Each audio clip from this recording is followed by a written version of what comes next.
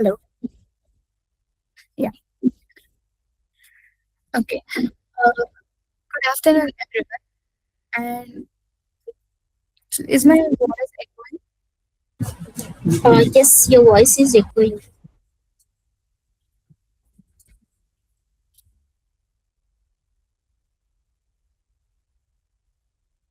Just give me a minute.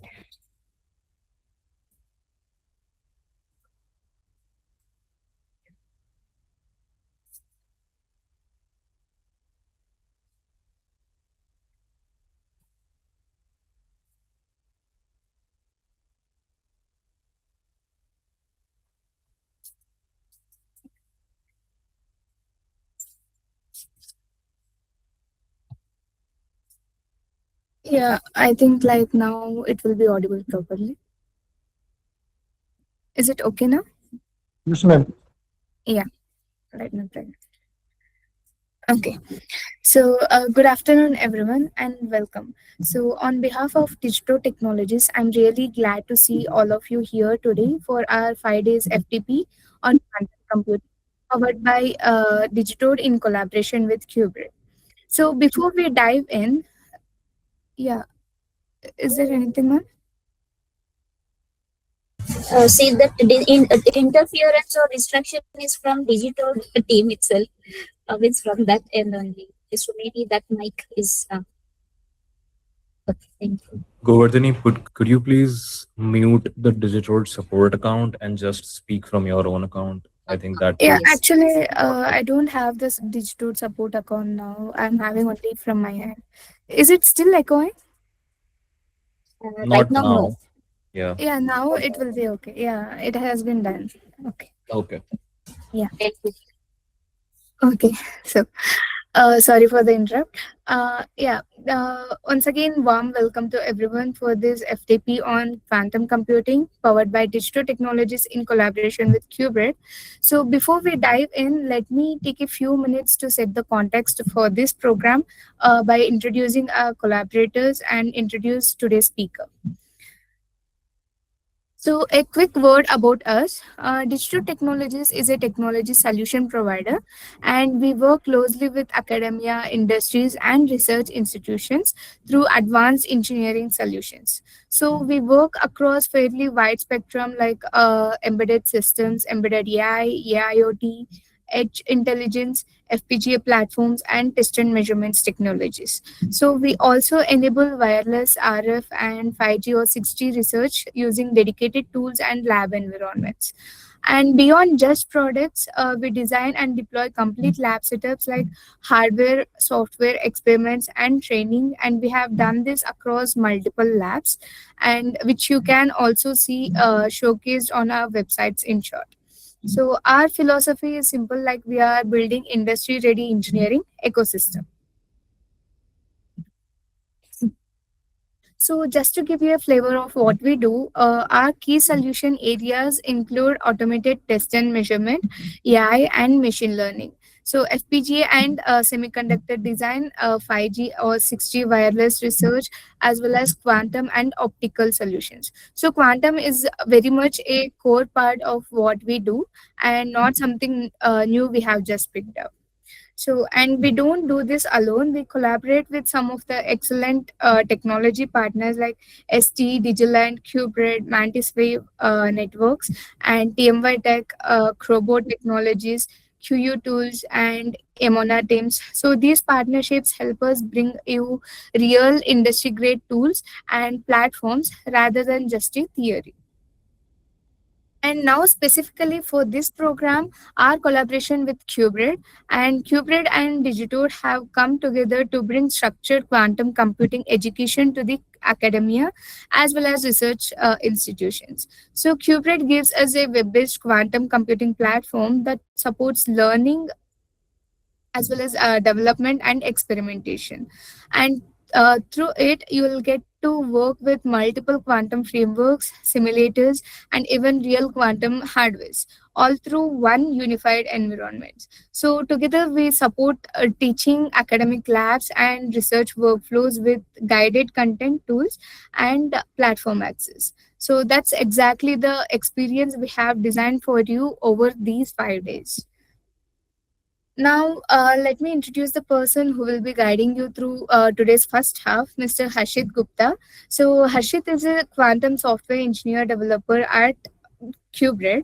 So, with over more than 2 years of experience in the field, and his area of expertise lies in quantum transpilation, compilation, and distributed systems. And he's actively worked on some well known projects, including PyQuasm, qBraid SDK, and qBraid QIR. So we are really fortunate to have someone with hands-on real world quantum software experience walking us through the concepts and the qBraid platform. So just to quickly touch on the structure of this program, Harshit will be taking today's first half session, and I'll be joining in and taking over the sessions from the second half onward. So for the remainder of the program. So, without further delay, let me hand it over to Harshit to begin the session. Harshit, over to you. Thanks so much, Govardhani, for that introduction.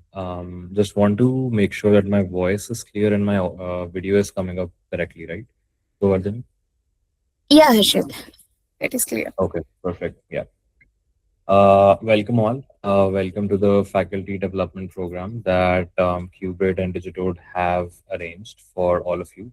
Over the course of 5 days, you'll be learning about, what quantum is, how you can interface with different quantum systems, and how you can learn about the mathematics inside this field. I'm very excited to start off with today's lecture. And without further ado, let me just share my screen and then we can get started.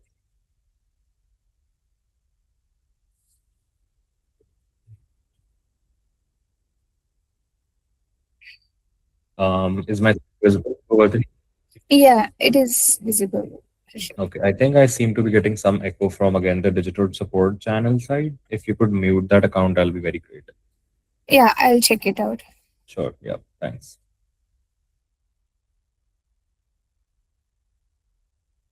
Okay. So, hi everyone. My name is Harshit. As Govardhani mentioned, I work as a quantum software engineer here at qBraid, and my major experience has been in quantum transpilation, compilation, distributed systems, and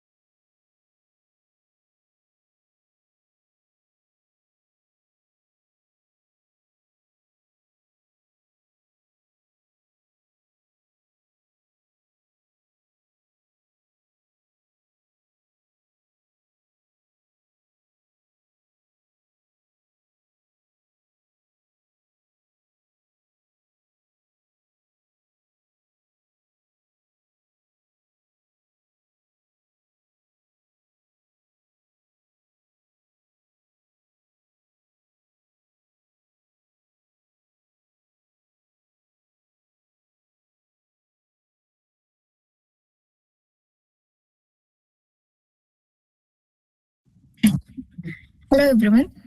Welcome back to the session. I Before starting the session, I just want a confirmation from you guys, like who and all have the account already like created on the qBraid.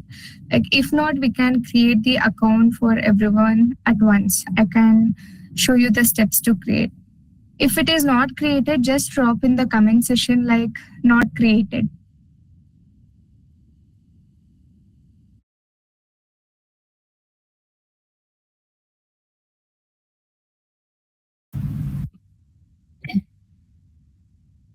Hello, ma'am. Yes, ma'am. Um, Actually, I am doing one IBM course, summer season Okay. course. Okay, it is mainly a qBraid only. I already created account about it.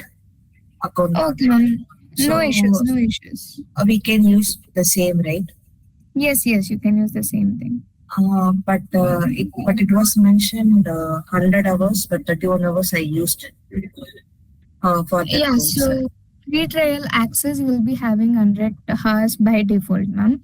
It will be Okay. like depending whenever you are starting the server, your timings will count on. Okay, Countdown will start. for So our purpose, this remaining time is enough, I guess. yes, ma'am, it is enough, more than enough. Okay, okay, thank you. Okay, ma'am.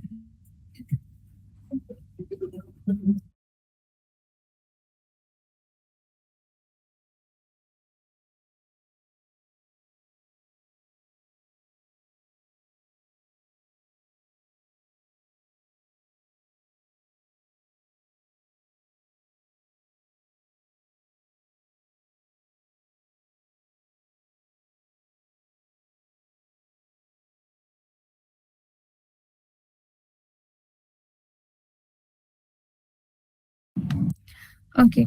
So I guess most of them have not created the account. Okay. So let me guide you through the steps. Okay. So I think Harshit have guided you guys to go to the account.qbread.com, right? So you guys can go to here. Okay. So open your browser and you can type qbread.com. Okay. If you already have the account, you can just log in and you can be in this page. Okay. So I'll guide you with the next steps later. And who have not created the account, you can just click on the sign up option. Fine, it is getting logged in because I have already created the account. So when you click on the sign up option, you will get redirected to the credentials part where you need to give the like mail IDs, names, and password. Okay. So once you have given that, you will get a verification link in your mail IDs. Okay. Once you have done that, your account will get verified. Once you have done that part, kindly let me know in the comment section like it has been done. Okay. Or if you are facing any issues, just let me know.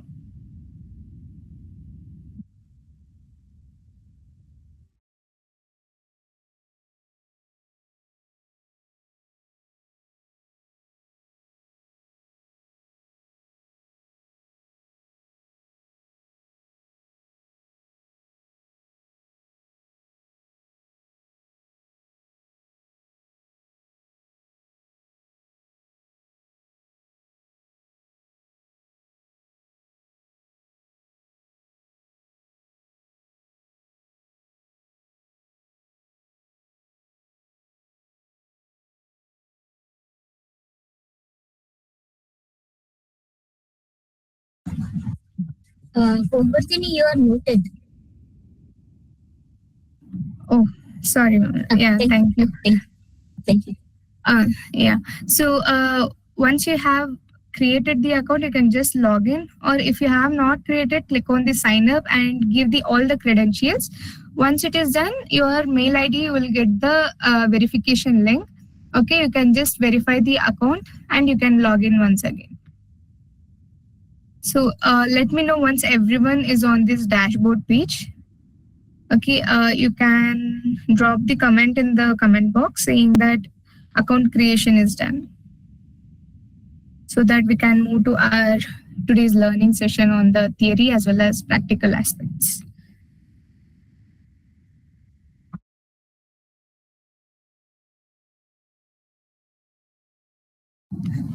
Actually, don't launch any instance yet. You can just click on stop launching the instance. If you have created, you can just click on this stop. Okay. And be on this dashboard page. Don't launch any instance yet. We need to actually redeem the credits part. Okay. So which we will be requiring in future programs when you are running it inside the hardware. So for that you will be requiring credit points. So wait until I give you the next instruction about launching the instance.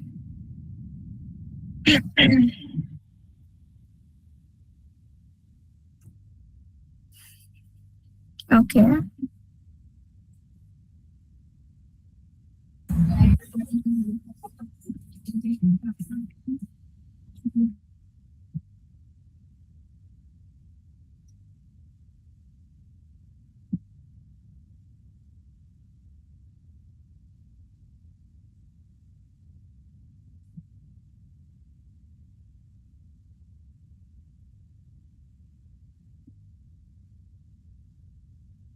Does anyone still need time to create the account or shall we proceed?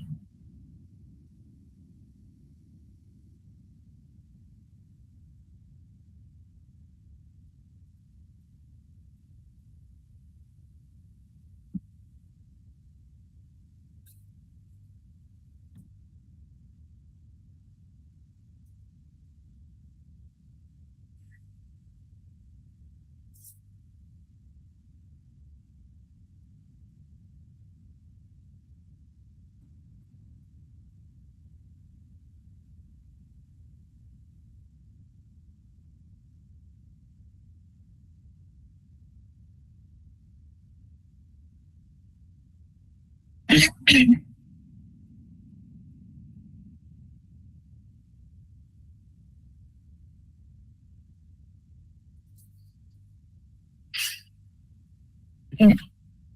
Okay, then we'll proceed with our credits part. Okay, so everyone here, you can just scroll down. Fine. This account session, if it is not elaborated, you can just click on this expand option, and here you will get the wallet option.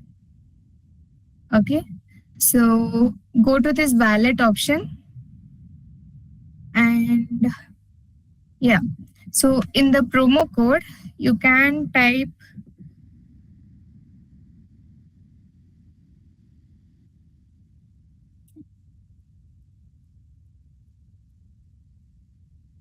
$5. Okay, and you can just click on purchase. Oh, okay, sorry, just give a minute. Am I sharing my screen? Yeah. So the qBraid code for this.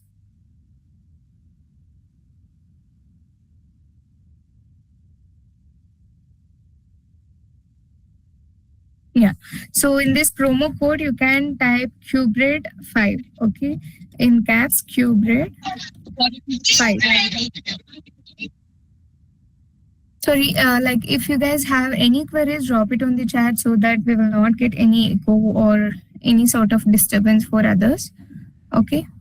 I'll check it out. Once the steps are done, I'll check it out. If you guys are stuck somewhere, I'll help you out with that. Okay, so in the promo code, you can drop the text that is qBraid 5. Okay, and you can click on purchase. Kavatini, what is the promo code we have to write? Sorry, ma'am? What is the code? That is qBraid 5. I'll just drop it in the text box. Okay.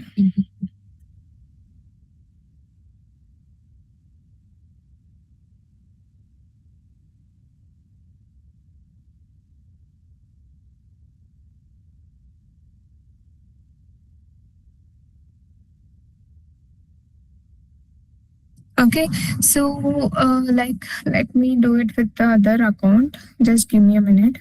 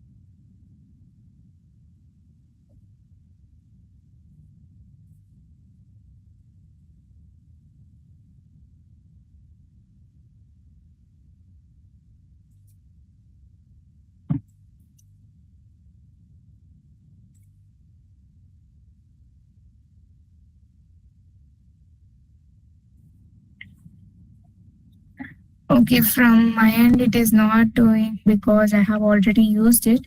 Okay, you guys can do the steps and let me know what you are seeing here. Okay, so once you have clicked on purchase, I think like you will be redirected to the add to cart option, right? Am I correct? Yes, yes, yes. Yeah. What options you can see there? Like I have the currency which is mentioned as 498.71. One is dollars, dollar US dollars 5. And then pay Okay. securely with some link, uh, email, and Okay. Can anyone share the screen? Actually, I'll just stop sharing the screen.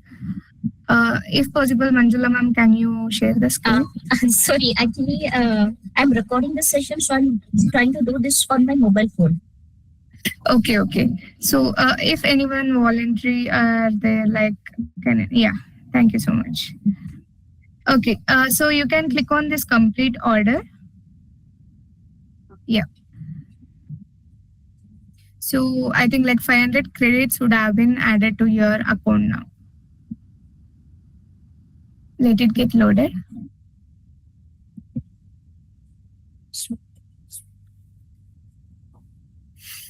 Yeah. So you can see here 500 credits have been added to your accounts. Okay.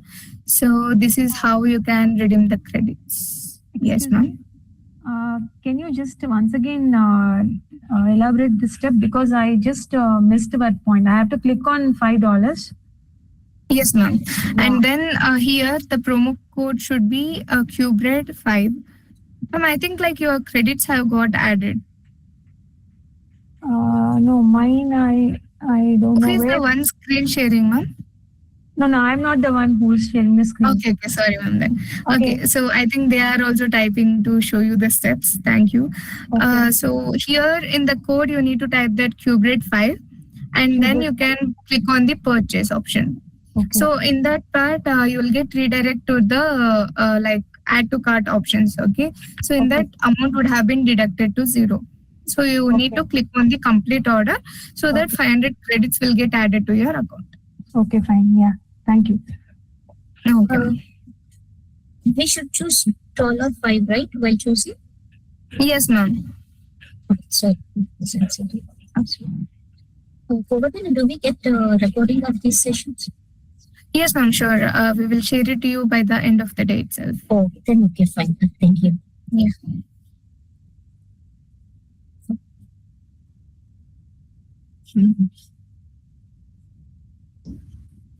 Hello, ma'am. Yes, ma'am. Ma'am, after selecting the $5, what should we do, ma'am? I missed my step. Sorry. Okay, ma'am. No issues. So in the coupon code, I think promo code option will be there, right? So I'll just share this. Yes. Yeah. So in that you can type qBraid 5. Everything should be in caps. Okay. Okay. I have dropped the like coupon ID also like this. You need to type. Okay, ma'am. And click on the purchase option. Okay. And then you will be redirected to the cart option. At that time, you can click on complete order. Okay. Thank you, ma'am. Okay, no issues. So I guess everyone's like issues have got solved. If not, you guys can drop the message. Not done. Everyone's coupon have got added.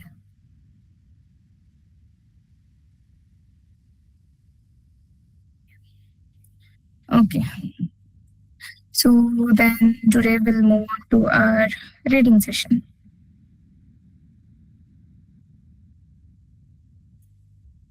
Okay. So like welcome back for the second half of the day one. So in the first half, like Harshit walked you through the broader landscape of quantum computing and got you comfortable navigating the qBraid workspace. And in the second half, we are going to slow down and really build up the core concepts from the ground up. Okay, like from qubits, superpositions, a first look at entanglement and how quantum circuits are actually structured. And of course, we will close with our second hands-on lab of the day also. First was about hands-on creation, which we have done now. And next, we will be working on single qubit execution lab using the qBraid platform. Okay, so here is our roadmap for this hour. So we will cover qubits, superpositions, and we will also get you a preview of entanglement, and you will also understand quantum circuits, and then move into the lab 2, where you will run your first circuit involving the superposition.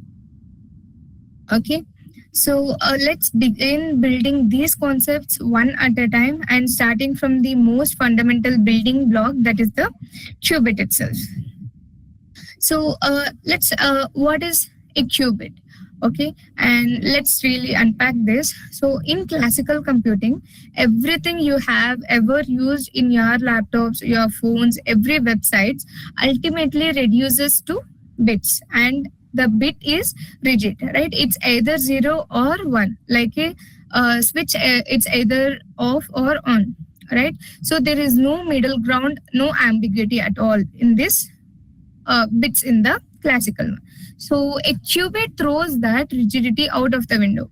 Like a qubit doesn't have to commit to being purely 0 or purely 1. So it can exist in a blend of both simultaneously. Okay, so think of spinning a coin in the air. While it's spinning, it isn't really heads or tails, right? So it's some combination of both possibilities, and it only settles into one state the moment it lands and you look at it, right? So that is what we call it as measurement. Now, why do we write it as 0 plus 1? Because those A and B values are called as amplitudes, okay? And they are not just descriptive, they carry real information. Specifically, if you square their magnitudes, right? Like A square as well as magnitude of A square and magnitude of B square, you get the actual probability of measuring 0 or measuring 1. And since probabilities must add up to 100%, that's exactly why a square, like a square plus b square, is always equal to 1. And this isn't just theoretical math, okay? So qubits are physically built today using very different technologies. Some companies use photons of lights, and some use trapped ions suspended in the electromagnetic fields, and others use the superconducting circuits cooled to nearly absolute zero. Okay, and different hardware but the same underlying quantum mechanical description.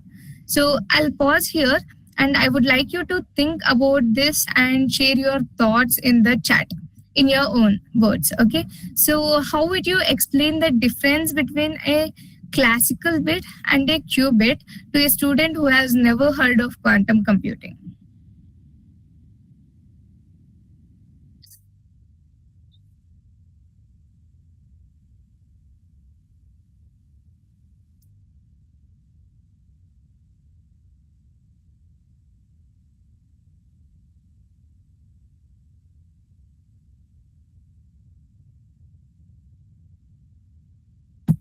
Any answers, like how you will be explaining about the difference between the qubits and the classical bits to the students who are new to the quantum computing era? They don't even know like quantum computing exists at all, right? But you want to bring the awareness to them. So how will you be starting it? Okay. Ma'am, can I? Yes, ma'am, you can.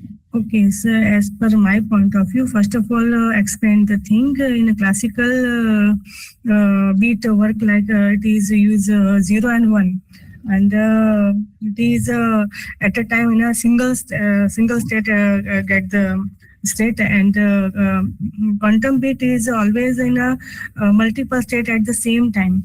So it is work like both. Like they work in every state at the same time. So it is a different thing between a classical bit as well as in a quantum bit. It is in a classical bit, or classical computer use only bit 0 or 1. That time we can store 0 or 1 in a single state. But in a quantum bit, always stay in a multiple state at the same time. So that is the difference between a quantum bit and uh, normal bit. Yes, ma'am.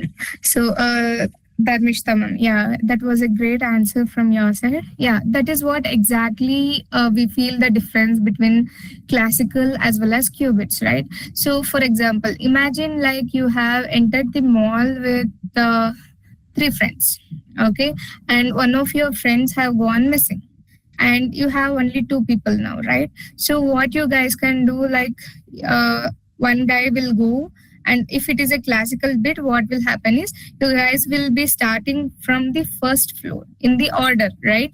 And then you will be moving to the second floor, and then to the third floor, and to the fourth floor.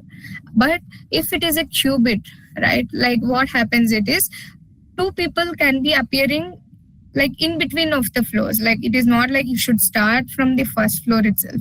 So at that time what happens, like you can be present in the first floor, at the same person can be present in the third floor also, right? So at that time what happens, you'll find the person at the faster rate.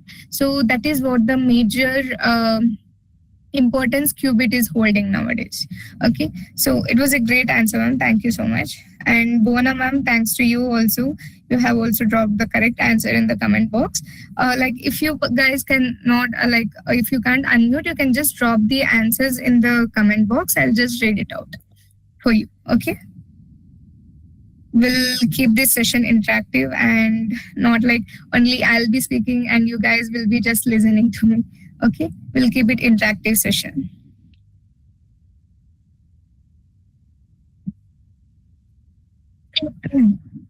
Okay, so now let's go deeper into the superposition itself. Okay, so because this is the really the heart of what makes quantum computing fundamentally different from the classical computing, right? So I want to correct a common misconception here right away. So superposition does not mean we don't know if it is 0 or 1 yet. Okay, that's not it at all. So it genuinely means that the qubit is holding both possibilities at once. Okay, so as a real physical state, until something forces it to commit, like here's an analogy I like. Imagine standing in at the fork in a road. Okay, so and instead of choosing one path, you could somehow explore both paths simultaneously. Okay, so gathering information from both routes at once. So that's the spirit of what a qubit in superposition is doing. Now, how do we actually create this, right? So we use something called as HADMAT gate, and think of it as a tool that takes a qubit sitting quietly in the zero state and pushes it into the perfectly even blend of 0 and 1. So, but here's the fragile part. So the instant you measure it, right, the superposition qubit, the moment you measure it, that blend collapses. So the qubit is forced to pick one definite outcome. And that's precisely why in quantum computing, we never rely on a single run. So we run the same experiment hundreds or thousands of times because only repetitions reveals the true underlying probability pattern, right? And yeah, we'll have another question on this slide. So why do you think measurement destroys superposition instead of just revealing what was already there? So what does that tell us about the nature of observation of quantum mechanics? And go ahead and drop your answers in the chat.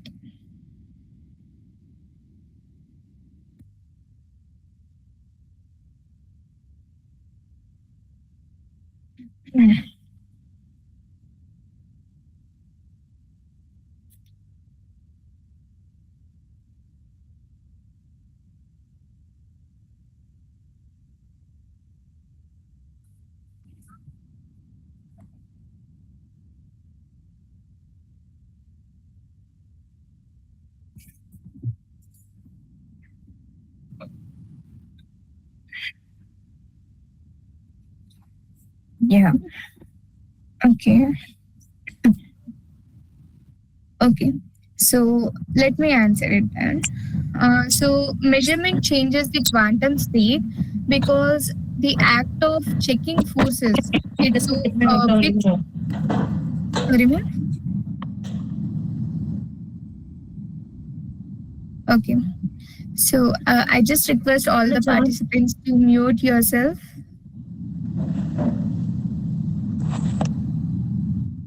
so that it will not cause disturbance for others.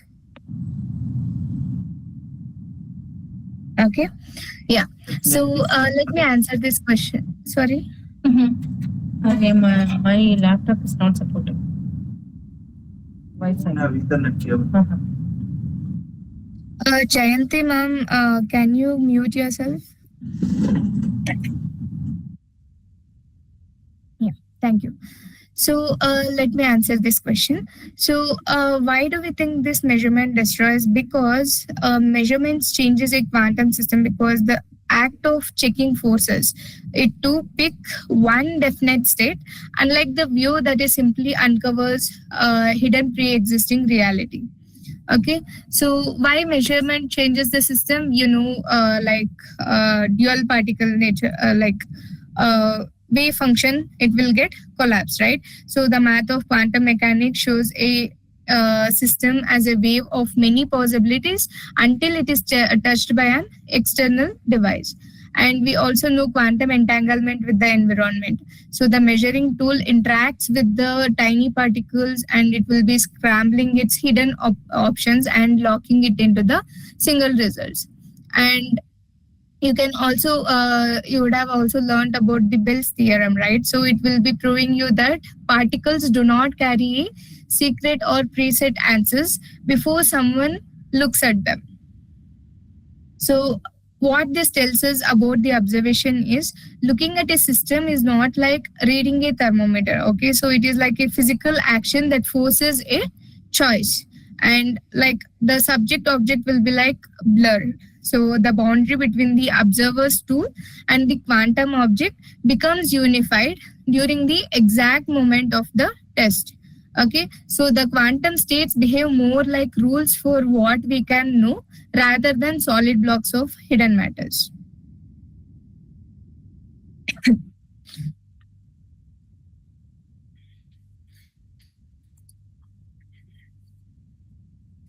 Yeah. So thank you for the participants who have tried their best to answer this question. Okay. Yeah. Now, just a preview of something even stranger, that is entanglement, right? So imagine two qubits whose fates become linked, okay, such that knowing the state of one instantly tells you sorry, so tells you something about the other. So no matter how far apart they physically are, it's almost like having two coins that no matter where you carry them always land in matching outcomes. Okay, so classical physics has no clean explanation for this kind of correlation, but quantum mechanics allows it very naturally. So I want to be upfront. So today is just a glimpse. Okay, so we are not building the entangled qubits in this session. That's the entire focus of the day 3. So where we will create and verify the entanglement hands-on using the Bell states. Okay, so for now, just the takeaway is that entanglement is a correlation that goes beyond anything, okay, classical bits can replicate. Fine. So for here, you can drop your thoughts in the chat. Okay, can you think of any real world analogy, even an imperfect one, no issues, that captures the spooky feeling of entanglement? So you can share whatever comes to your mind, which will tell you about the entanglement state, any of the real world applications.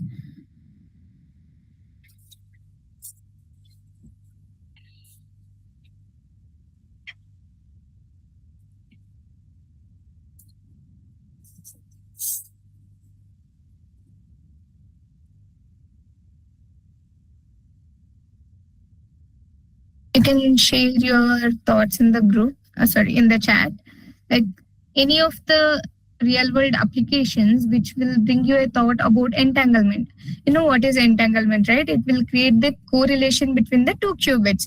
Like if you are able to read the state of one qubit, it is more than enough to tell the state of the another qubit, right? So is there any real world application so where which you can tell as an analogy for entanglement?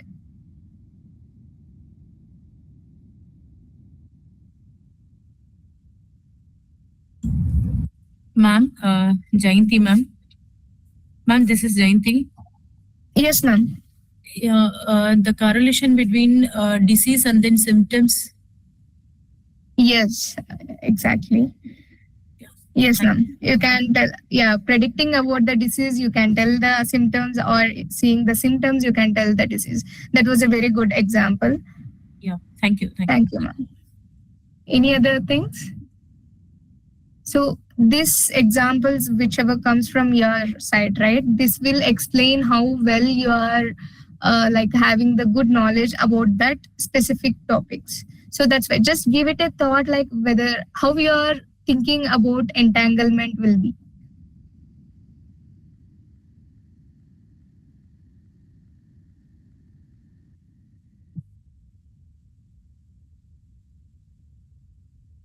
Yeah, synchronized dance partners, I can say like coordination, right? Coordinated dance partners, you can say that. But if the steps are different from each other, it will be a little bit difficult, because it will be not every time, it will be not same. But entanglement, it is every time, it will be, there will be a correlation between them, right? But yeah, but we can say this example under that certain conditions.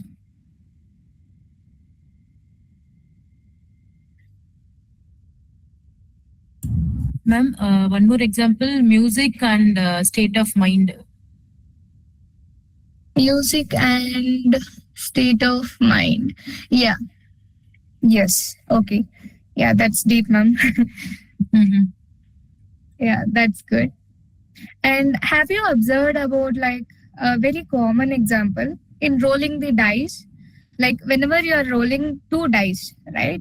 So when the first one is stopping, simultaneously the second dice almost it will get stopped together with the first one, right? So the movement of the dice you can say, but we can't say the number of the both dice will be same, but we can say that movement will be same, right? Yeah. Okay, then I'll just resume with the concepts next. Fine, that was a good interaction.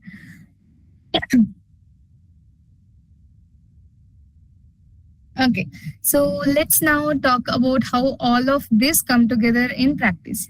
Okay, so through quantum circuits, think of the quantum circuit like a recipe or a flowchart that tells us precisely what operations to be performed and in what order. Okay, so each qubit is represented as an horizontal line and almost like a timeline, and as we move left to right, we apply gates to it. Okay, so we have already met a hard-math gate, right? So which creates superposition. There is also the X gate, which simply flips a qubit from 0 to 1 or vice versa. So much like a classical NOT gate. And there is a Z gate, which changes the phase of the qubit. And a more subtle quantum property, we won't dive too deep into. ఏదో రాజీనామా కూర్చున్నాడు కూర్చోండి కూర్చోండి sir ఆయన కూర్చోండి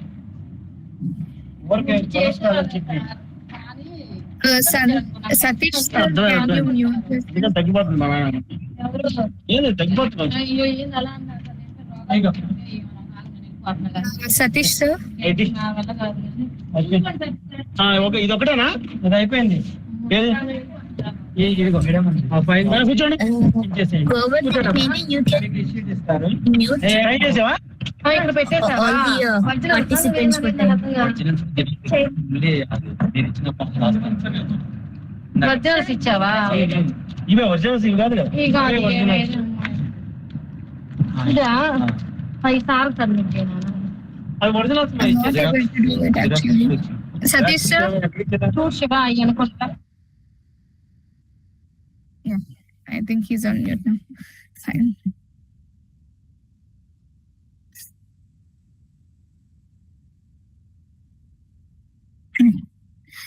Yeah. So we were speaking about XGate, right? So there is also the XGate, which simply flips the qubit from 0 to 1 or vice versa, and much likely like classical NOT gate. Okay. And there is a Z gate also, which changes the phases of the qubit. A more subtle like quantum property. We won't dive too deep into it today. And at the very end of every circuit, we perform measurement. Okay, so this is the step that takes the qubit out of its quantum blended states and converts it into something familiar, an ordinary classical 0 or 1 that we can record and analyze. Okay, so the great part is we don't need to imagine this abstractly. So the qBraid quantum lab lets us actually build these circuits gate by gate and run and visualize them directly in the browser. So which brings us into the today's lab. Okay, so for this lab, our objective is straightforward. We are going to build a single qubit circuit, put that qubit into superposition using the Hadamard gate, and then measure it across many shots to actually observe the probability pattern for ourselves. Okay, instead of just hearing about it. Okay, and here's what we will do. Open a fresh notebook in the qBraid quantum lab, and we'll create one qubit circuit, apply the Hadamard gate, add the measurement step, and run it on the simulators. Okay, so you guys can navigate to the qBraid part here. Okay, I'll just... Okay, I think I can't upload the file here. I'll just upload it into the drive and I'll share the link. Yeah, sure, ma'am. We will provide it at the end of the session.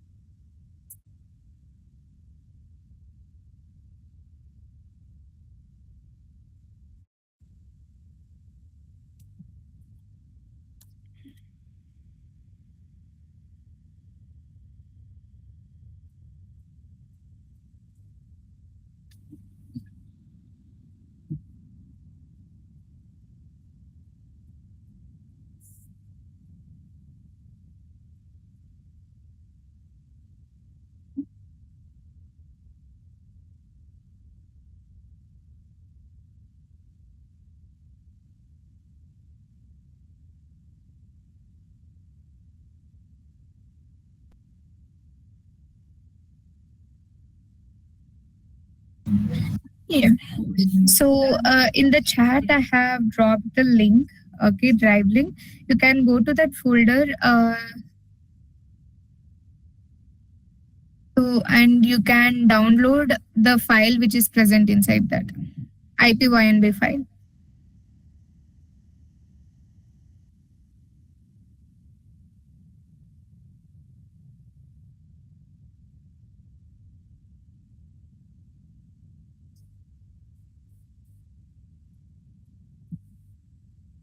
So everyone will be able to see this file, right? You can just download it as it is.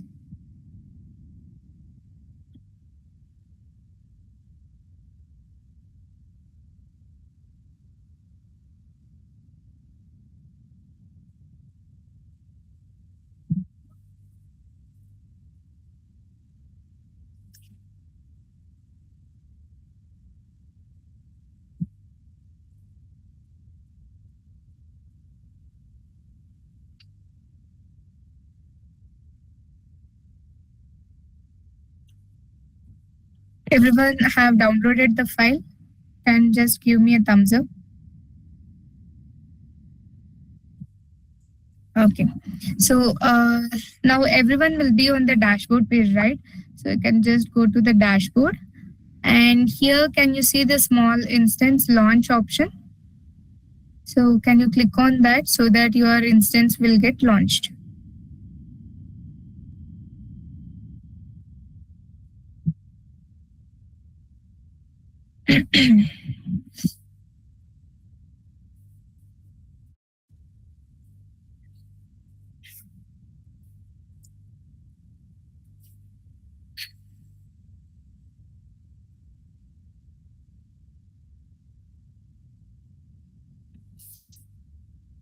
Okay, so once you have done, you can click on the Open Lab.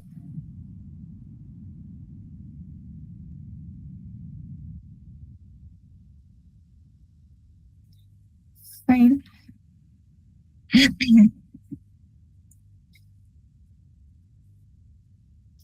Okay, so once everyone is on this page, you can just click on Add Folder. Okay, you can just name it as. Yes, ma'am. Sorry to interrupt. So after we go to our dashboard, what is the next step? You need to launch that small instance, ma'am. Okay, small instance. Okay, then that's it's prompted. Yeah, it will get loaded and it will give you the option saying Open Lab. Once it is loaded, you can wait until then. Okay. Yeah, hi. Thank you. Yes, ma'am. So you can create the folder here. Fine, I'll just rename it to 5 days FTP, right? We'll keep it 5 FTP and I'll open it. So here I'll create another folder.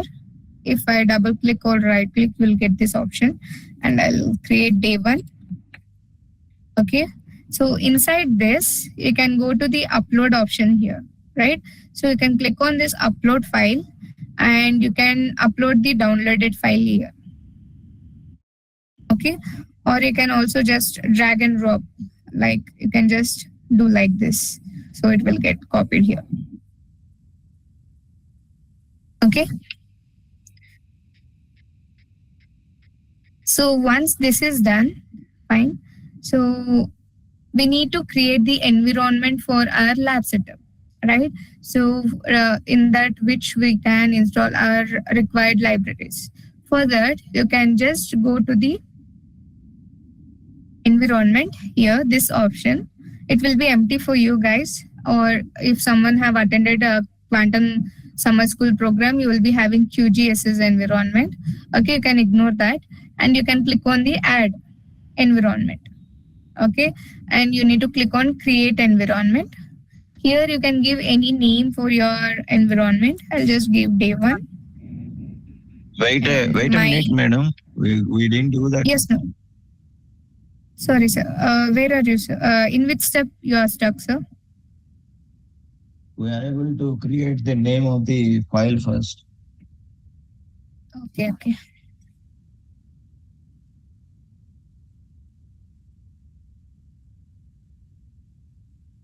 Hello, madam. Yes, sir. We are unable to create You the want name me of to the help? file here. Okay. Huh? So you can just click on this new folder. Okay. So your folder will get created. You can give any name for that. I have given 5 FDP. And inside that, you can create the subfolder also. Like if you go inside this and if you create another folder inside this, it will create the subfolder. And I have given it as named day 1. Okay. So inside that day 1 folder, I have uploaded the document which I have downloaded from the drive. So you can click on this upload option and select the file which you have downloaded. Or you can just keep the split screen and you can just drag and drop.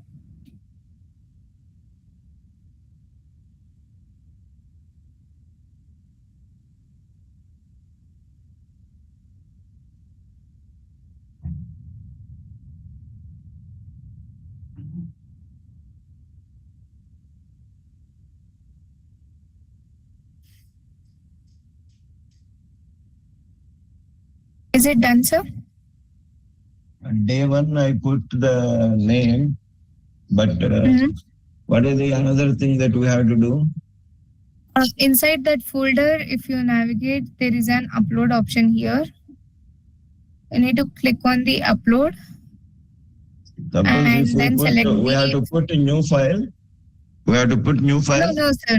No. Uh, You need to just click on the upload option and you need to select this file. You don't need to create new file. it is opening. It is opening our open file dialog box. Yeah. Did you download the file from this drive? No, I did not download it. So I have dropped in the comment box like the link to download this IPYNB file. Can you download it from there?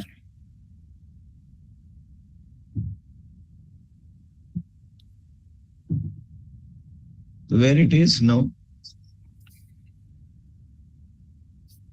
Sir, it is in the comment box.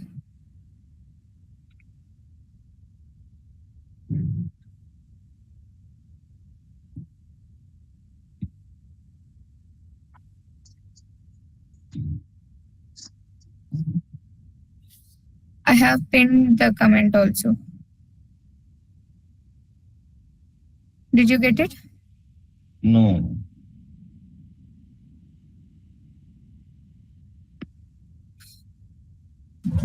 Sir, it is there in the chat option, sir, chat box.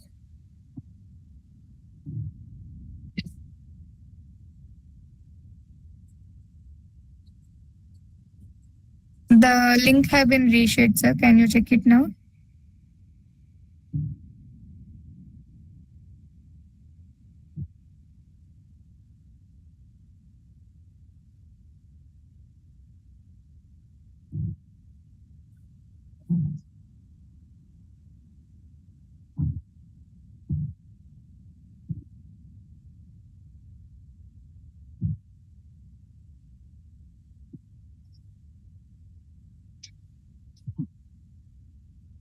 Okay, so we'll move to the next step about environment creation.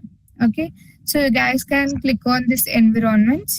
Okay, and I'll just go back to the step. Okay, so yeah, so you'll be in this page where your environments will be empty. No need to worry about it. These are environments I created for my projects. Okay, so you can click on the add option and click on the create environment. And here you can give name about your environment, anything at your will. So this one I'll give for mine. Okay. And you can give any tag and click on tab. Okay. So once it is done, you can click on the create option. Your packages will get loaded here.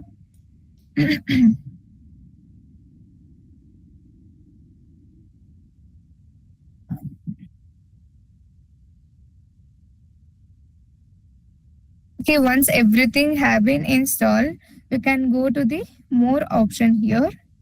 Okay, and if you scroll down, here you can see the add package option, right? One second. Yes. Yes. So after giving the description as well as naming as day one, there's the next option. The create option is not enabled. Is there any other settings I have to do? Tags. Ma'am, yeah. So in this tag, when you are typing, right? After typing the tag, click on tab. Okay, so it will get added. So in tag option, what to create? You can just create any keywords, ma'am. Archana, ma'am, you can add any keywords there and click on tab option. Okay, thank you. Yes, ma'am. So once it is done, create environment option will be enabled. Yes. Got it. Thank you.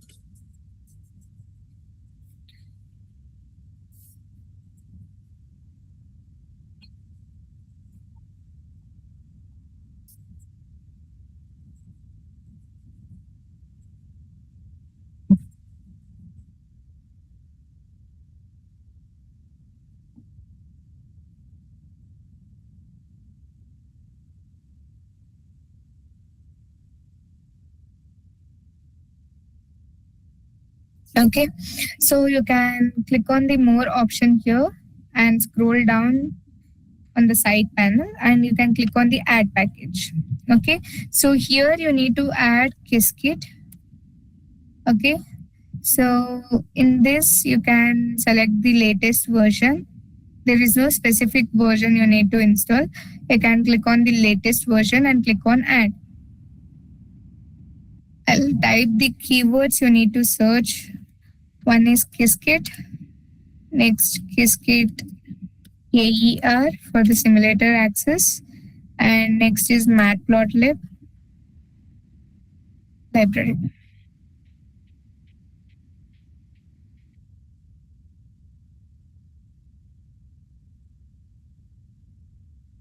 Okay, so again you need to click on add package and then you need to search it here. Okay, so and you can download the latest versions in every packages, and again click on add and download matplot library, add.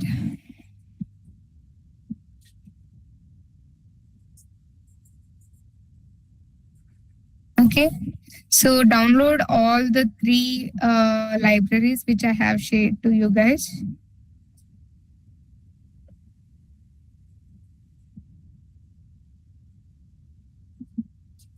For every package adding, you need to click on the add package and then type the name and click on add package again.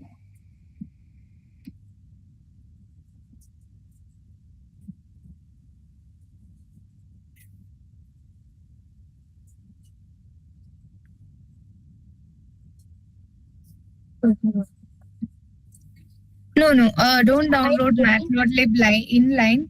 You need to click on the, you need to go to the add package here. Okay. First, you need to click on the add package and then search for Matplotlib library. The keyword which I have shared in the chat box. So you will get that Matplotlib.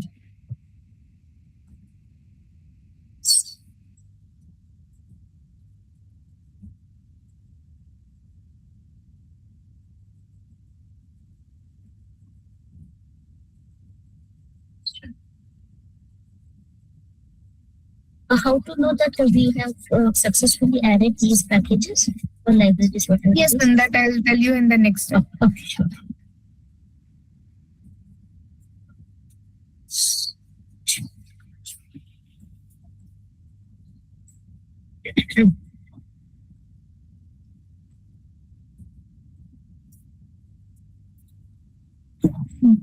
Okay, so yeah, once you have downloaded all the packages, you can just come back to this page, and here you can see the Python IPY kernel, right? So here you can, in the drop down, you can select the environment which you have created. Okay, so I have created as day one environment, right? So if you have created, you will get that environment here and click on select. No, after adding those packages, Yes, ma'am, you need to do this step. Like you need to select the kernel. You need to click on the top this. right one. Yeah, top right one. Here you need to select in the drop down. You can go to the Python 3 day one and click on select option. Correct. Sure. And that whatever IPYNB file we have taken existing kernel, that we have to select, right? Yes, ma'am. You need to keep this file open, IPYNB file which you have created. You keep it open, so you will get this option. And you can click on the drop down and select the environment which you created today. Okay, so once you have done it, here you can see the restart the kernel option. Madam, can you repeat once again this one? Where, ma'am? Python environment, adding the Python to this. Sorry, environment to this window. Okay. So here you can see the environment options, right? That I have done. Okay. Did you add the packages, ma'am? Yes. Package, I'm not getting the Qiskit AAR. Oh, I guess Qiskit, on yeah, the yeah. You need to search, like, you need to click on the add a package here option is there, right? yeah. So you need to click on that first, Uh, and then you need to type Qiskit okay. -AER. Okay. So you'll get this. Okay. Fine. How to do the environment, madam? Yes, sir. How to do this environment thing first? You in the environment creation step, sir. Yes, I require it. I Okay, put only sir, day can we one do as one the thing like- folder. Yes, sir. Can we do one thing like at the end of the session, I'll share the video. You can follow the steps there. I think we are already running out of time. Can we do that? Like, if you have any questions, like if you faced any queries, we can meet up in the tomorrow session also. Okay. Yeah. Okay. So, fine. Once you have created the kernels and you have selected the kernel here, you can click on the restart the kernel option. Okay. And click on restart. So whenever you are creating the environments, new environments for the same programs, or if you are adding the packages or installing new packages, every time you need to restart the kernel. Okay. So once that is done, so if you run this, right, you will not get any errors. That's how you will get to know all the packages have been installed. Okay.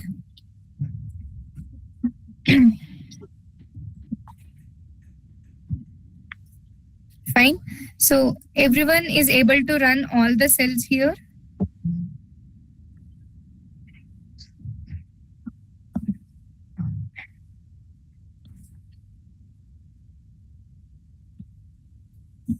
Is anyone facing issues?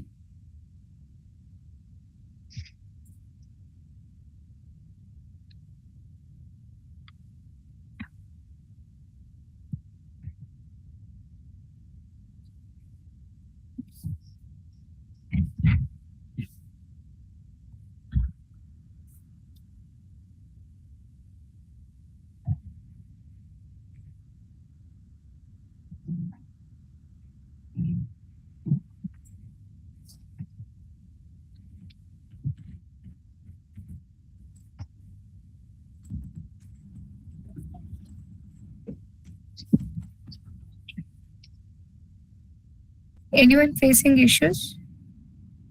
Like errors, do you guys getting errors? Like without creating the environment, if you're running it, it will be causing errors. If you guys are stuck with creating the environments, we will share the recording of the session by the end of the session. Okay, so you guys can look into that and work on the step by step.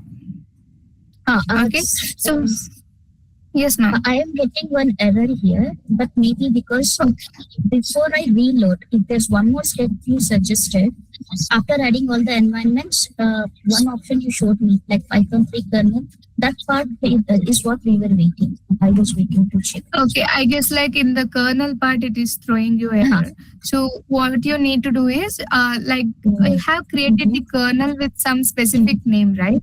Like maybe day one or something else. So that one will be present here. So select that particular environment and click on the select option here. Once that is done, click on the restart the kernel option here. Sure. Okay, so once you restart the kernel, you'll like all the errors will be gone and you can rerun the cell. Okay, so now let me walk you through the codes. So first what we are doing, we are importing the quantum circuit class here, which is used to create and manipulate the quantum circuits. Okay, and next we are importing AER, Qiskit simulator package. Since we are not using the real quantum computer at the basic stage. Okay, in the future, like in the next classes, we will be using it. So for now, for the basic state, we are going to use the simulator one. Okay, so we need to install that specific package. Next, we are importing the state vectors, so which is used to inspect the quantum state before the measurement, what it is. Instead of getting only 0 or 1, it tells us the amplitudes of the qubits. Okay, next we have the visualization. So these are like used to display the measurements results in the histogram. And next we are importing the matplotlib libraries. It is for displaying the graphs. Okay, so next we have backend. So it will select the AER simulator. So every circuit will run on this particular simulator. So next we are going to create the state vector. So this particular line of code will create a quantum circuit with 1 qubit. Okay, with initially the qubit state will be in 0. We are initializing the qubit in the known state instead of blindly applying the gates to it. Once you have done that, we are going to apply the HADMAT gate to that 0. At that time, what happens? The HADMAT gate converts 0 into like 0 or 1, like 50% chance of measuring 0 and 50% chance of measuring 1. Okay, so this instruction, it will calculate the quantum state. And in the output state, you can see the amplitude of 0 is 0.7071 and even amplitude of 1 is also 0.7071. Okay, so probability of this is 50% of 0 is available and 50% of 1 is available, which means it is in the superposition state. Okay, so now what we are going to do is we are going to create one quantum bit and one classical bit. Okay, and the classical bit stores the measurement results. Okay, so next what we are going to do, we are going to apply the HADMAT gate to the known qubit. Okay, so state will become now into the superposition, that is 0 as well as 1, right? So when you click when you add the measure option, so quantum bit 0 and stores it in the classical bit 0. Okay, so the results will be, it will be running the, we will run the experiment for 2048 times. Okay, so each run is called as a shot.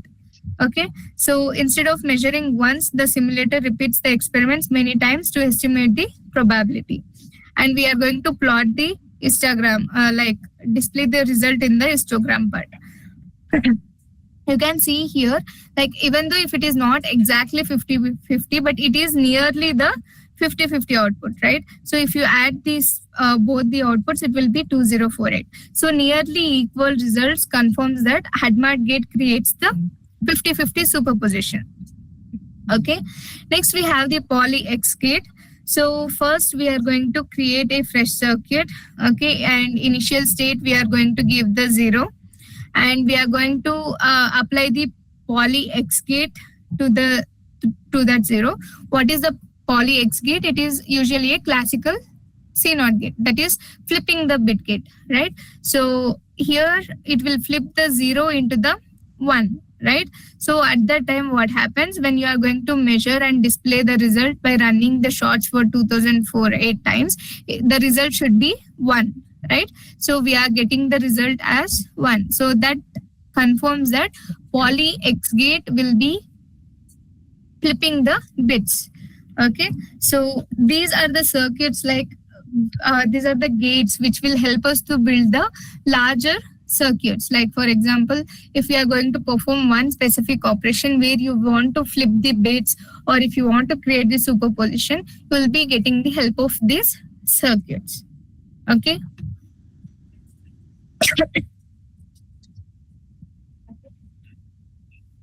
Yeah, so that brings us to the end of today's session, and with that we also wrap up day 1 of our FDP.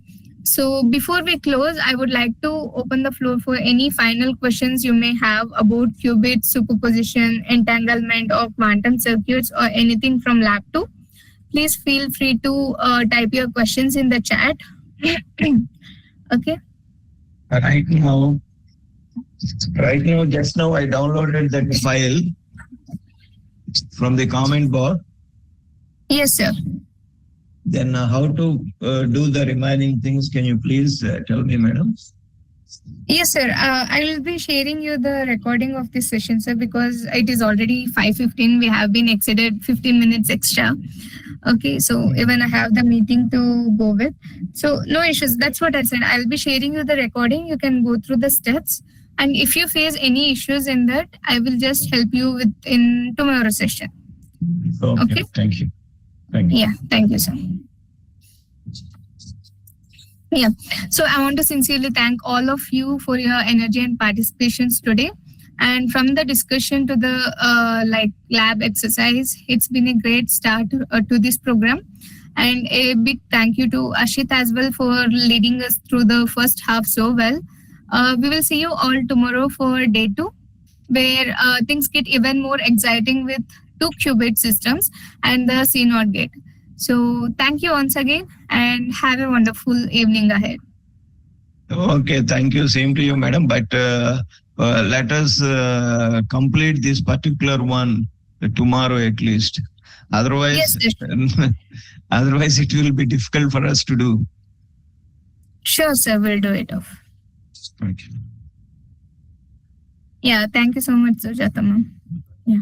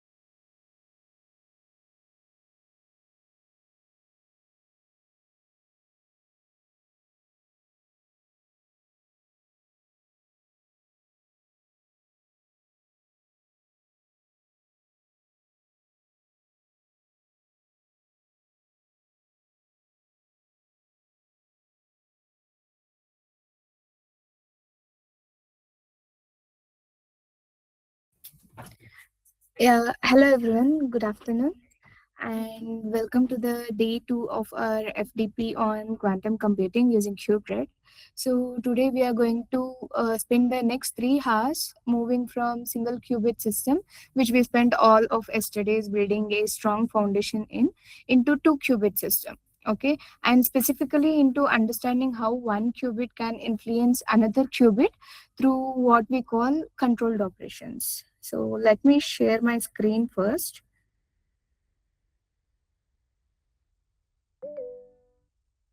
I hope my screen is visible and I am audible properly. Yeah, thank you, ma'am. Thank you for the confirmation. Yeah, so we will be having the Q&A session at the end of this today's day two.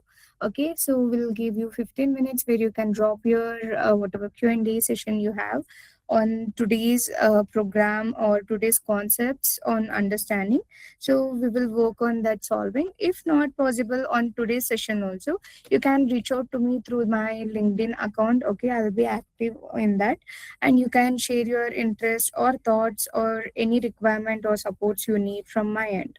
Okay.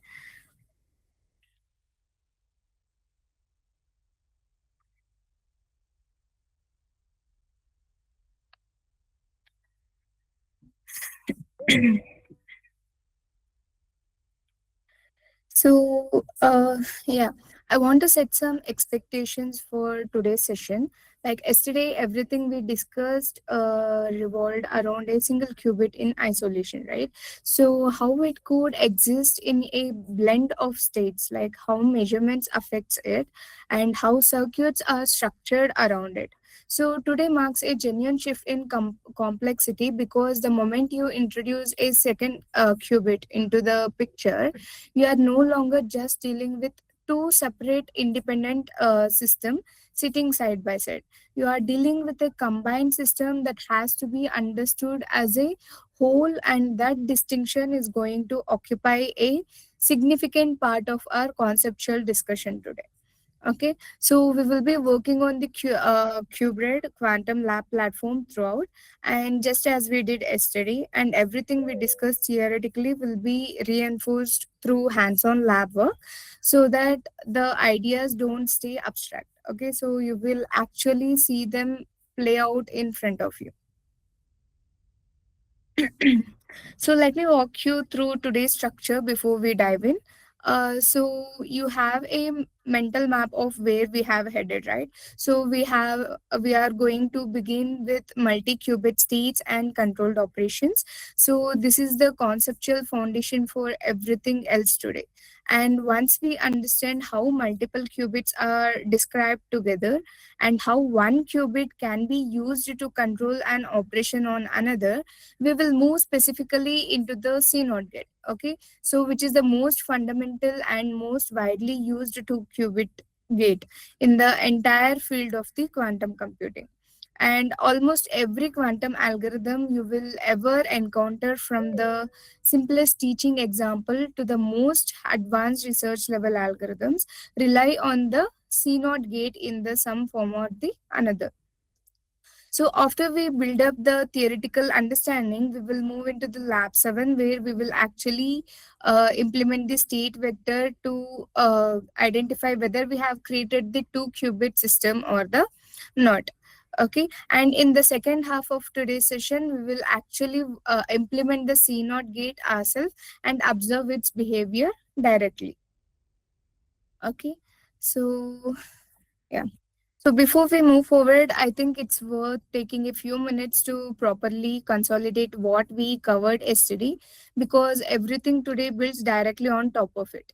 So we began yesterday by discussing the broader landscape of the quantum computing as a field, where it currently stands, what kind of problem it's being applied to, and importantly, how a platform like qBraid fits into that landscape by giving researchers and learners structured access to the quantum computing tools like SDKs, as well as simulators and eventually real quantum hardware.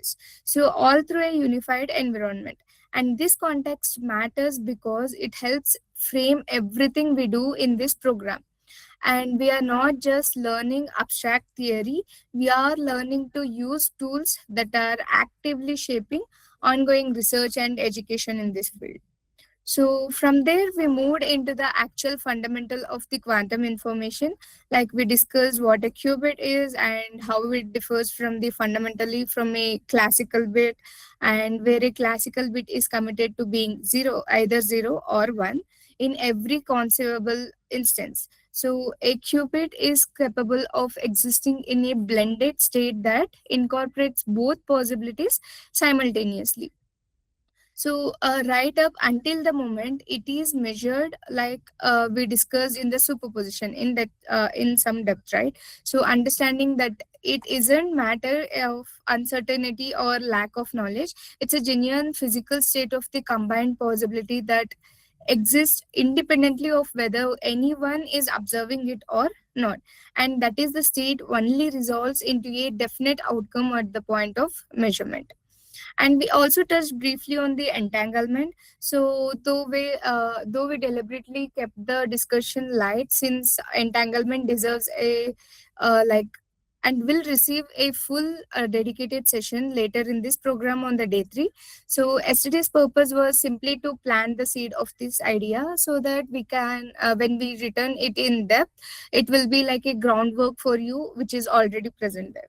So we closed yesterday's sessions by discussing how quantum circuits are structured and the idea that a circuit represents a sequence of operations applied to qubits over time, and that even circuit must eventually conclude with a measurement step, which is what allows us to extract classical readable information out of the quantum process, right? And then importantly, we didn't just discuss this abstractly, we actually built and executed our very first quantum circuit together, that is hands on the qBraid platform. Now, everything from yesterday was confined to a single qubit. Today, we deliberately move beyond that boundary and we start asking what happens when two qubits are present in the same system. And crucially, what happens when we allow one qubit state to influence what happens to the another. And this is a conceptually significant leap, and I want you to actively hold on to the ideas from yesterday's as we build on top of them, because nothing today makes sense in isolation from what we have already covered in the yesterday session. So let's now formally begin today's first block of conceptual material. So our focus for this first session is twofold. That is, first one is understanding what is actually means to describe a state involving multiple qubits together, rather than describing each qubit on its own. And second, understanding the idea of a controlled operation, which is mechanism by which qubits are able to influence and interact with one another with a circuit. And I want to spend a good amount of time on this because in my experience the conceptual leap from single qubit thinking to multiple qubit thinking is where a lot of the real understanding either clicks into place or gets missed entirely. So let's take this slowly and carefully. Yeah.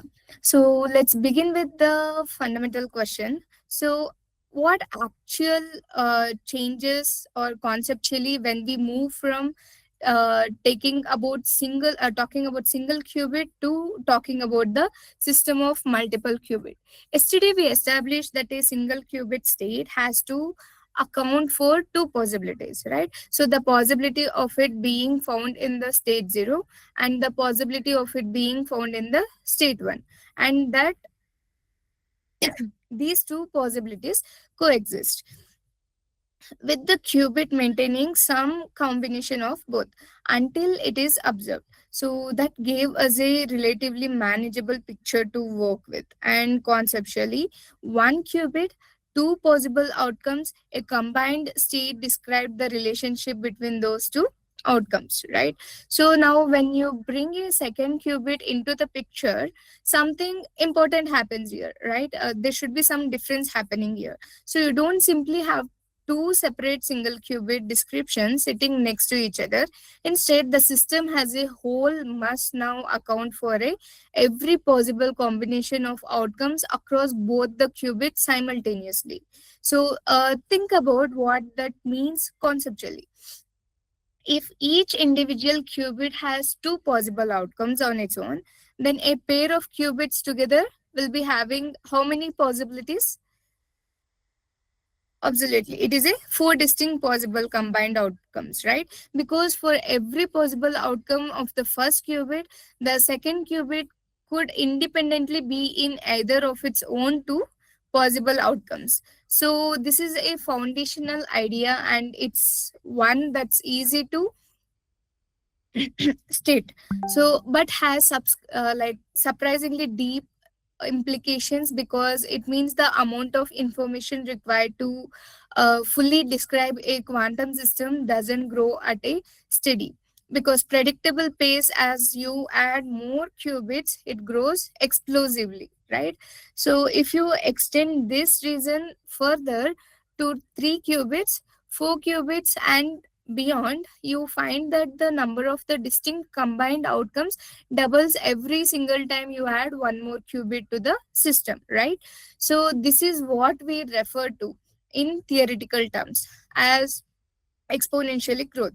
Okay, and I want to emphasize why this matters so much beyond just being an interesting mathematical curiosity, because so this exponential growth is actually one of the central reasons why quantum computing is considered so powerful and simultaneously so difficult to simulate using ordinary classical computers. So a classical computer, no matter how powerful they are, has to keep track of every single one of these combined possibilities individually. If it wants to accurately simulate a quantum system, as you add more and more qubits, this bookkeeping burden grows so rapidly that even a modest number of qubits, somewhere in the range of 40 to 50, already produces a system so complex that no classical supercomputers currently in existence could feasibly simulate it in a full detail. And this is often referred to informally as the point where classical simulation becomes intractable. Okay, and now here is the conceptually important flip side of this. So a quantum computer doesn't have to simulate this complexity the way classical computer does, because the quantum computer it itself is a physical quantum system, right? And it naturally exists in the combined state, like multi-qubit state, as a matter of its own physical reality. So without needing of explicitly track or compute every individual possibility separately. So this is in essence the theoretical foundation for why quantum computers are believed to hold the potential advantage over classical computers for certain types of problems, not because they are simply faster in some generic sense, okay, but because the very information is represented and processed in is fundamentally different and scales differently as the size of the problem grows. And here I want you to sit with this the idea for a moment, because it's going to recur throughout the rest of this program in various forms. Okay, so every time we talk about adding more qubits to a system, we are not linearly adding more computational resources. Okay, so we are exponentially expanding the space of possibilities the systems can represent and explore simultaneously. This is the conceptual seed from which almost every claim about quantum computational advantage eventually grows. So let's now narrow our focus specifically to the two qubit case, since that's what we will be working with directly today, both conceptually as well as in our lab exercise. So when we have two qubits together, we said there are four distinct possible combined outcomes, right? That the system could be found in upon measurement. A general two qubit state before measurement exists as a some blended combination across all four of these possible outcomes simultaneously, not committed to any single one of them, right, but for holding some degree of presence across all the four conceptually speaking. Now, there is an important theoretical distinction I want to draw out here, and it's one of the most important ideas in this entire session. So, the distinction between qubits that are independent of one another and the qubits that are not. So, if two qubits are independent, meaning that whatever happens to one qubit has no bearing whatsoever on the other, then we can in principle always describe the joint behavior of the two qubits by separately describing each qubit on its own, and then combining those separate descriptions together in a systematic, well understood way. So this process of combining two independent description into a single joint description is referred to formally as a taking of tensor product, sometimes also called as a Kronecker product, right, in certain mathematical contexts. So I am mentioning the terminology here not to divide into the mathematical behind it, but because you will encounter this term repeatedly in the quantum computing literature. So, and it's worth being familiar with what is conceptually represents, and namely like the formal operations of the combining two separate qubits or independent quantum descriptions into one unified joint description. Okay, so however, and this is the crucial theoretical turning point, not every possible two qubit states can be broken back into two separate independent single qubit description in this way. So there exist two qubit states where no matter how you try to separate them, like you simply cannot express the joint state as coming from two independently described qubits combined together. So when this happens, we say that two qubits are entangled, right? So this is an extremely important conceptual marker, and I want to make sure it's crystal clear because it's going to become central to our discussion on the day three. So entanglement isn't some vague, okay, mysterious, some ideas that we invoke when things are getting complicated. It has very precise theoretical meaning. It refers to specifically to a situation where the joint description of two or more qubits cannot be decomposed into separate and independent description of each individual qubit.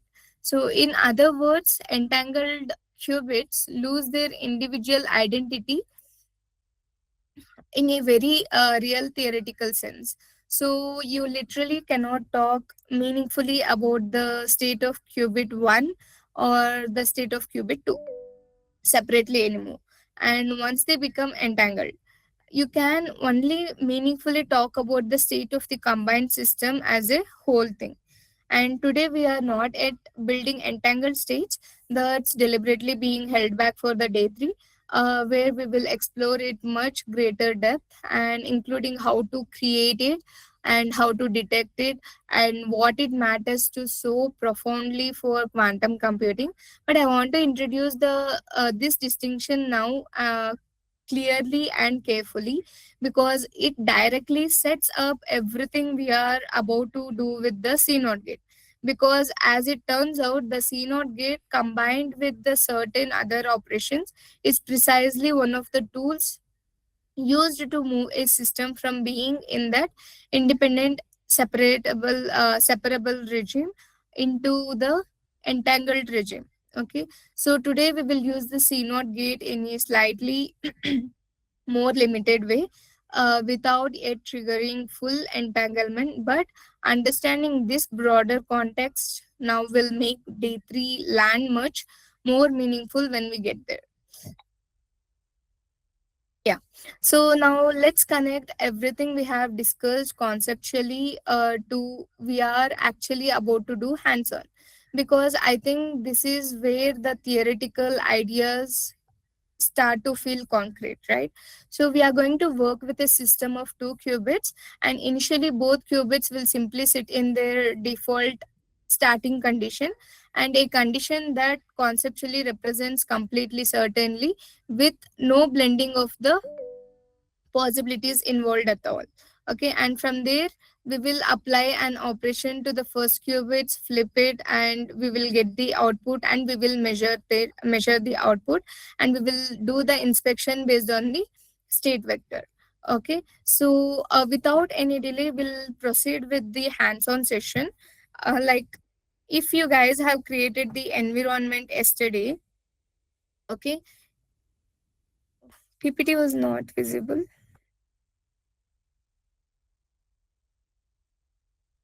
I didn't check that. Was it not visible to anyone? Not visible.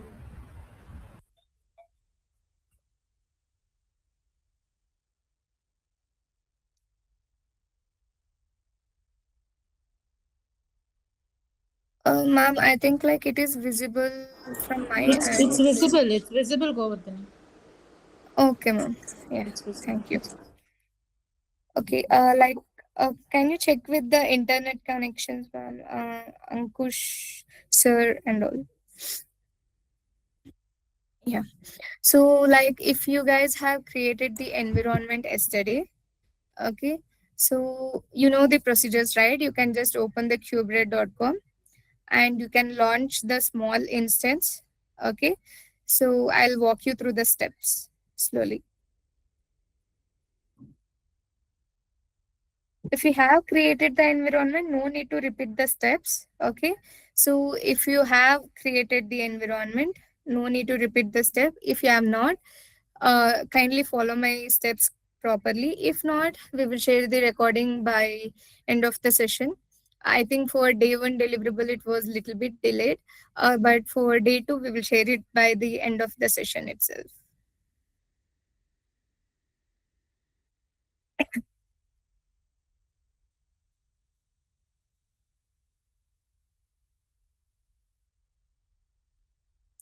Okay, so if everyone is on this page, kindly drop a message that we are in the Jupyter notebook, or you can give the thumbs up.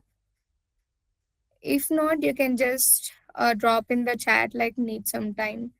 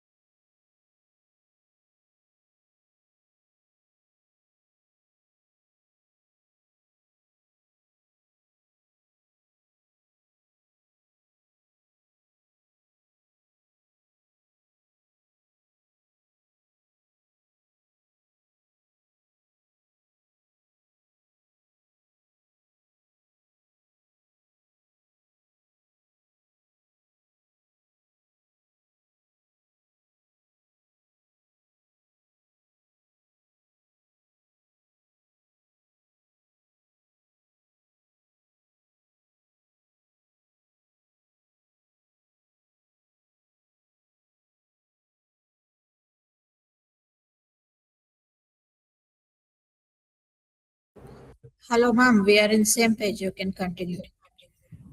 Okay, ma'am.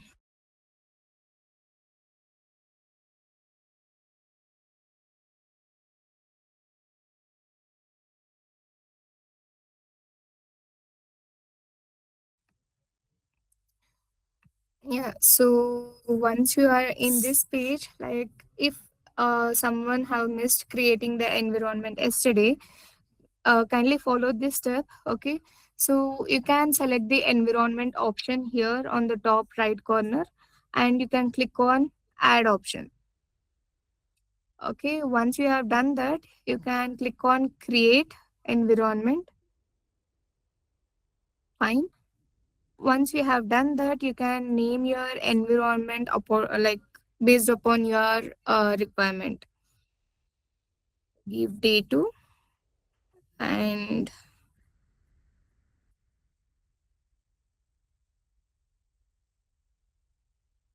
so I'm just repeating it again. If you have created the environment yesterday, no need to like install it again and again, because you can just update the package and use the same environment, which will not utilize the storage system in the qBraid. Since it is a free trial, there will be limited storage for your accounts. Okay, so And in tag, you can give any keyword, and after typing it, kindly press the tab. Okay, so you can see that a key got generated. Once you have done that, then only you can create the sorry. So then only you can create the environment. So once you click on the create, wait for the packages getting installed. It will hardly take around a minute or a seconds. Okay. So once the like libraries are loaded, packages are loaded, kindly let me know. I'll tell you like about what are the other package you need to add for the day 2.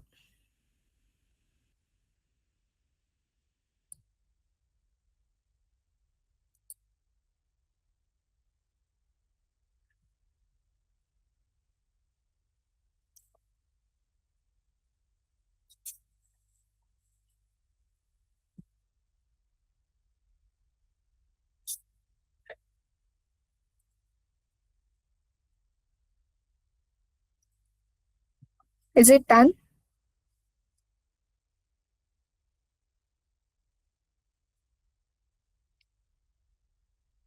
Tag, it can be any keyword, ma'am. Like I have given day 2.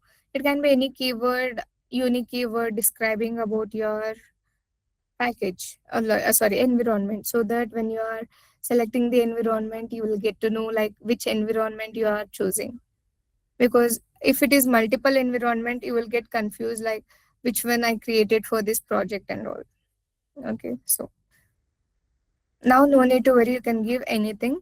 Okay, later when you're working on some projects using qBraid, that time you can give some unique descriptions or unique keywords. Ma'am, I am getting a warning, ma'am. Warning about what, ma'am? Creation will fail if there are dependency conflicts. uh, can you share your screen, ma'am? Yes.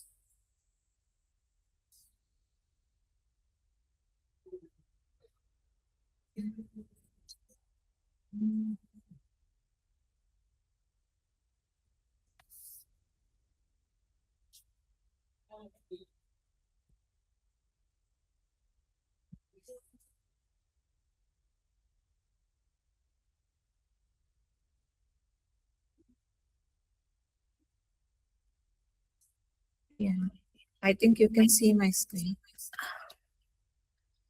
Actually, like, just a minute. Did you select on package? You did some changes for Python version one, No. like advanced customization. Did you? Yeah, you can just see. There is an drop down option, right? Yeah, you can just close that one for advanced customization. But So create option is not getting enabled. yeah, scroll down, ma'am. I'll tell you. Scroll up. Okay, just a minute. Hold on. Description. You have not given, ma'am. Oh, that's mandatory. Yeah. Okay. Yes.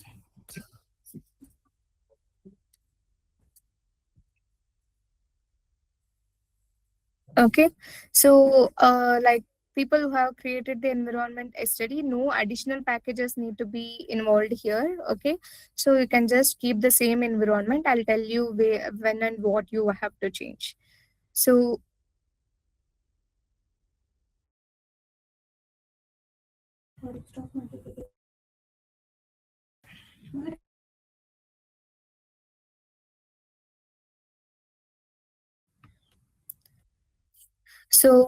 okay, I'll just share my screen.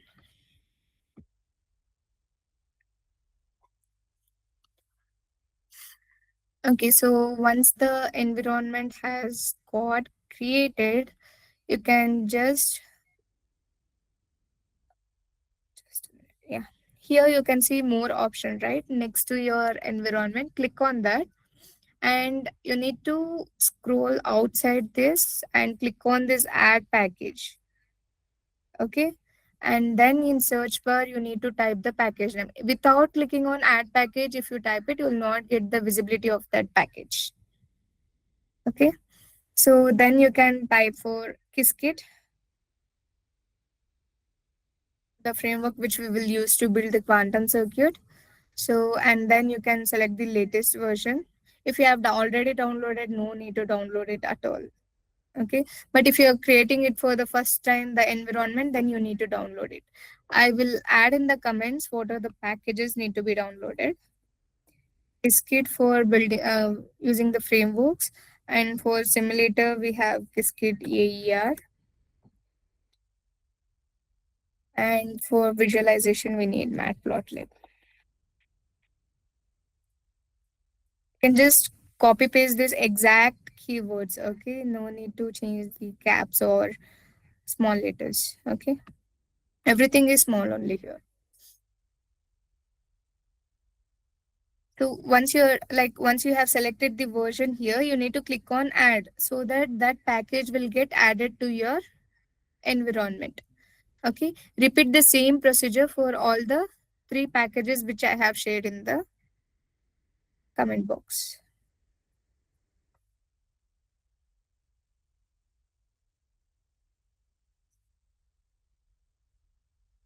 Is everything set?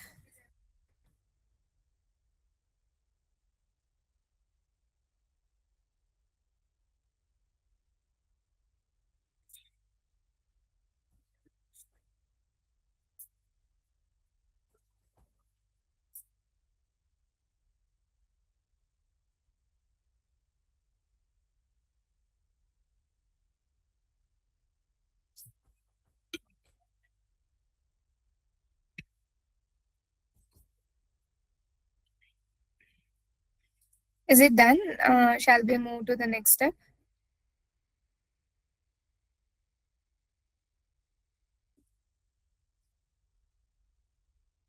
Okay, I guess everyone's is done. Okay, so once you have added this package, right, you can go to the folder which you have created yesterday. Inside 5 days FDP, you can create another new folder. This one, everyone can follow this step. Another folder. Why I am creating these folders? Because to just keep it structured. Okay, so you can create day 2 folder, and inside this, you can create new. Okay, you can right click, you can see this new notebook, right? You can create that. And if you give control S, or you can just go here and you can give the rename also. Okay, so here you can give 2 qubit. So yesterday we didn't have enough time to program it on your own. Today we will be doing the programs by line execution. Okay, so once we finish this one, we can go for a short break and continue with the C0 gate operation. So first, let's verify whether we have created the 2 qubit system or not. Okay, so everyone create this IPYNB file by right clicking on this folder and create new notebook and name it as the file you want. And you need to open it also.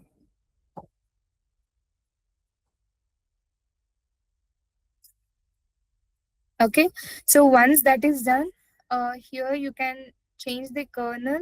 So the one who have created the kernels yesterday, you can just select that kernel. The one who have created the kernels today, you need to select that kernel. Okay, that specific kernel here, and click on the select option. So once you have selected the kernel, you can just click on this restart kernel. Whenever you are changing the kernel or updating the packages, or you are newly launching this instance, then you need to restart the kernel every time. Okay.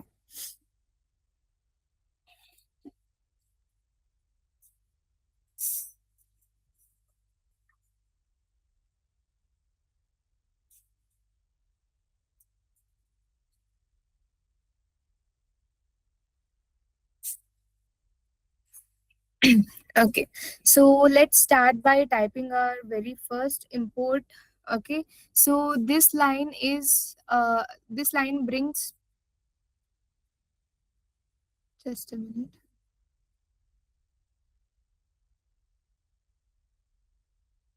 Yeah, so this line brings in the quantum circuit class from qSCADE library. So this is the fundamental building block we will be using throughout this entire program. So every single circuit we construct, whether it involves 1 qubit or 10 qubits, start by creating an object using this quantum circuit class. So think of this input as bringing in the tool that lets us actually define the structure of quantum circuit. So which qubit exists and what operations get applied to them. Okay, so you can go ahead and type the line now, that is from this kit we can import the quantum circuit. Okay,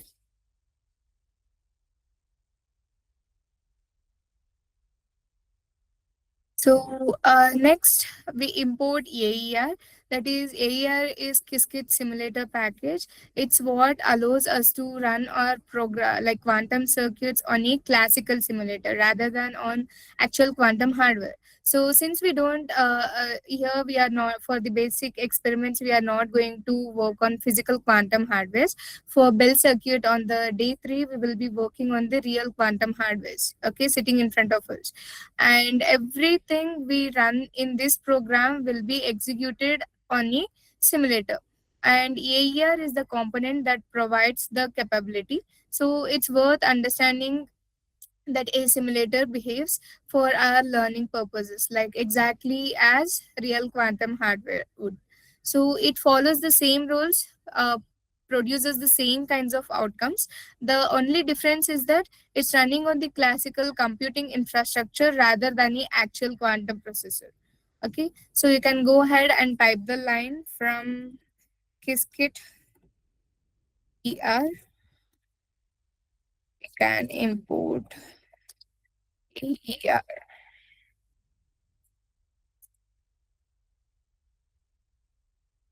Okay, and now we import state vector. So this is particularly important import for today's session because it's going to let us do something we didn't do yesterday, like inspect the exact internal conditions of our qubits before any measurements takes place. So yesterday we only looked at measurements outcomes, the classical zeros and ones that come out at very end. So the state vector lets us pause before a final measurement step and look directly at the fully underlying description of a qubit's condition.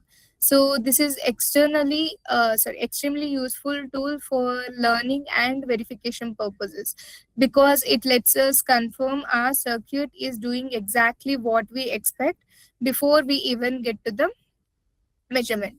So you can type the line now from qSCADE dot quantum info.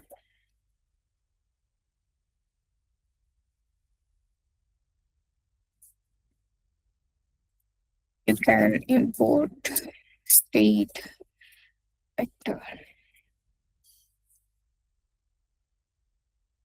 Okay, so once this is done, now we are going to import, which brings an visualization tool called plot histogram. So we used this yesterday as well. It's what allows us to take the raw output counts from a measurement and turn them into a clear visual bar chart. Okay, and we won't use this immediately in this particular lab since we are starting with the state vector inspection rather than the measurement, but we will need it a little late today when we move to the lab 8. So we are importing it now to keep all our inputs together in one place. So you can go ahead and type from skit visualization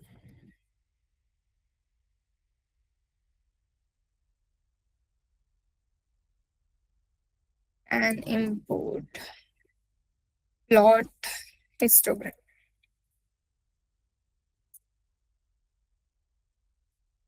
Okay.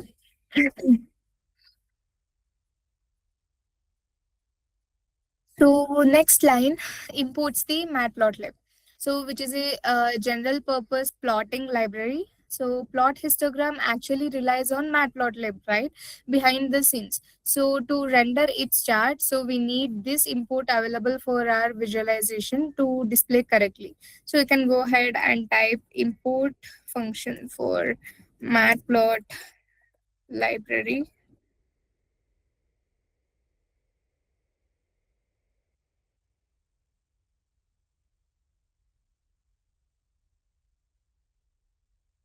And import it as PLT.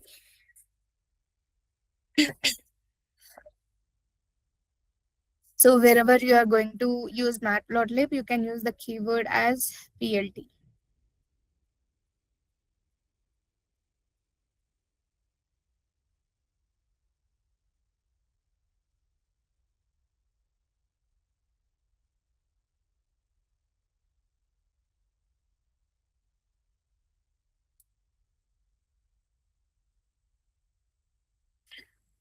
Okay.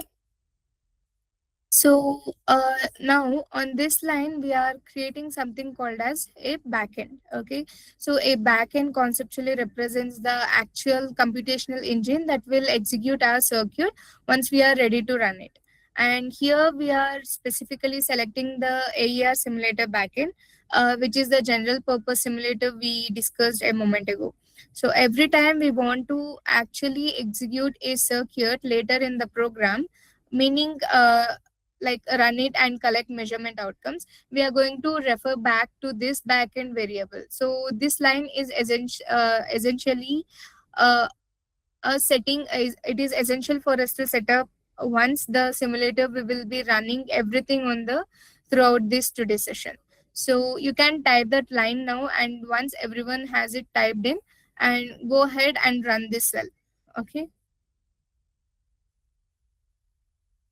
So you can define the backend into the variable AR at backend.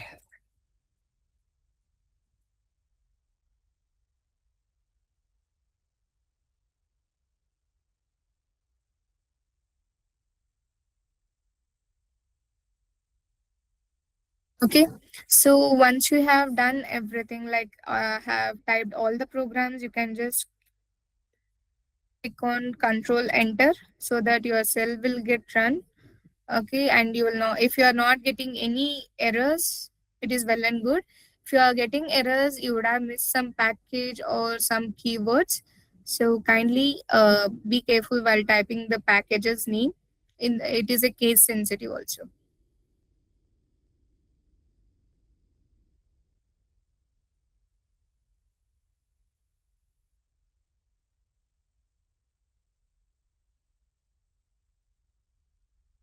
So anyone facing issues? Way to select AER, like in the packages, ma'am. Yeah, same procedure. So you can go to click on more, and first you need to select add a package, and then you need to type Qiskit AER. So you will get that package and download the latest version available. And after you have selected that, you need to click on this add button so that that package will get added. Once you have added that package, kindly restart your kernel. So first you need to select the kernel which you have used. Okay, and then you need to select it and restart the kernel and run the program.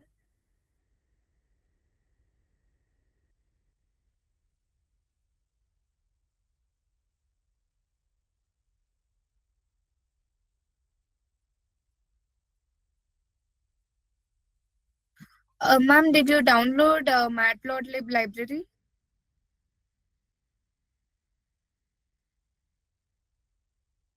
Ma'am, actually, it is not from ma'am. It is importing. We are importing matplotlib library directly. We are not using some other package to import the matplotlib. Okay, we are directly importing the package, and we are naming that as giving it as a surname, like alias name, that is PLT. So instead of using this lengthy matplotlib.pyplot, we are going to use it as PLT. So the program is, you need to, instead of from, you need to type import. Yeah. So once you type import, you can just run the cell and check it.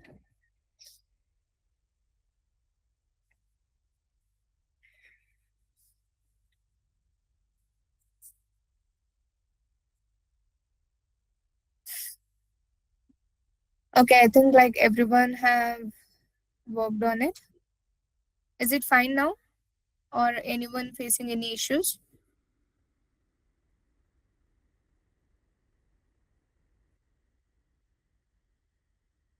Okay, so this completes our first setup, and every lab we do for the rest of today's is going to build directly on top of these pipelines.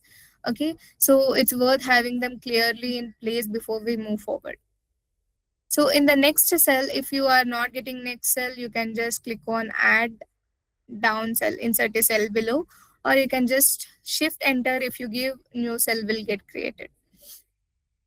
Okay, so once you are in the new cell, you can now we can move to next cell, so where we will actually build our first 2-qubit circuit. So on this line we are creating a new quantum circuit object, and we are specifying that it should contain 2 qubits. That's what the number 2 inside the parenthesis will be representing, and we are storing this circuit inside a variable called as qc underscore sv. Okay, I will name it in this way specifically to indicate that we are going to use this uh, circuit for state vector inspections. Okay, and which is exactly what we are about to do now. And at this point, both of our qubits will be sitting in their default starting condition, so nothing has been applied to them yet. You can just create a variable qc underscore sv.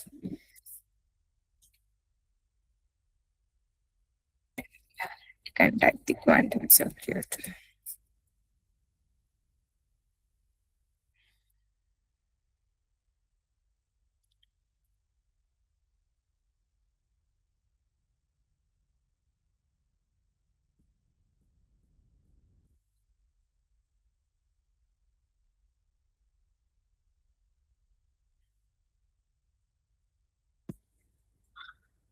Okay, ma'am, can you share your screen?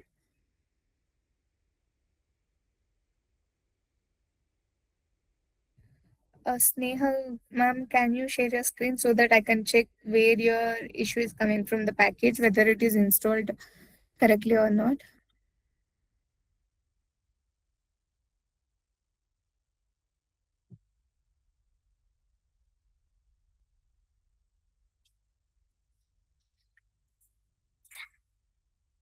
Yeah. Ma'am, actually, you have not selected the kernel. Can you see that Python? Sorry, ma'am. Yeah. So be on this page itself. You don't need to navigate back. Okay.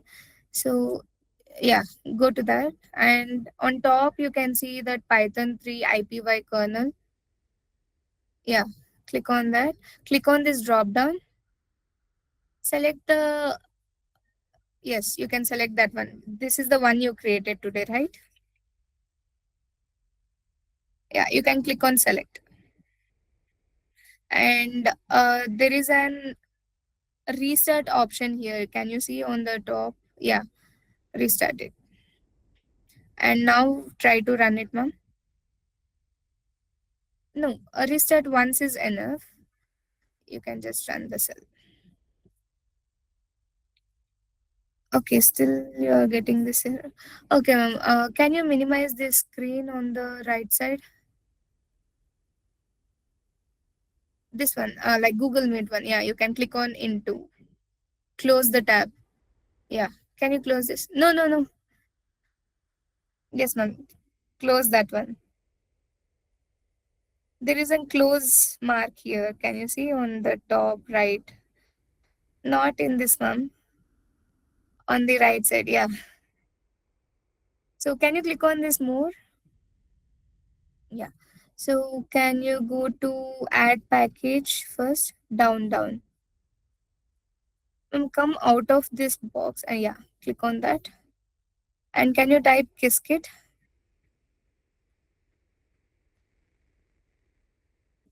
Okay, it have been installed. iPhone, not underscore, ma'am. iPhone, AER. Yeah. Can you select that?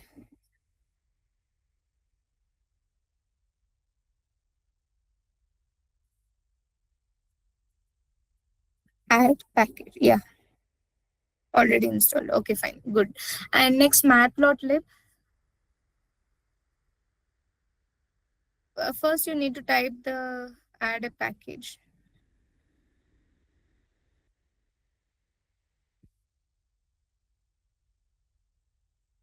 Okay, it is also installed. Okay. What is the issue? Okay, can you go back, ma'am? Let me check with the code. Is there any mistake in that?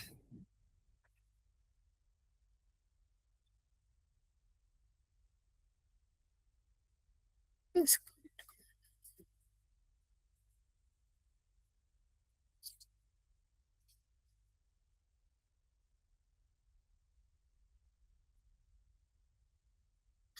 Ma'am, can you see this Qiskit underscore visualization? It is Qiskit dot visualization.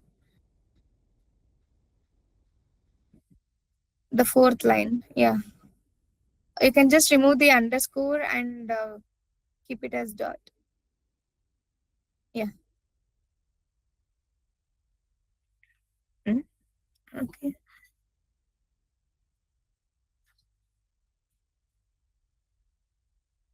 Yeah.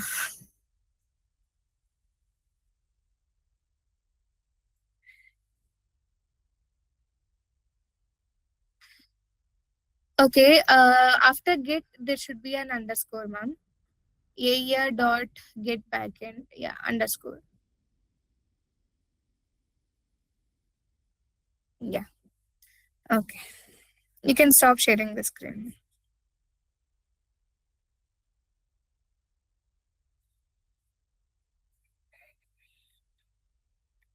No issues. Yeah.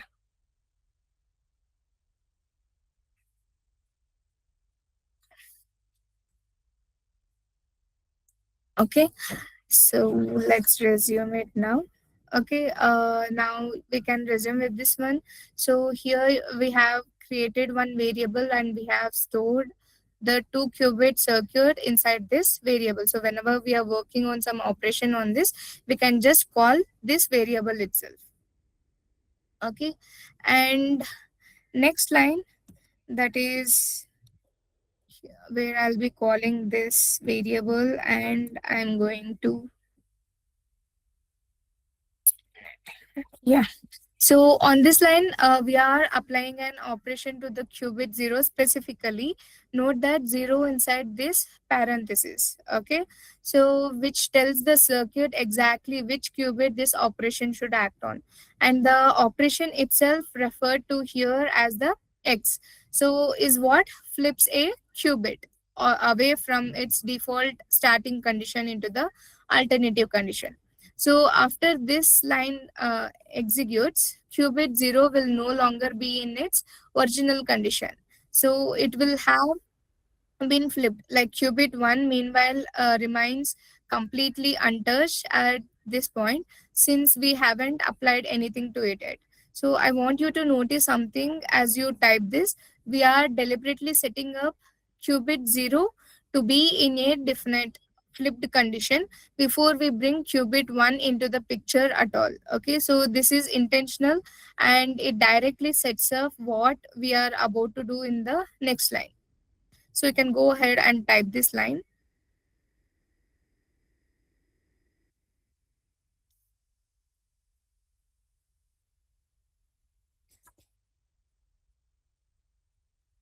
So now here is what the most conceptually important step. Okay, so the line in this entire cell, this line applies our controlled operation, the one we spent considerably time discussing conceptually just before the lab began. So you can notice that the two numbers, that is like if I'm going to give dot cx and I'm going to give 0 comma 1. So inside the parentheses, we have two numbers, that is 0 and 1. So the first number specifies which qubit is acting as the control bit, and the second number specifies which bit is going to act as the target bit. So in this case, qubit 0 is our control and qubit 1 is our target. So as we discussed, the entire behavior of these operations depends on the current condition of the control bit. Since we already flipped qubit 0 on this previous line, our controlled qubit is currently in its flipped condition. Because of that, this operation will also get flipped by our target qubit, and qubit 1 purely as a consequence of the controlled qubit's current condition. So had we skipped the previous line and left qubit like 0 in its original default condition, these same operations would have left qubit 1 completely undisturbed. So this single line is really where the conceptual idea of controlled operation becomes concrete. Like you can just go ahead and type this line for applying the C naught gate. Okay, so in the C naught gate, there will be two qubits. C naught gate cannot be applied on the single qubit because we are having only one qubit there. So for C naught gate, you need to have two qubits. That is, one will be acting as the flipping a qubit and another one will be acting as the target qubit.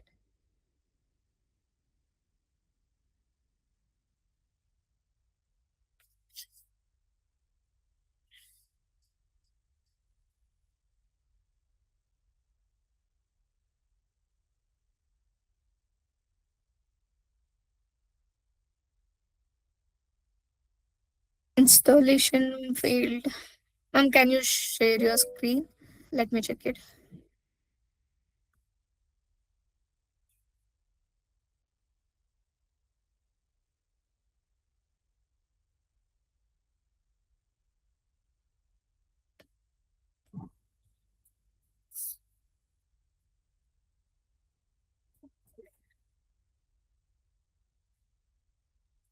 Yeah, you need to click on the add package. Yeah, now you can.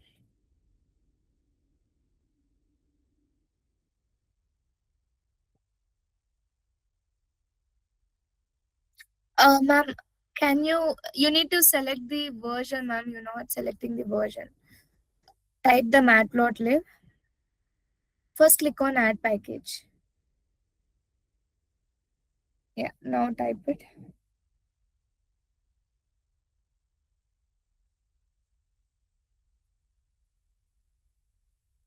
Yeah, there you can see any option, right? Click on that drop down. Yeah, select the latest one, 3.11.1. Now you click on the add.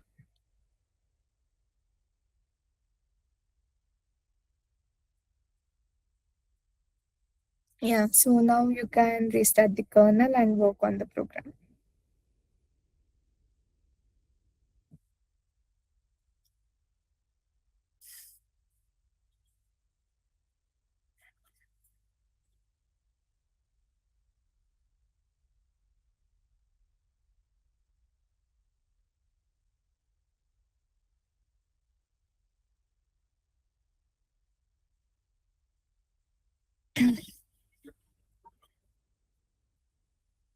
Okay, so and finally we are on this last line. Okay, so that is state vector word from.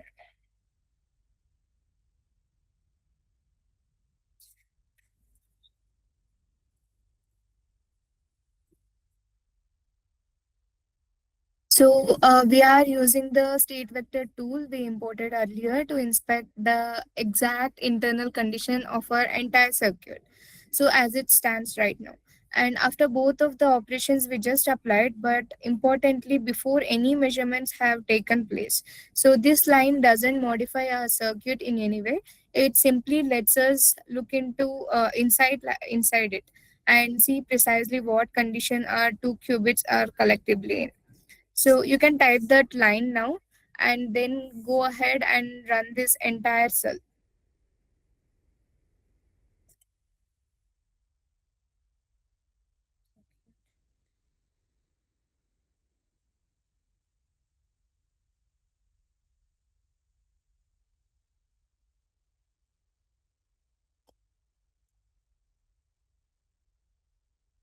Yeah.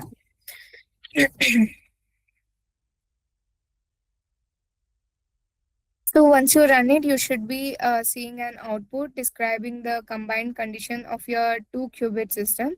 So what you're looking at in that output is a direct confirmation of everything we discussed conceptually, because we deliberately flipped our controlled bit before applying the controlled operation.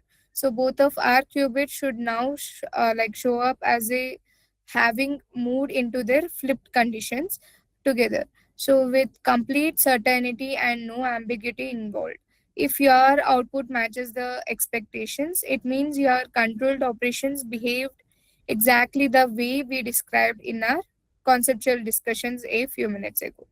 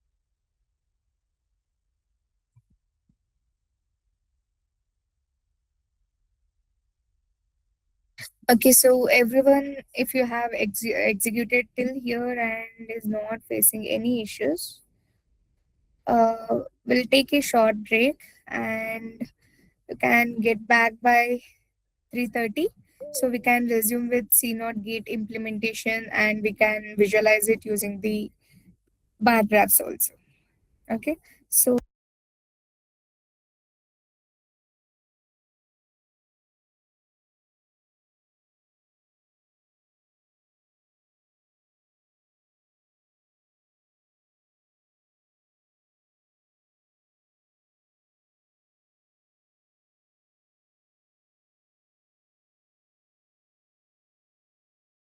I hope you got a chance to stretch and refresh a little. So, before the break, we spent our time understanding controlled operations conceptually, and we saw our very first hands on example of it through state vector inspection, right?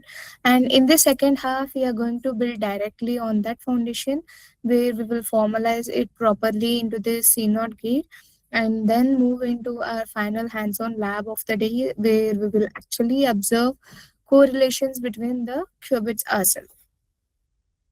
Okay, so let's begin this session by turning our attention to a new theme like quantum correlations.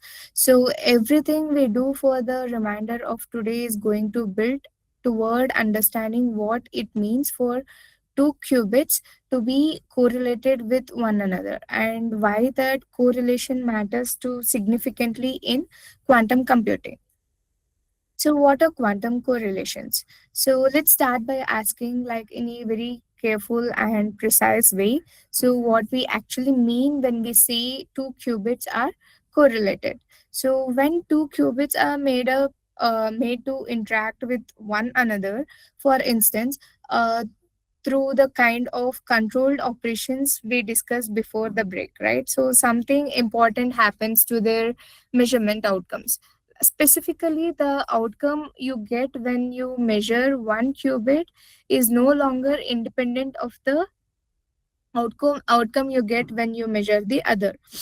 So, in other words, if you know what one qubit measured, you gain information about what the other qubit is likely to measure as well. So, this linking of outcome is what we refer to as a correlation. And now it's important to understand that correlation itself is not a uniquely quantum idea, and correlation exists in classical systems too. So consider a situation where two objects were deliberately prepared ahead of time, so to always agree with one another, and were the separate like then separated. Even after separation, observing one would immediately tell you the state of the other.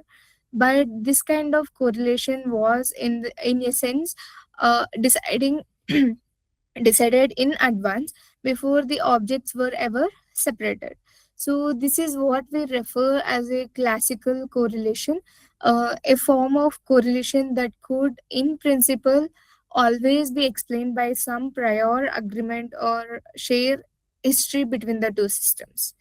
Okay, so quantum correlation is fundamentally different and considerably stronger in the quantum case. So the correlation between two qubits can exceed anything that could possibly be explained by any kind of prior agreement or shared classical history. So this is precisely the foundation on which entanglement is built, and it's one of the reasons entanglement is considered such as like profound department from the classical physics.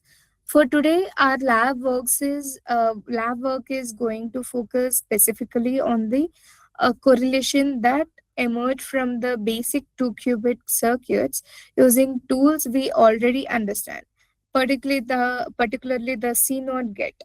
So we are deliberately not yet diving into the full depth of the entanglement itself, since that's reserved for tomorrow, that is day 3, where we will study it formally and rigorously. Okay, so yeah, let's now formalize in precise theoretical terms the idea of the controlled operation. So since this is going to be central to everything else we do today, a controlled operation is defined by a very specific rule. It acts on what we call a target qubit, but only under one particular condition. So that a separate qubit, which we call the controlled qubit, is currently found in the particular condition. If the control qubit is not in the condition, the target qubit is left completely untouched, exactly as it was before. So this general structure is often referred to in the broader theoretical language of the quantum computing as a controlled U operation. So where U simply stands in for whatever specific operation we intend to conditionally apply. So the governing rule is straightforward and worth repeating carefully.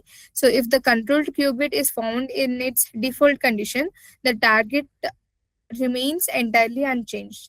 If, however, the controlled qubit has been shifted into its alternative condition, then the specified operation is applied to the target qubit also.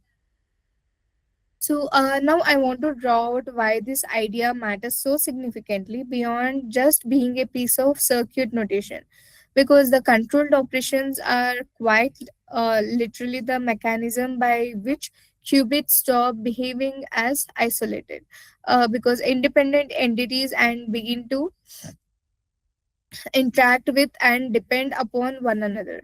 So without controlled operations, every qubit in a circuit would evolve entirely on its own, with no relationship whatsoever to any other qubits in the system.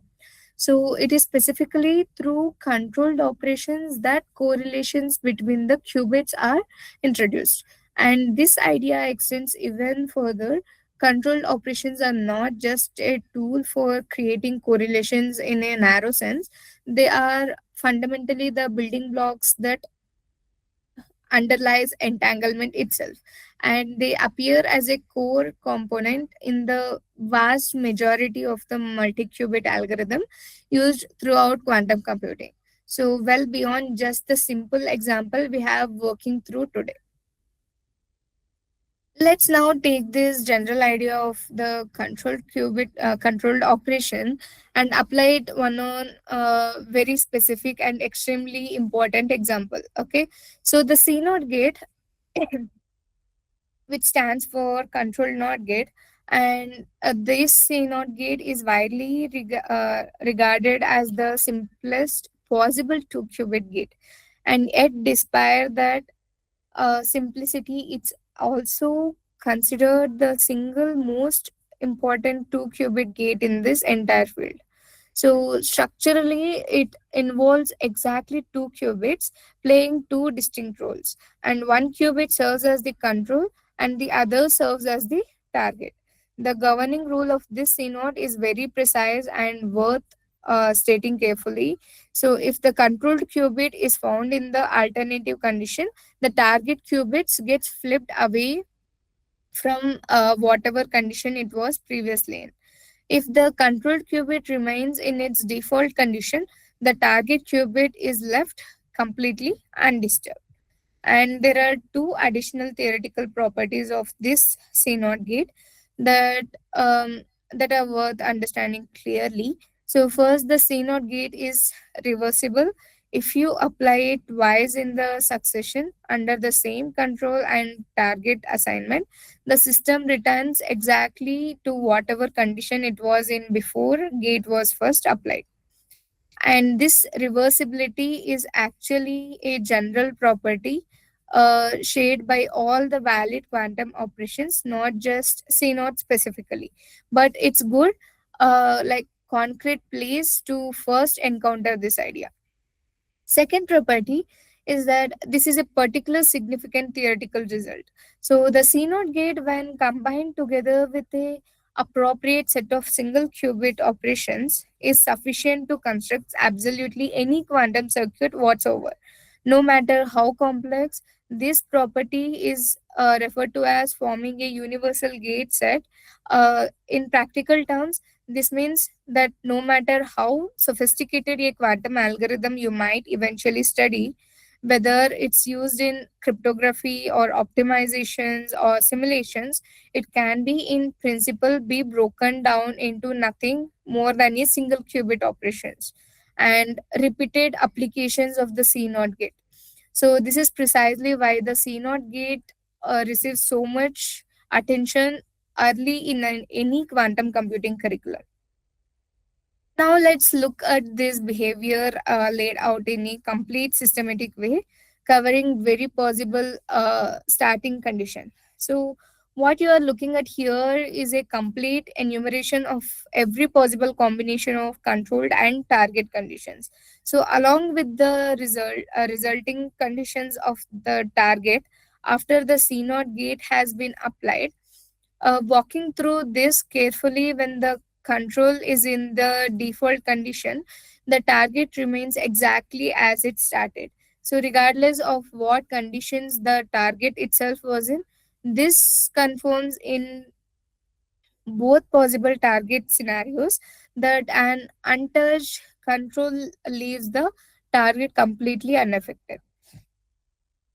However, once the control shift into its alternative condition, the behavior changes entirely. So, in both possible starting conditions for the target's final conditions is now flipped away from the whatever it started. So, this table taken as a whole and is really just the formal, complete statement of the single governing rule we discussed a moment ago. The control qubit is never altered by this gate under any circumstance, and the target qubit only flips when the control happens to be in the alternative conditions. So I want to briefly mention that this same behavior can also be captured using a formal mathematical representations. Though I won't well into the mathematics itself in detail. What's conceptually important to take away here is that this representation is simply another way of encoding the exact same rule we have already discussed. Like under this formal representation, you will notice that two of the four possible combined conditions get exchanged with one another, right? So while the remaining two are left completely undisturbed. So this exchange precisely correspond to the situation where the control is in the alternative condition, causing that target to flip. So while the untouched condition, sorry, so while the untouched condition correspond exactly to the situation where the control remains in a default condition. So even at this more formal level, everything remains fully consistent with the theoretical rule we built up earlier. Yeah. Now, let's move into the final hands on exercise for today. And the objective of this lab is to construct some simple 2 qubit circuit using exactly the tool we have just spent time discussing conceptually, and to directly observe through actual measurement outcome the correlation that emerge between our 2 qubits. Here's the overall structure we will be walking through. So we are going to build a circuit involving an initial operation on 1 qubit, followed by a CNOT gate linking that qubit to a second qubit, and then measure both qubits and record the resulting outcome counts. Once we have done that, we will deliberately repeat the exercise with a slight modifications, removing that initial operations so that we can directly compare how the presence or absence of that first step changes the correlation pattern we observe. We will also try reversing which qubit plays the role of control and which plays the role of target to observe how the affects the outcome. And throughout, we will be paying the close attention to a specific question, which combined outcomes actually appear in our results, and just as importantly, which combined outcome never appear at all. All right. So with that structure in mind, let's move into the hands-on now and go ahead and start building this practically. You can resume your qBraid account. Okay, if it have got shut down, no issues. You can just close the tab and you can relaunch the tab here. If you don't have this option, you can just click on launch small instance one. Okay. Yeah. So you can just click on launch.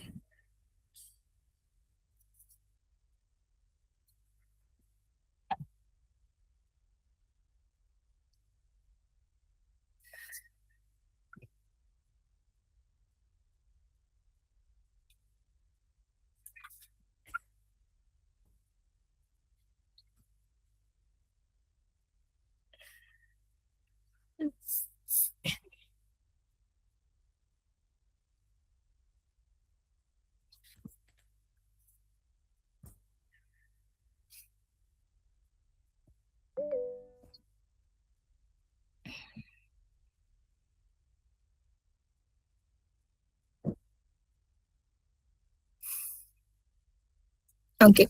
So you can open your file here and make sure to select the kernel. If it is not selected, you can just go and select the kernel which you have created for your project, and make sure to restart the kernel. Okay, once it is done, make sure to run this import function, because if you are going to use the package from this, you need to run this. That is what the like how the Jupyter notebook works, right? and later you can create a new cell. Fine. So here what we are going to do is we are going to create a new quantum circuit, and this time notice that we are specifying two separate numbers. So when we create it, and the first number tells the circuit how many qubits that it contains, and the second number tells the circuit how many classical bits it should reserve for storing the measurement outcomes. Since we intend to measure both of our qubits this time, so we need two classical bits available to store those two separate results. Okay, so we'll type this now. That is QC is equals to quantum circuit. No, 2 comma 2.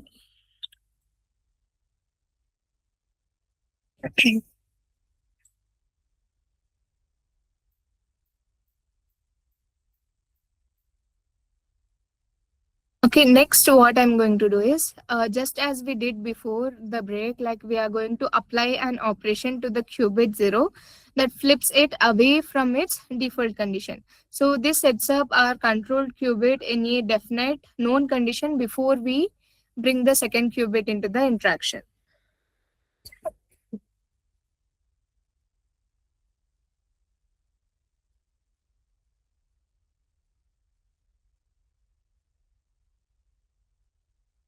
Okay, so next we will apply our controlled operation with qubit 0 acting as the control and qubit 1 acting as the target.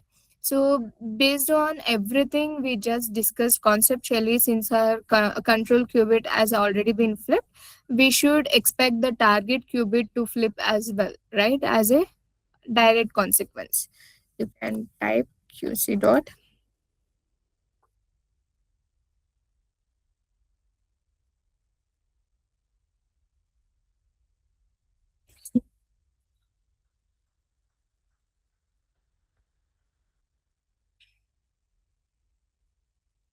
Okay, now what I'm going to type, this line is new compared to what we did before the break. Here we are explicitly instructing the circuit to measure both of our qubits and store their outcomes in our two classical bits. So the first list identifies which qubits we want to measure, and the second list identifies which classical bit each corresponding measurement outcome should be stored into.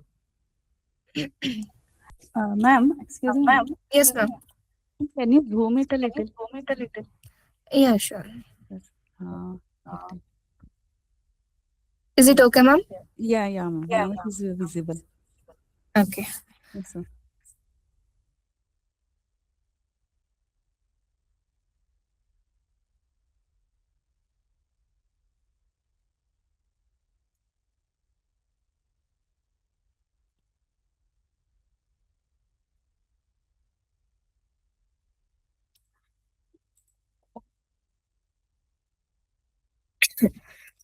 Okay.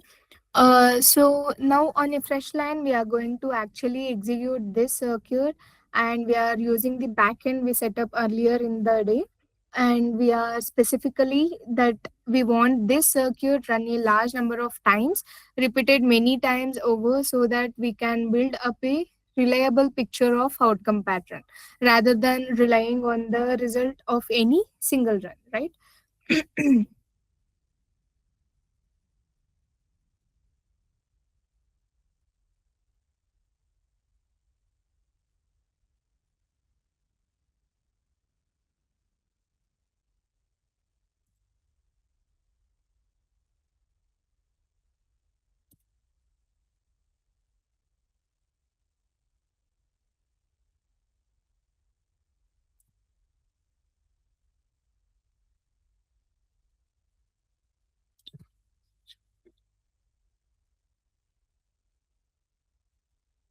And finally, on this last line, we take the outcome counts from our results and pass them into our histogram plotting tool, so that we can get a clear visual representation of exactly which combined outcomes occurred and how frequently each one occurred across our represented, like repeated runs.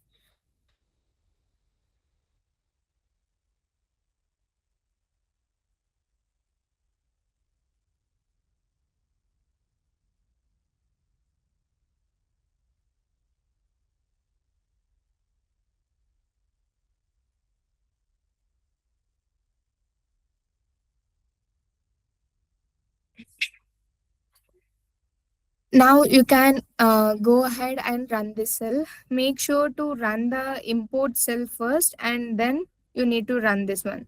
Or else all the packages will not get imported because you have restarted the kernel.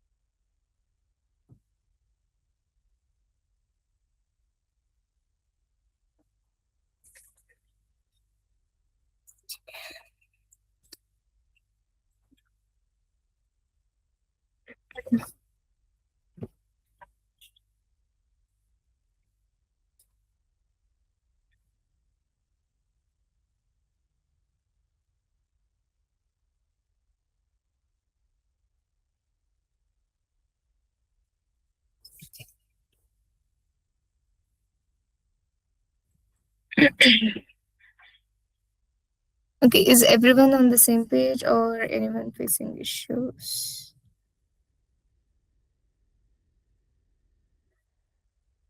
Subodh Kumar sir, okay. If you have missed it, also no issues. We have shared the recorded video, okay, about qBraid of yesterday's session, where you will get the steps involving how to create the labs and how to set up the environment. And source codes are also being shared in the deliverables only. So no need to worry about. You can execute it. If you are facing any issues, kindly let me know in the next session or today also. If you have already started working on it, you can just let me know. Anyone stuck in the current cell or you guys facing any issues?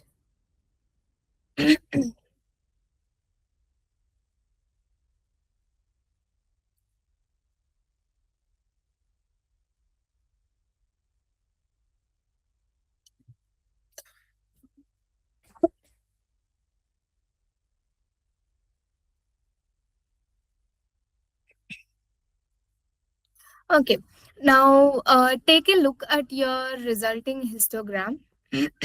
Okay, so based on everything we discussed conceptually, you should be seeing a single dominant outcome appearing consistently, like both qubits ending up in the same flipped condition together.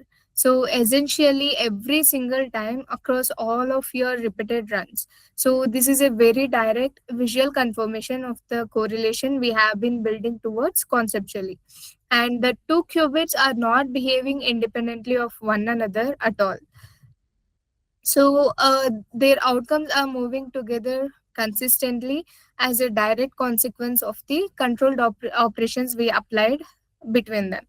And I would now encourage you to try the two variations we discussed. Like first, repeat these circuits without that initial flip on the qubit 0, and separately, like try reversing which qubit acts as the control and which acts as the target, and compare what changes in each case. You can try it after this session also.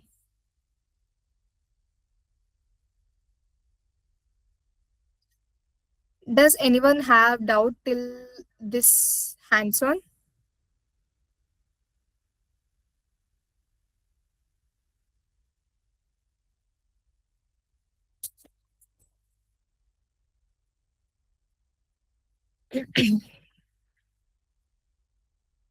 Okay,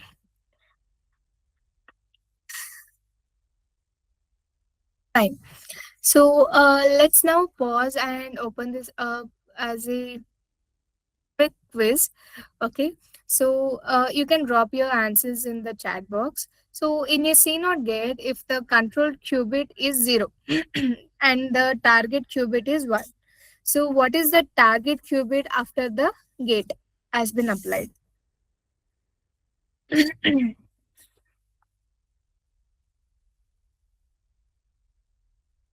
You can drop your answers inside the chat box.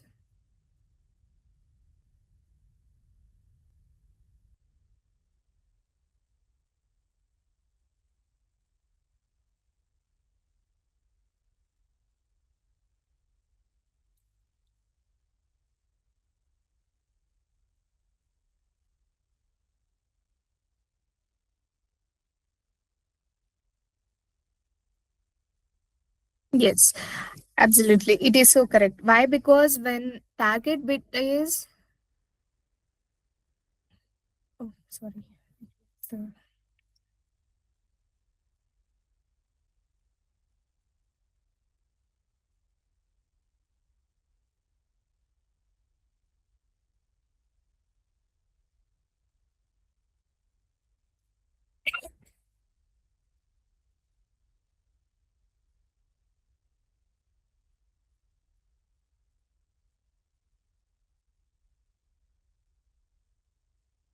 yes, any other answers?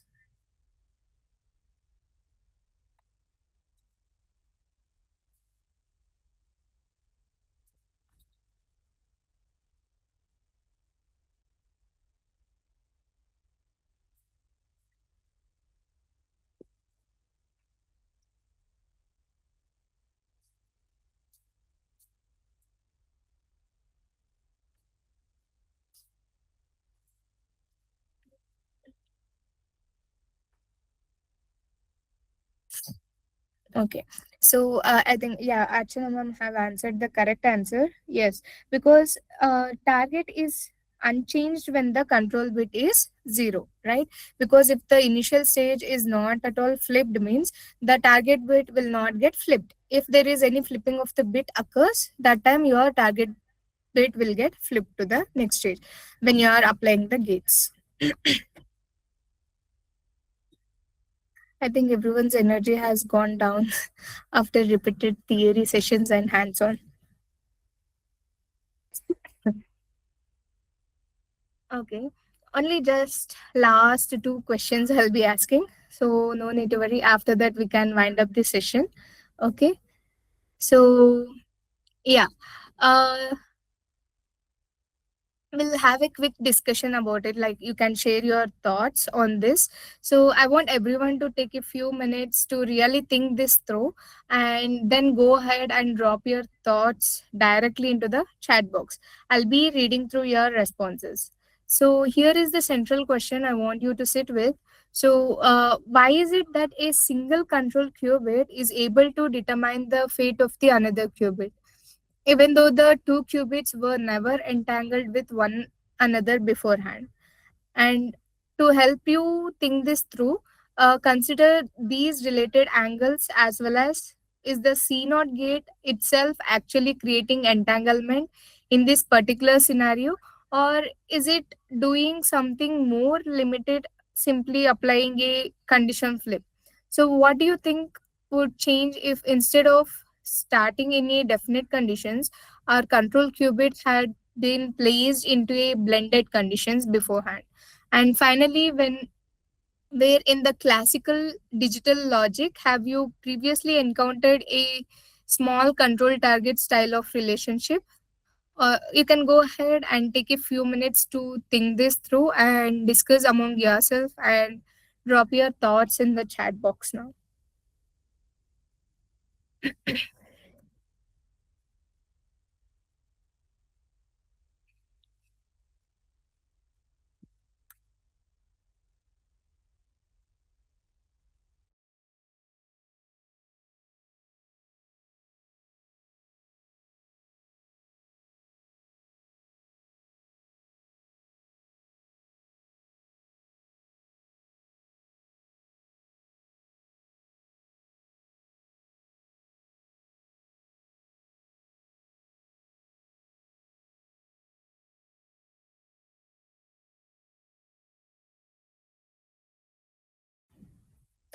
I'm not getting any answers.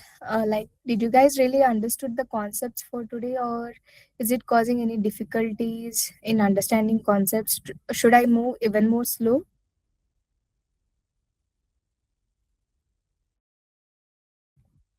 You can open up or share your feedback so that I can like we can go with even more smoother in the next session.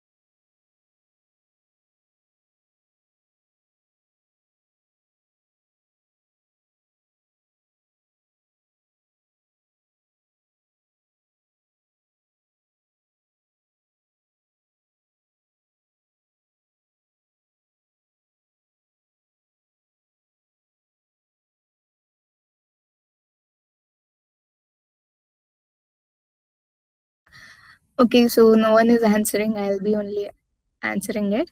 So the most precise way to think about this is that like in a specific scenario, and I want to offer my own perspective on this, like trying together the different viewpoints. The most precise way to think about this is that the specific scenario we just ran, right? The C naught gate is not creating entanglement, but because our control qubit started out in a completely definite certain conditions with no blending of possibilities involved at all, right?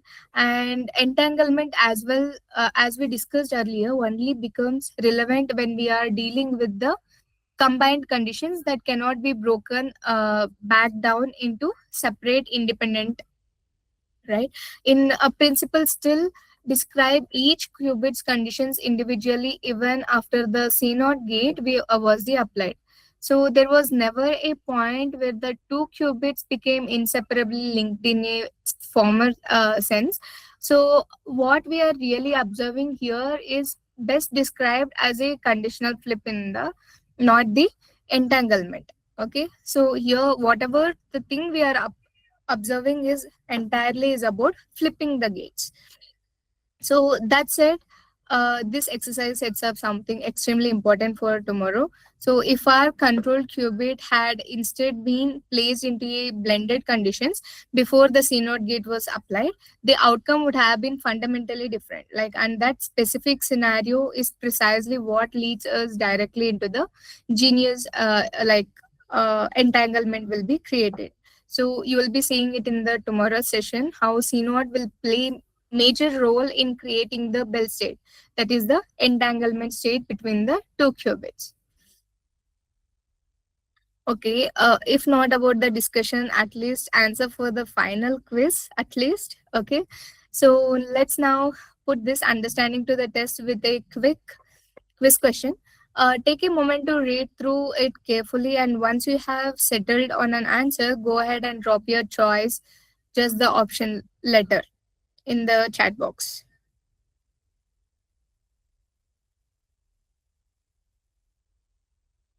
Let me read this question for you.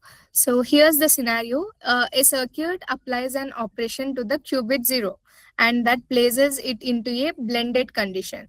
Then applies a CNOT gate with the qubit 0 as controlled and qubit.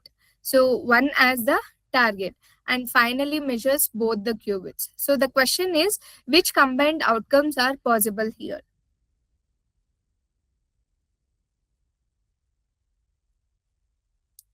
You can take a moment now and think it through carefully and drop your answers in the chat box. You can just drop the option.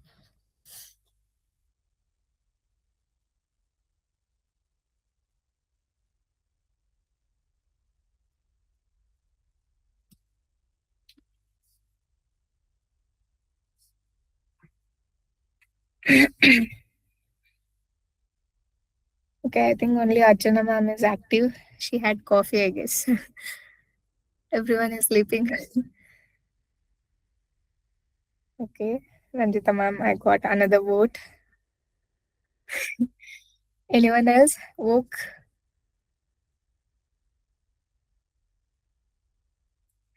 Guys, from tomorrow's session, you can keep your coffee ready by your side so that during the breaks, you guys can have a coffee and wake yourself up and cheer yourself to learn for the session.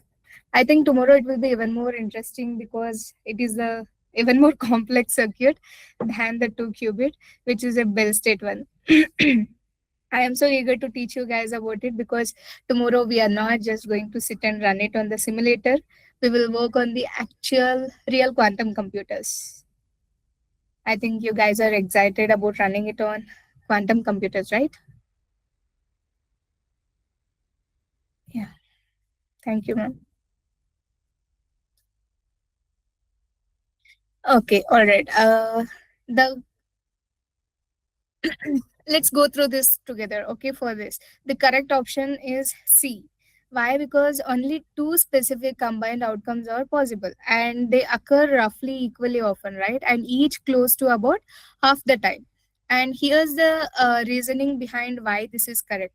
Because our control qubit started in a blended condition rather than a definite one, so it doesn't commit to begin in its default or alternative conditions until measurements actually occurs. So but whichever condition it does end up being measured in, the CNOT gate ensures that the target qubit ends up matching the same condition precisely because of the controlled operation we discussed at length today. And this means the two qubits are forced to agree with one another in every single measurement outcome. So you will never see a result where the two qubits disagree with each other, right? And because the initial blended condition was an even split between the two possibilities, both of the matching combined outcomes should occur with roughly equal frequency across many repeated runs. So this particular circuit, by the way, is genuinely significant. It's precisely the circuit that produces what's known as a Bell state. So, which is exactly what we will formally study in the later class.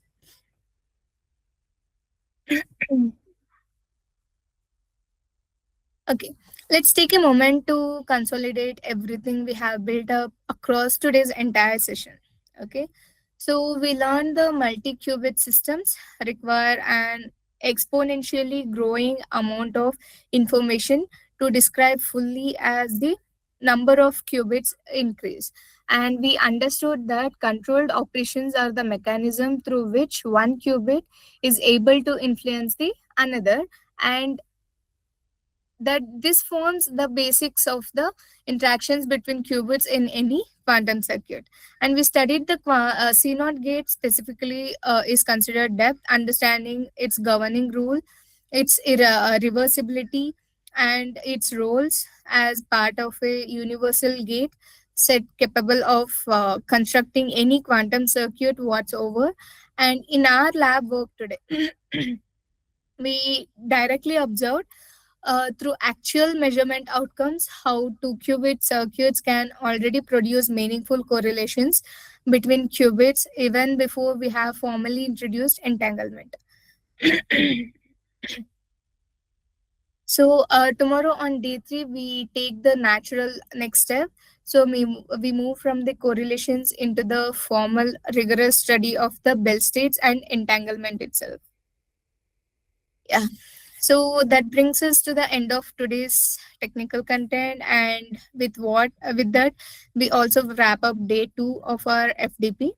And before we close, I would like to open the floor for any remaining questions you might have about controlled operations, the CNOT gate, and the correlations we observed in the lab gate, or anything else from today's sessions. Please feel free to type your questions in the chat box. I'll be addressing it.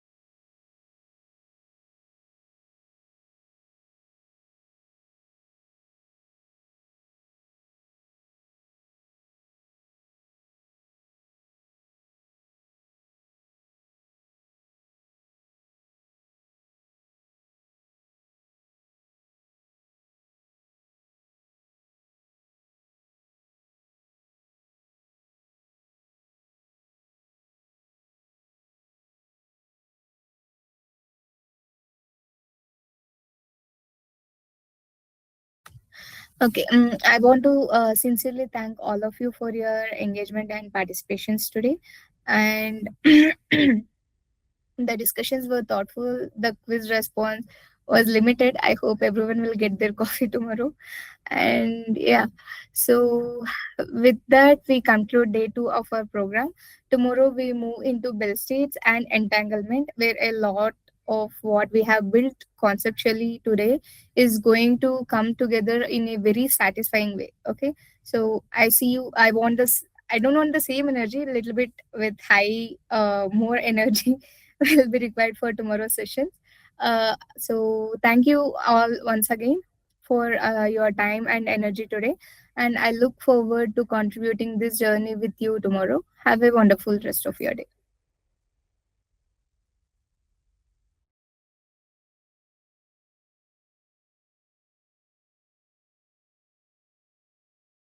That's completely okay. Most people find this concept difficult when they first hear about it. So by the end of the today's session, my goal is that every one of you should be able to explain it in a simple and confident way. So let's begin then. Yeah. So before learning something new, let's quick revisit what we learned yesterday because today's topic builds directly on those concepts. So this slide should sound like you are giving the now you can recall about what are the concepts you have learned yesterday, right? So now that we have officially started today's session, let me give you a quick overview of what we are going to cover over the next few hours. So I always like to begin with the agenda because it helps everyone understand what we are heading and how today's concepts are connected, right? So as you can see on the screen, today's sessions has four major parts. So each part built on the previous one. So by the end of the session, you will have both the theoretical and understanding and practical experience. So let's go through one by one. First, we will begin with understanding the basic concepts.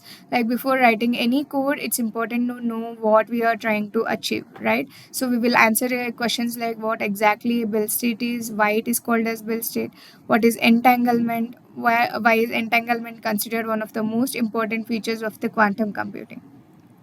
So many people hear the word entanglement and think it's something very difficult, but today I'll explain it using simple examples so that everyone can understand it easily.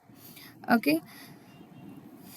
Next, once we understand the theory, we will immediately move to the practical session in the lab 9.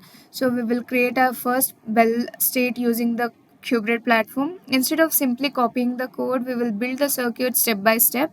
Okay, for every line of code, I'll explain what we are writing, why we are writing it, and what happens inside the quantum circuit after that line executes. And we will also observe the quantum state before the measurement and then execute the circuit to the measurement results. So this way you will understand not only how to create the Bell state but also why each gate is required. And after creating the Bell state, an important question comes up, right? How do we know the qubits are actually entangled? Can we prove it?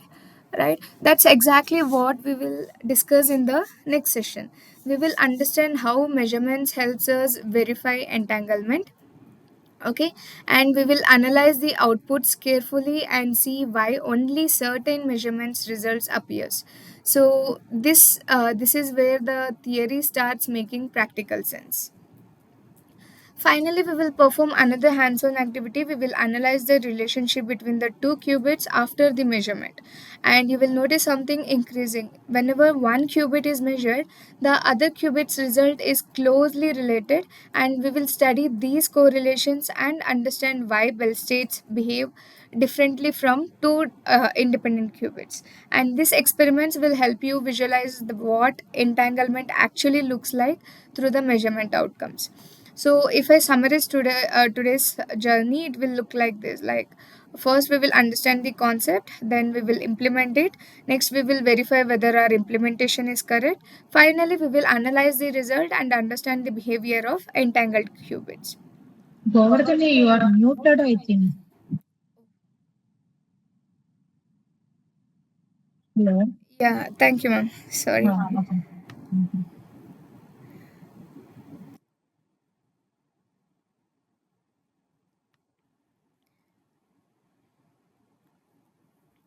Okay, no issues. So, if I summarize today's journey, it will be looking like this.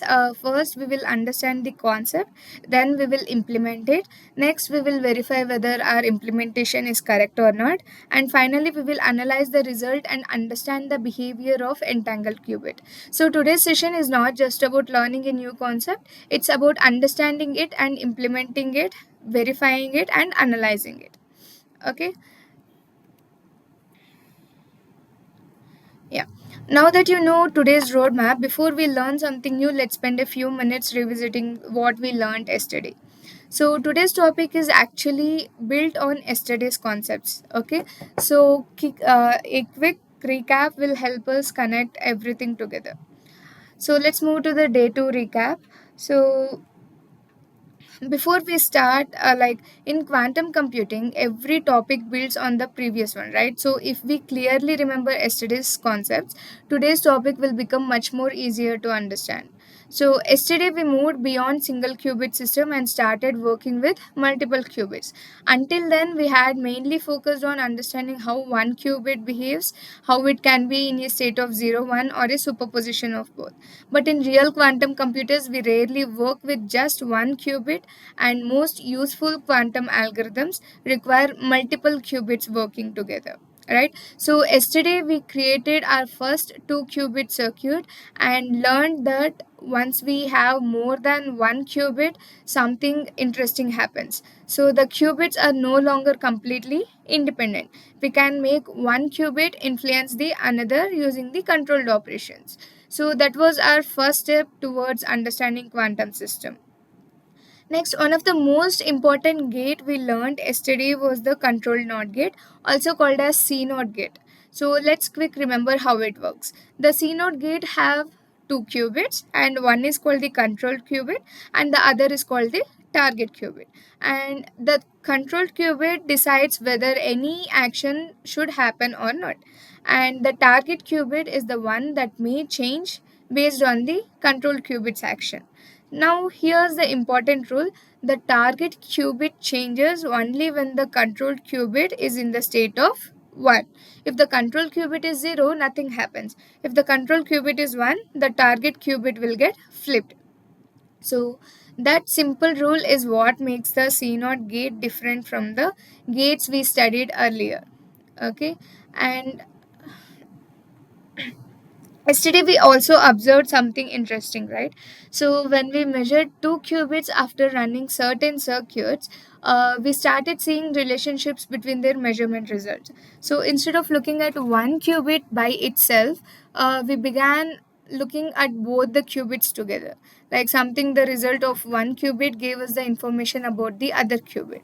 So at that stage we simply observed these measurement patterns, so we did not give them a specific like special name yet.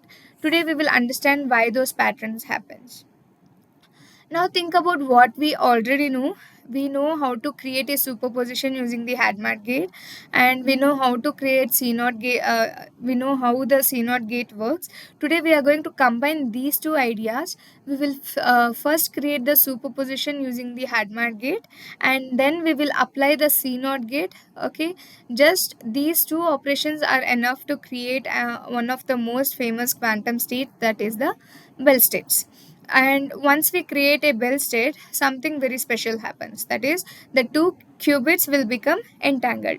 So this is not just another quantum circuit, it is one of the most important circuits in the quantum computing, because many advanced applications begin with this exact circuit.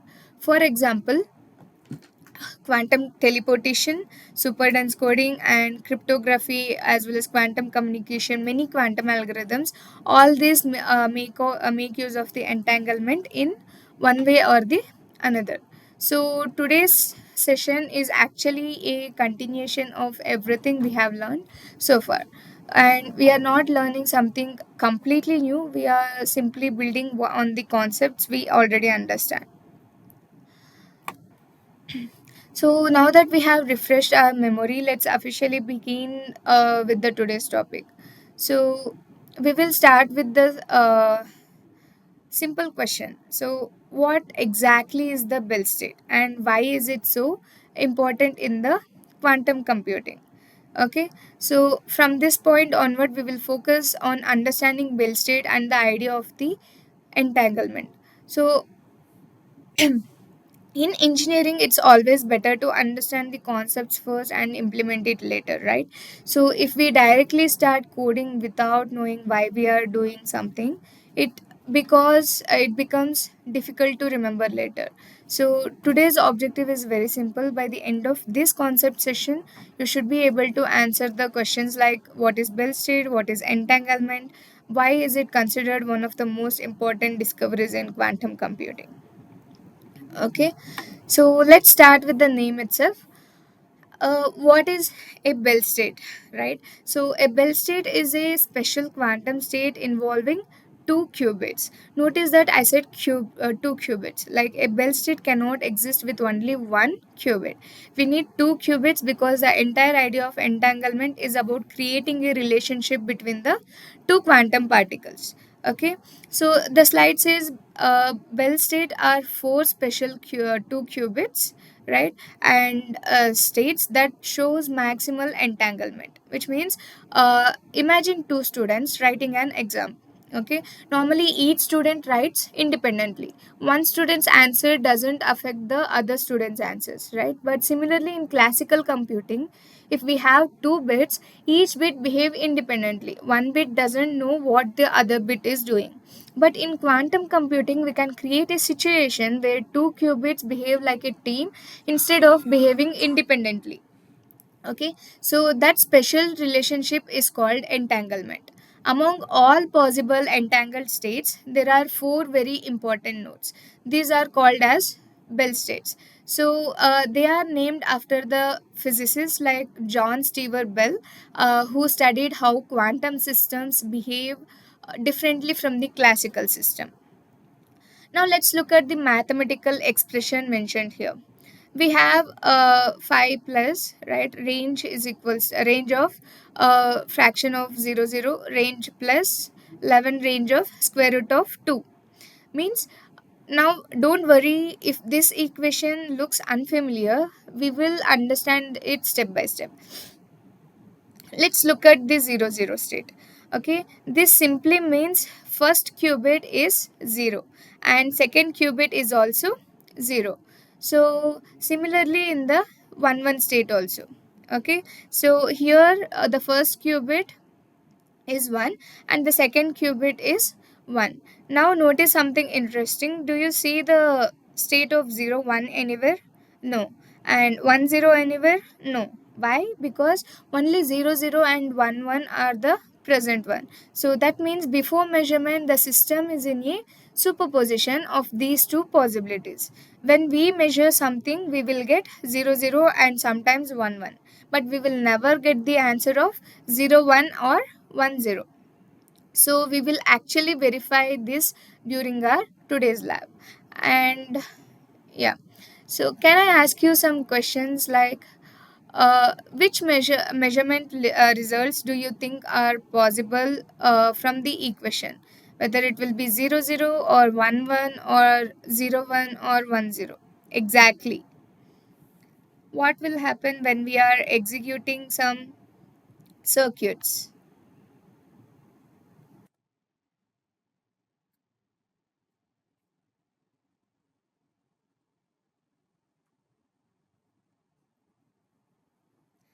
Okay, I think like during screen recording, I can't navigate it back.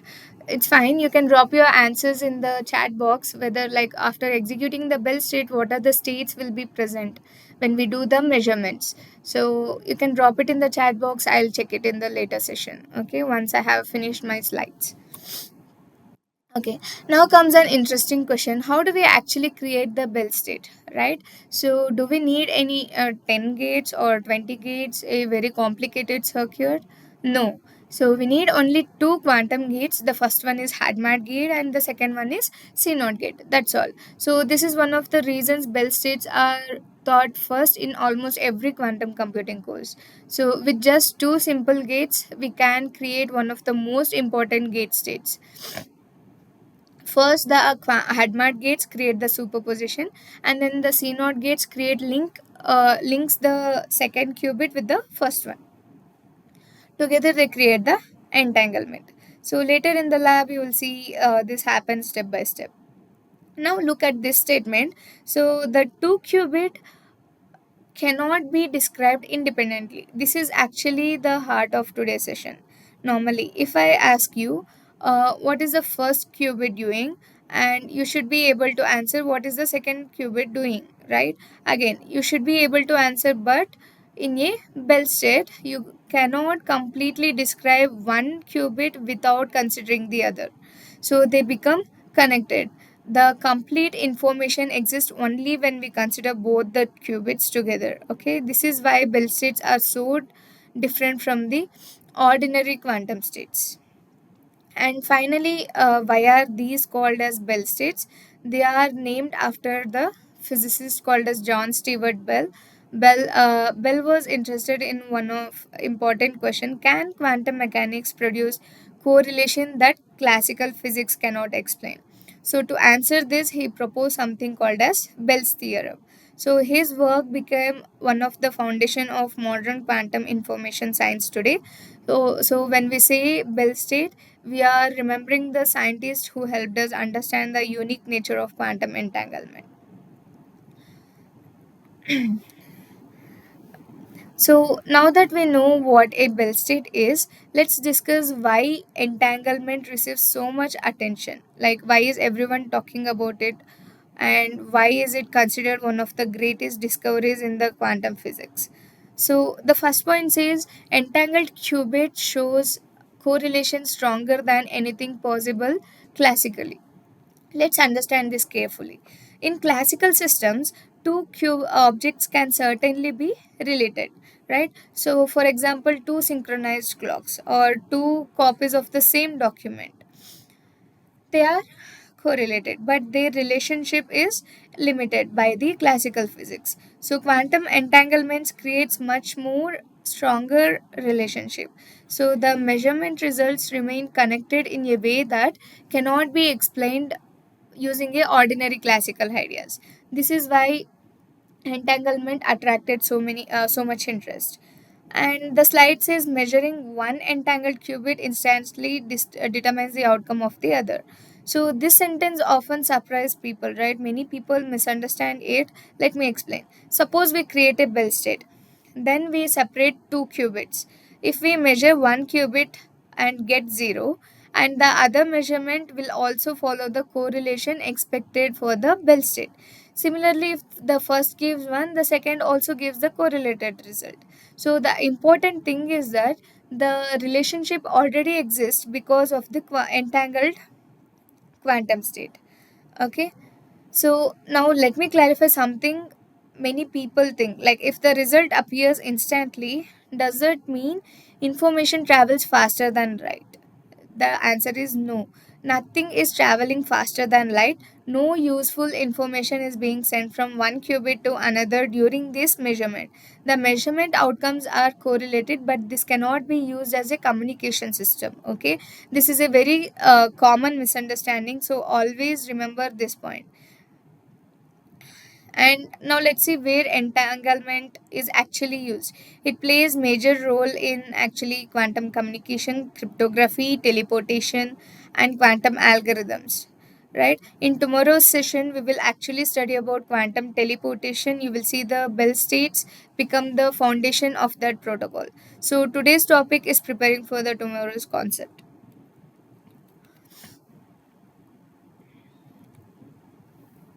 Yeah, so today's takeaway is this. Bell circuits are special 2 qubit states, and Bell states create entanglement. Entanglement creates the strong quantum correlation. Those correlations become the foundation for many advanced quantum technologies. And in just a few minutes, we are going to create one ourselves using the two quantum gates.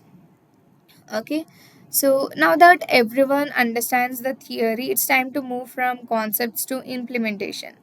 Okay, you can open your qBraid platform. Okay, here what we are going to do in this lab is the objective is to build a circuit that prepares the bell state on the qBraid, and we will create 2 qubit in the known state, and later we will apply the HADMAT gate, and next we will create the CNOT gate and link the qubit 0 and the qubit 1, and later we will inspect whether we have created the bell state using the state vector just like we did in yesterday's session. We will be cross varying that in this lab. After this, we will learn about the measurement part, and later we will execute the measurement on the real quantum computers in the next session. Okay, so our expected outcome should be we should have the equal or nearby amplitudes for both the states. Okay, so you guys can open your qBraid platform. Fine. So, like, all the account creation would have been already done, right? I'll just close and open it again.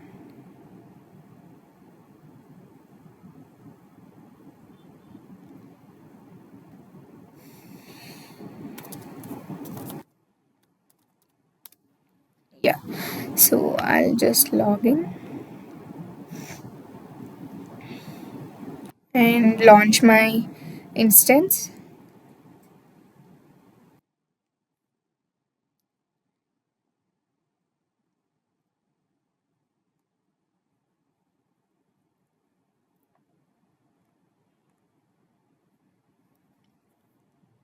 So you can wait until your instance is getting launched.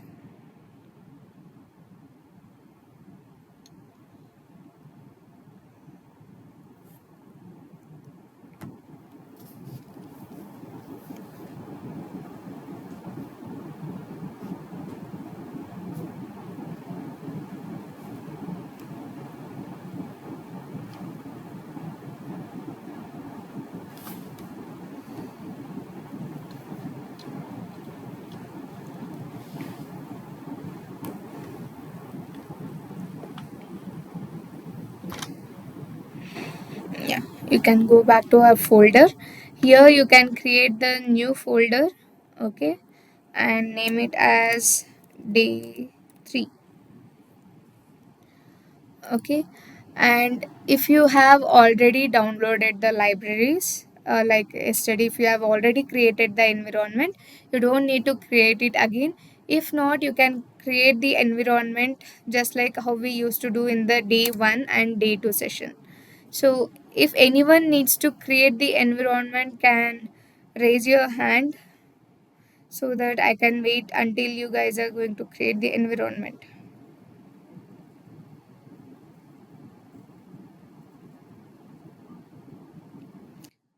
Everyone have the environment created, or do you guys want me to repeat the steps again? Okay, ma'am. Anyone else?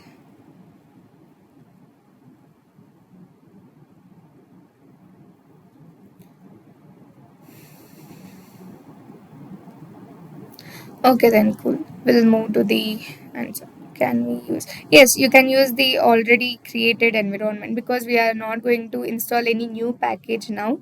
Okay, for the state vector implementation, and for next thing, okay, I will help you like import the packages on the existing environment itself. Okay, no need to worry about it. For now, we will be using the same package system. You can use the same one. I'll guide you through that.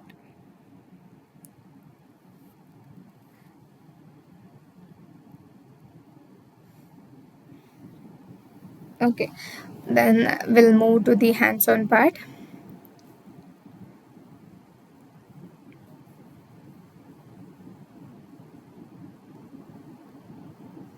Okay, so you can go inside the day 3 folder and you can create a new notebook and you can name it as bell state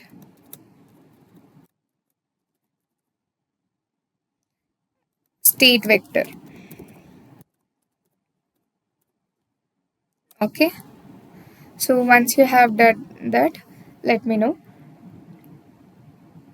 I hope everyone is following on the same steps. And later here you need to change the kernel to our already created kernel. Okay, and click on select option and restart the kernel. This is a ritual you need to follow whenever you are using the qBraid platform. Okay, so once that part is completed, we'll move on to our hands-on session.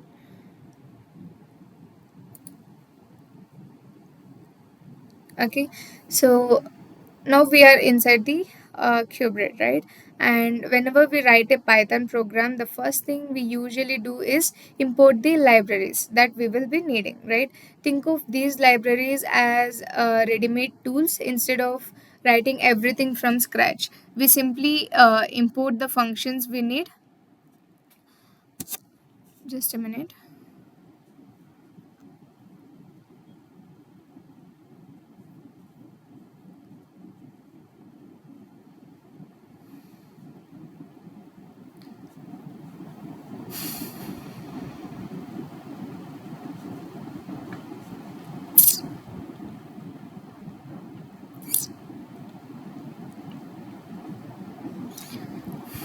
Yeah, so instead of writing everything from scratch, we will simply import the functions we need, and we will go through each import now one by one.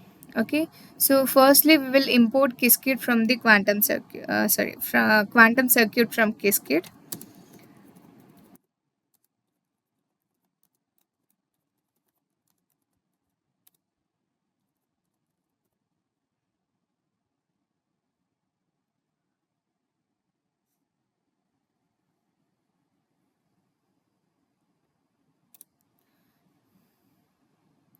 Okay, once this one is done, next, so this first library we are importing is the quantum circuit. This class allows us to create the quantum circuits. Without this, we cannot create any qubits or adding gates or building the quantum program. So every quantum circuit starts here. Next, we will from cascade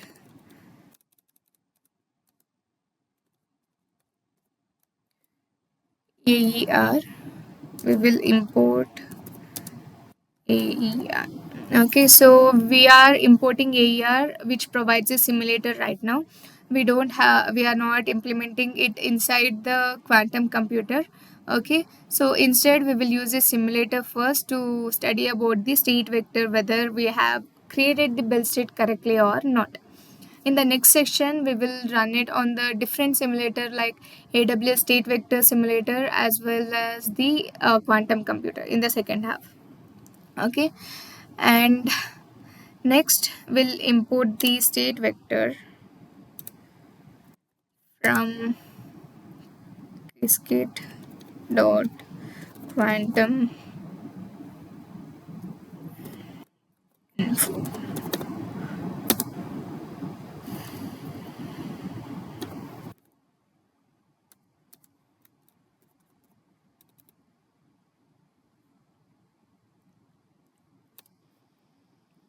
So this one is the most important libraries for our today's lab. And remember, I mentioned that before measurement, the qubit is in the quantum state. We cannot directly see that state by measuring. So the state vector class lets us inspect the quantum state before measurement. So today we will use it to verify our well state has actually been created or not.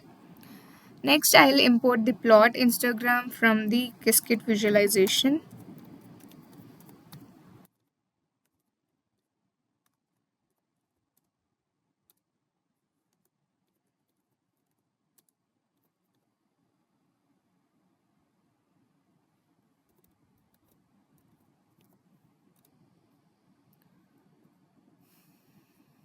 Okay, so once you have done this, you can just so after running the circuit, we will obtain the measurement result. So instead of looking at the table of numbers, it's much easier to see them in a graph, right? So these libraries will draw the histogram showing how frequently each output appears. Next, we will import matplotlib library as a plot, like PLT as the alias name. Instead of using the lengthy keyword, we will make it short.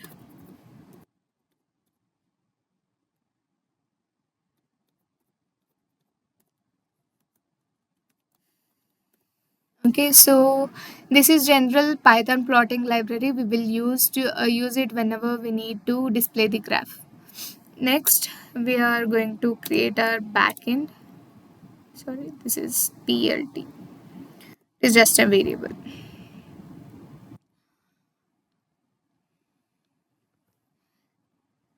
Next, we'll create the backend.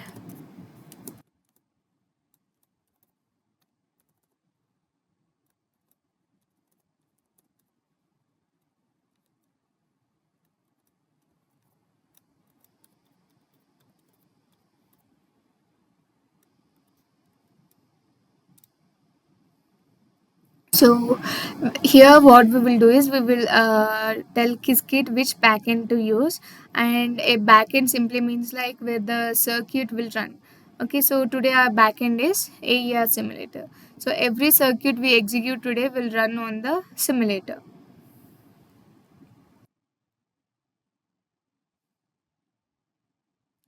Now let's actually build the Bell state. Okay, so anyone have any questions till now before we build the Bell state circuit?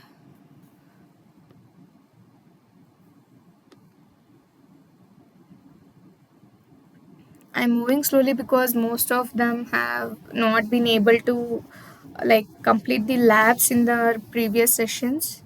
Okay, so let me go slowly only and we'll make sure everyone is completing their labs.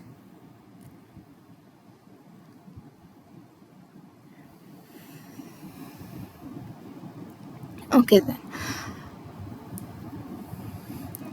So now let's actually build the Bell state. Notice that we are first checking the state vector. We are intentionally not measuring it. Why? Because once we measure, the superposition will get disappeared. So first we will inspect the quantum state only after understanding it, and we will perform the measurement. So you can click on shift enter so that you can shift to the next cell, or you can click on add. You can type QC underscore SV.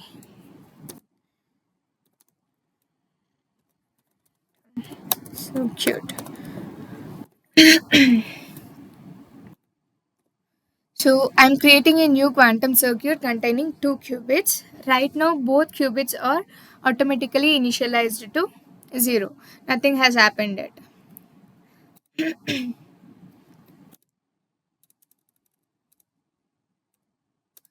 Okay, next we'll apply the Hadamard gate.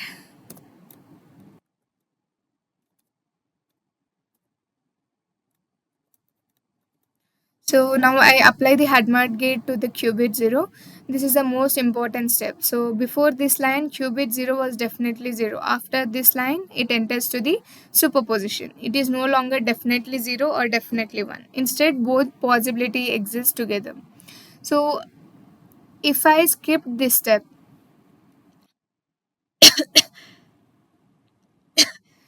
sorry, the Bell state would never be created. Okay, and now now comes the C naught gate.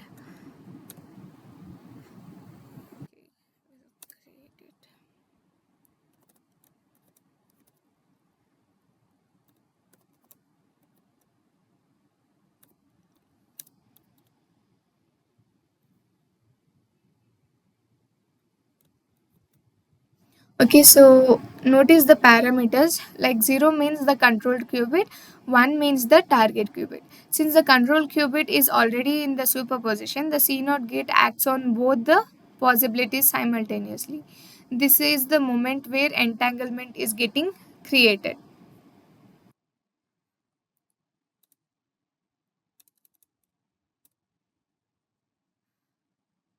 Now let's carefully read the output by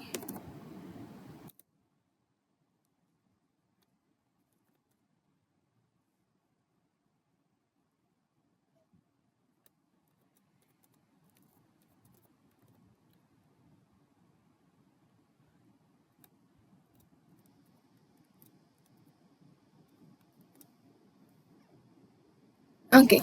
So here you will be noticing the 4 amplitudes if you run it. Okay, so each amplitude corresponds to one basic state. The order will be like 0 0 0 1 1 0 and 1 1. Okay, so we'll run these circuits one by one. Make sure to run your import cell before running your this one. Okay, sorry.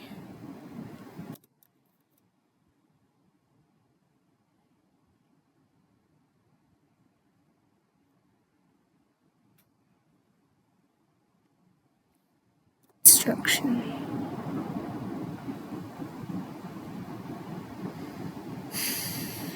Yeah. So the amplitude for 0, 0 and 1 1 is approximately 0.7071. So the amplitude for 0 1 and 1 0 are 0.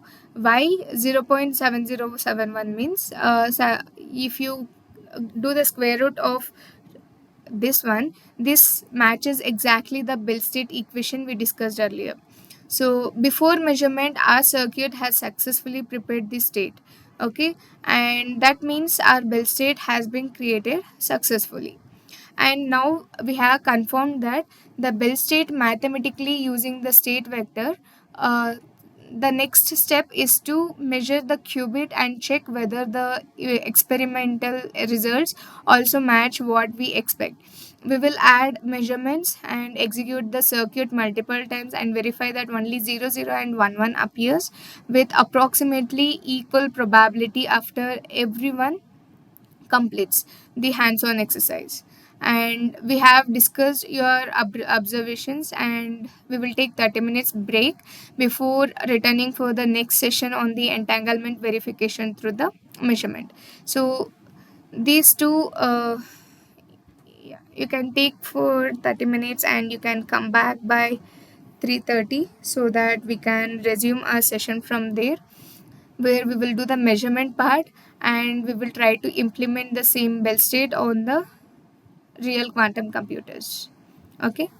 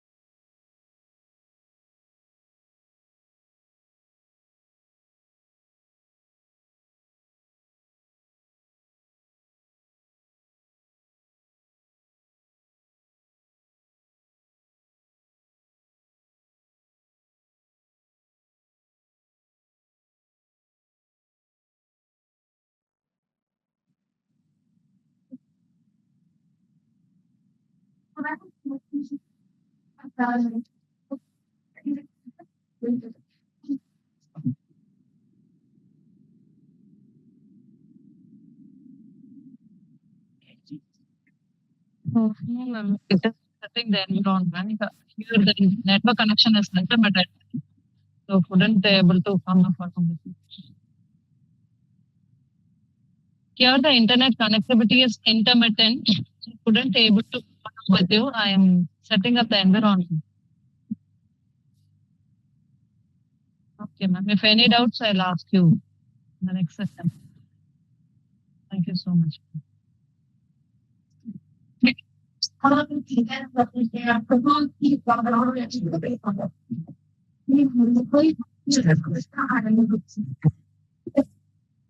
Yes, ma'am. Yes, sir. Ma'am, please you mute itself, ma'am, because my network is hanging. Please, please. Thank you so much.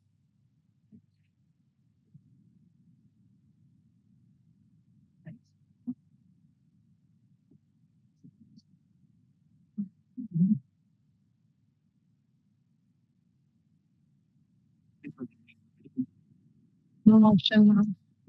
Okay, ma'am. I quit and rejoin again, ma'am. No, it is. I hope it will be very noisy. I'll quit and rejoin. No problem. Thank you, ma'am.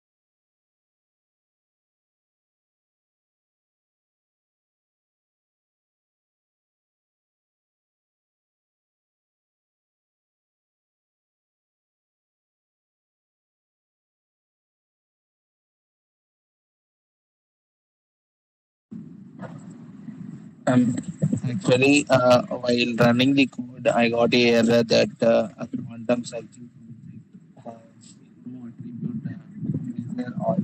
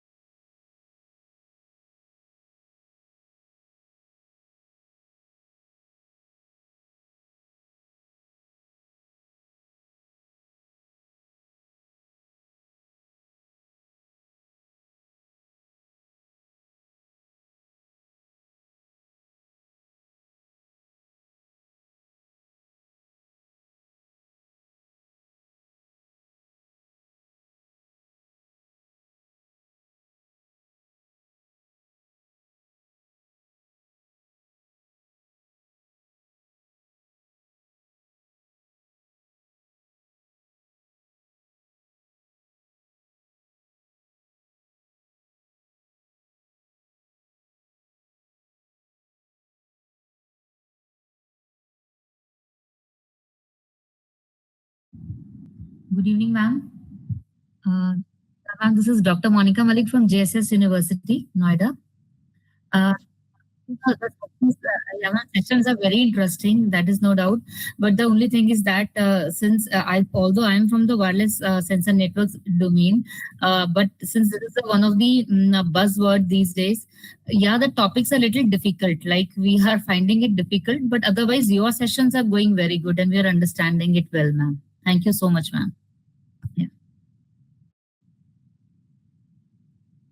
Yes, yes, I have never seen any of this. In fact, I'm also coordinating one Atal FDP, that is an offline FDP at JSS University, ma'am, recently. Yeah. Yeah. Thank you, ma'am. Thank you.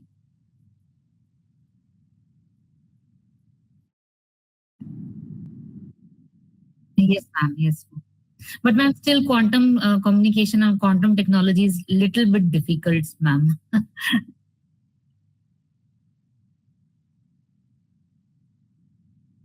Mm.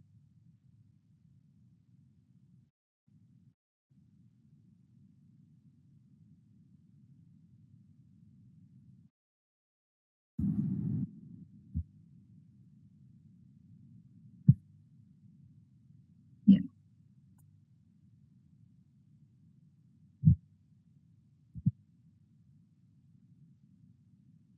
Yeah, yeah. Yeah. And the thing is, whatever we are studying or what we study, there's nothing that we can authenticate it. It seems that it is going in some direction. That is the problem with this. I mean, I'm finding it, ma'am. But otherwise, like attending your sessions, I've attended your session many times, ma'am. But it is always a good experience. I'm learning. I'm learning, ma'am. Thank you so much.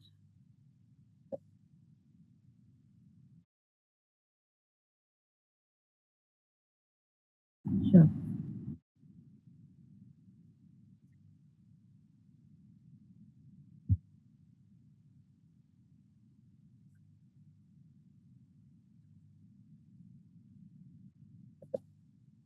Yeah. Thank you so much, ma'am. Thank you. Okay.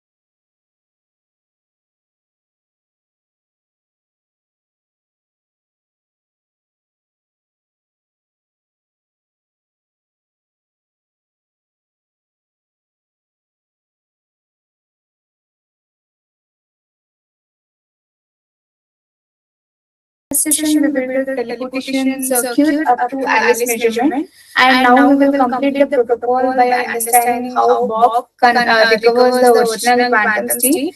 And the key idea is that Alice measurement alone is not enough. Okay, Bob still has to perform the circuit quantum operations based on the two classical bits Alice sends him.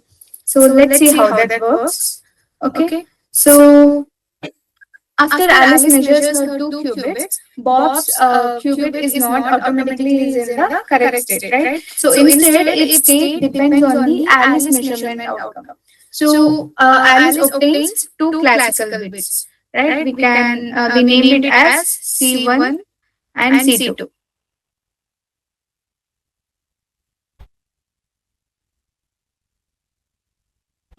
Yeah. So Alice obtains two classical bits, and these two bits tell the Bob exactly which correction gate should be applied when it was shared through the communication channel. So that is Q2. Okay. So there are four possible measurement outcomes. So if Alice measures 0, 0, okay. So Bob does nothing, right? That is what we heard it. And if she measures 0, 1, so Bob will apply the X gate to make it happen. Okay, to make it come to this state. And next, if she measures the 1, 0 state, Bob will apply in the Z gate. Okay, so and if like Alice measures the 1, 1. Okay, that time Bob should apply both the X and Z gate. Okay.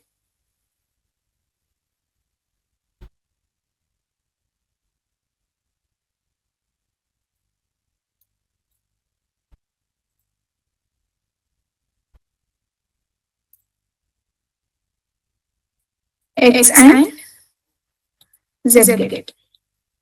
Okay, so these corrections gates, what it will do, it will remove the changes introduced during the Alice measurement, and it will also recover the original state of the quantum. Okay, like qubit. So an important observation is that, like, without receiving these two classical bits, Bob has no idea which correction to perform. So his qubit simply appears random, and this is why classical communication is an essential part of the quantum teleportation. And entangle alone it is not at all sufficient.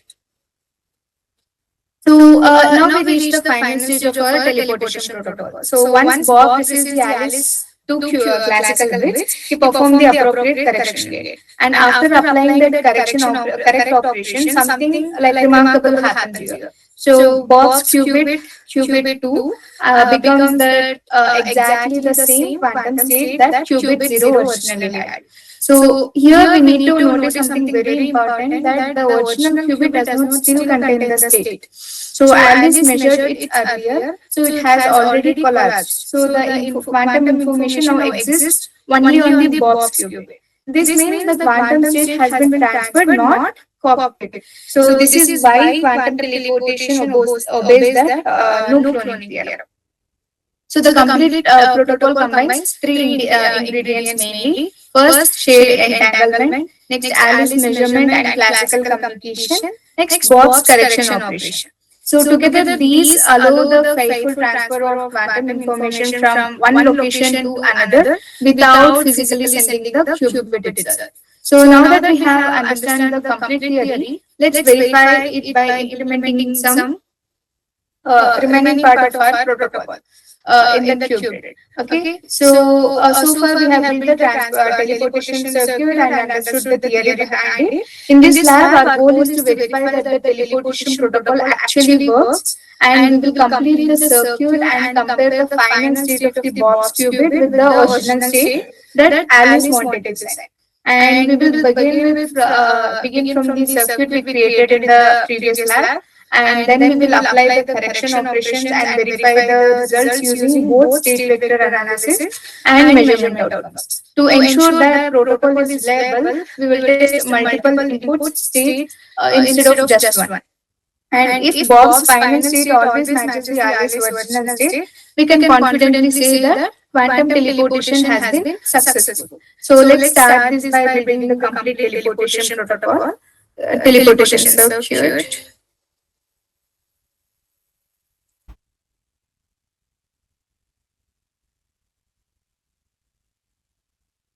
Okay, if someone, for someone, it might ask to restart it. Why? Because we are back after long time. For me only, it is asking. I'll just restart it. No issues.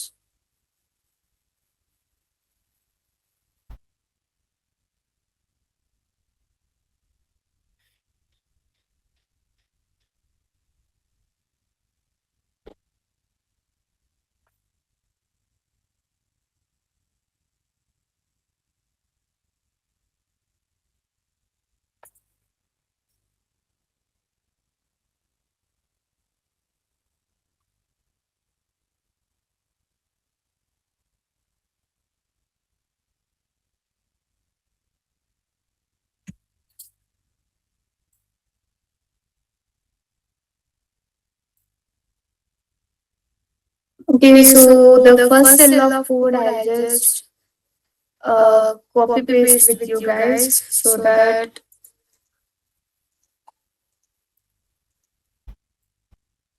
we will have another half an hour for executing it on the hardware because typing the full code will take some time. So I'll just paste it on the cells. You can just copy paste it. But I'll be explaining you guys about what we have read. Okay.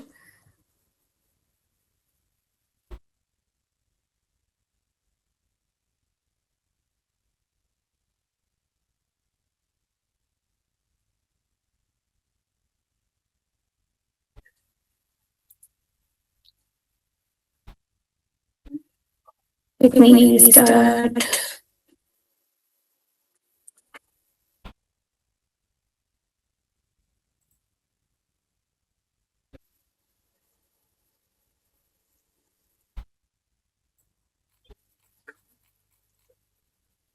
Yes.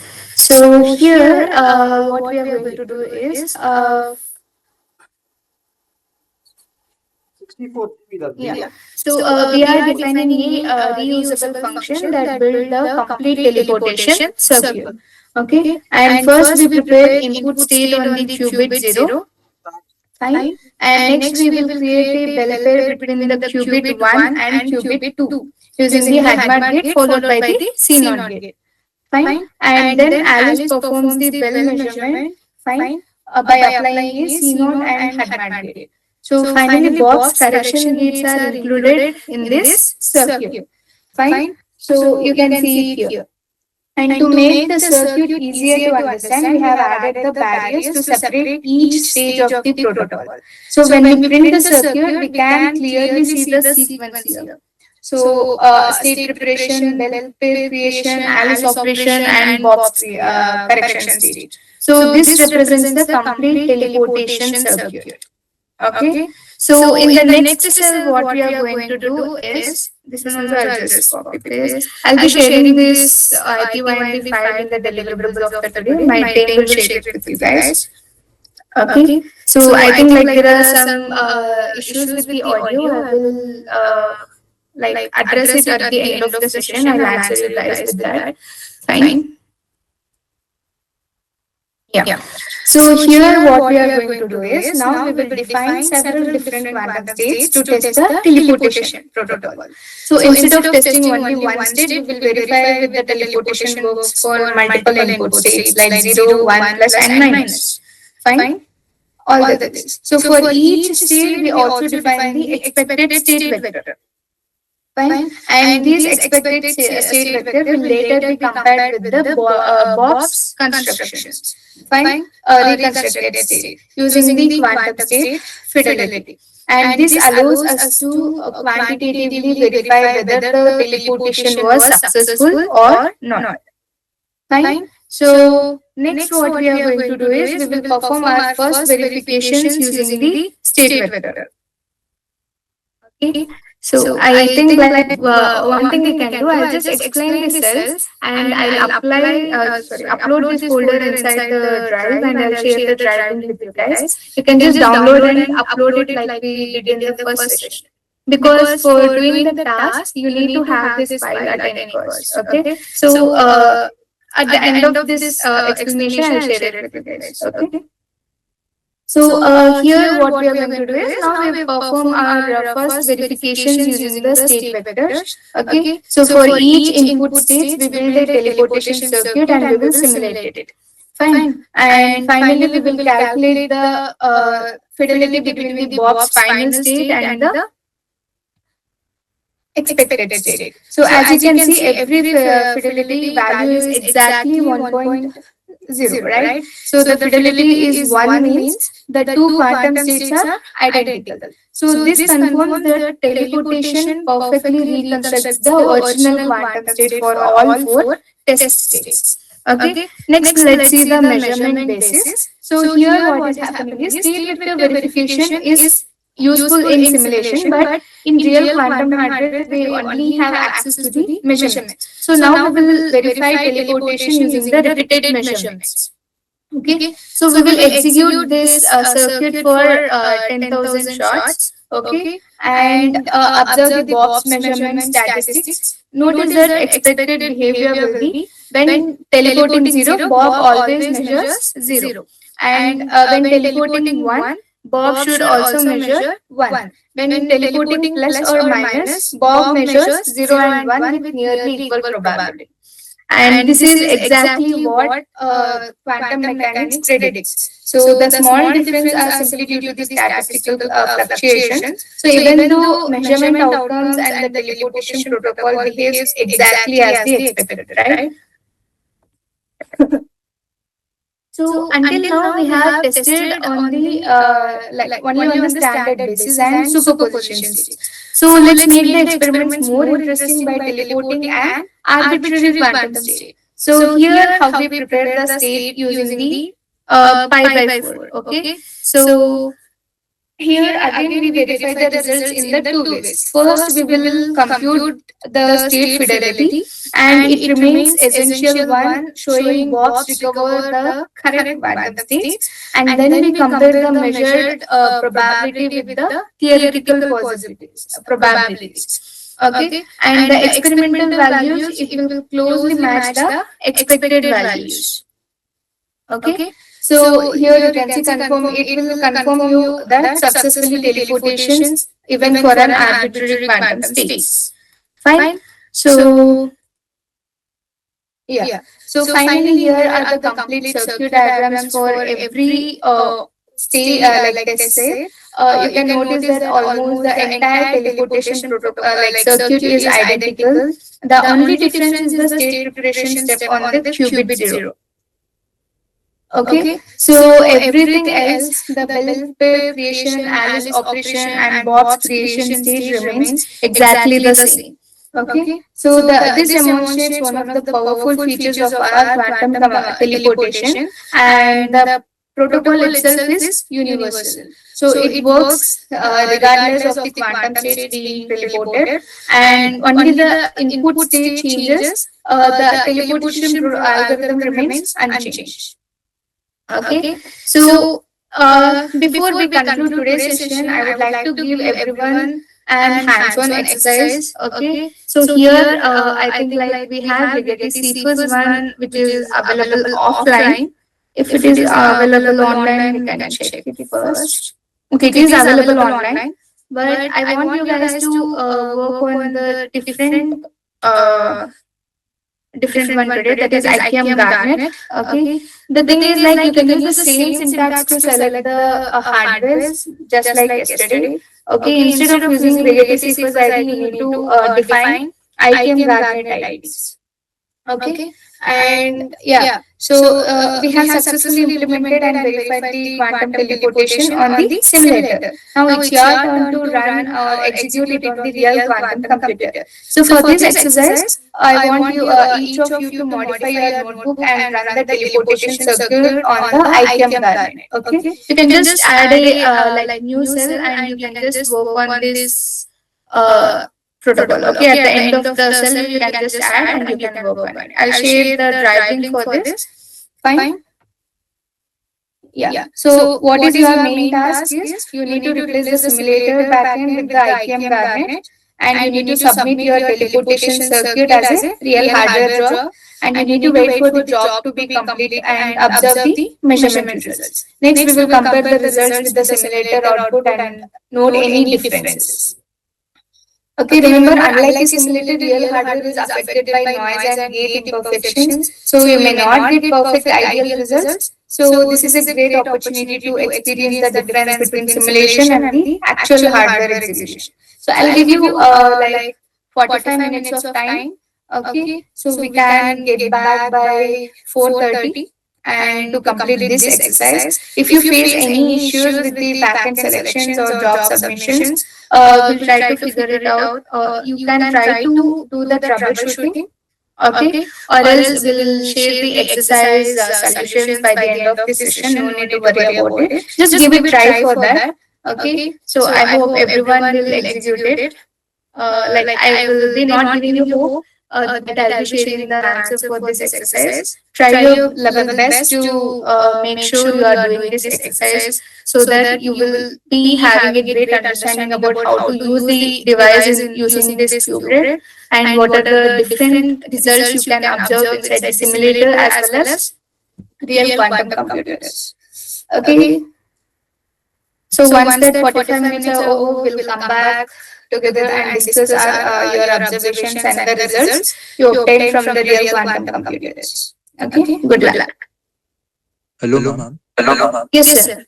Yeah, actually, I want you to let me know this part. So you mentioned replace to replace the simulator backend, right? After that, I could not I could not track. Yes, sir. Okay, Can you okay. repeat? So first, you need to replace the simulator with the backend with IQM Garnet. Okay, you need to change the device IDs. Yesterday we worked on related C plus one, right? Same procedure will go for device selection. You need to replace only the device IDs, but defining the variables will be little bit challenging for you. Just give it a try, okay? And you can submit your teleportation circuit which you have built in the simulator. You can submit same variable inside the real hardware, and you can wait for the job to complete. It will take some time to execute on the real quantum computer because of the queues. Okay, and you can observe the measurement results, like what is the difference of using the simulator as well as the real quantum computers. Okay, ma'am. Thank you. Yes, sir. So we will get back by 4:30. Will that be okay for everyone? I'll be sharing you the drive link. So give it a try for it and go with that.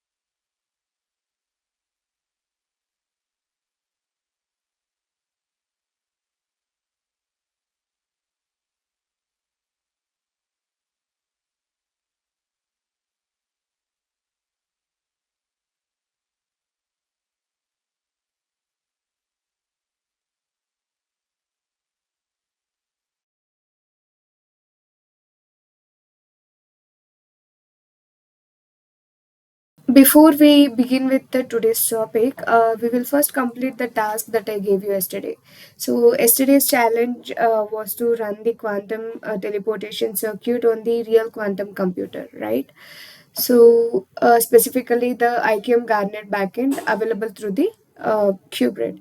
So today I will demonstrate the complete workflow from connecting to the hardware and submitting the circuit and retrieving the results and finally interpreting what those results mean. Okay.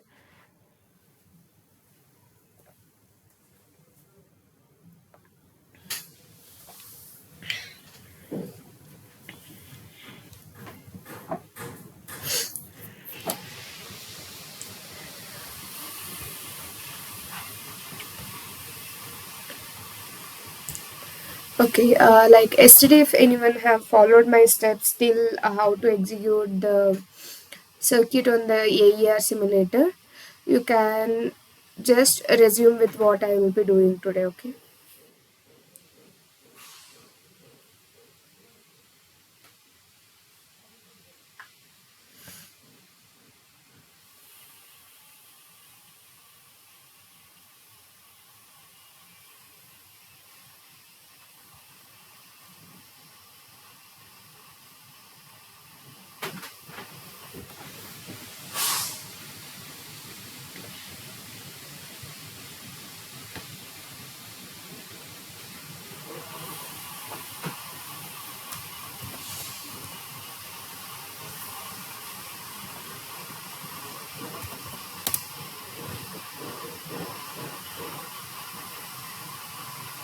And you can launch the instance once you have logged in.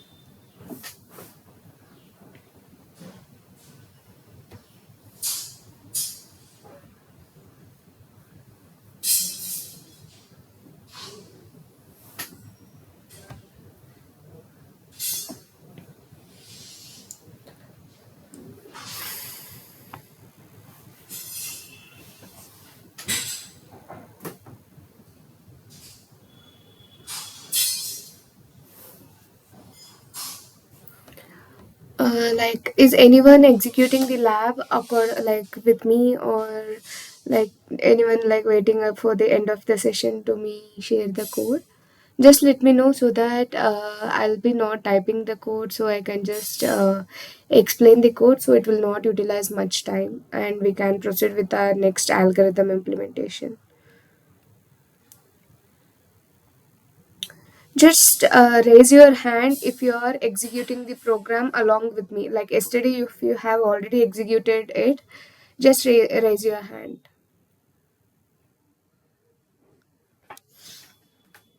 Ma'am, yesterday in the second part, I was not able to continue because I had to leave for my classes.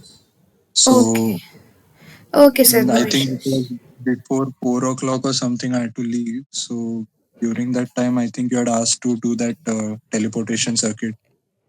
Yes, So hardware. Yeah. So that one only. So yeah, we'll do one thing. I'll just explain the code because we have no much time.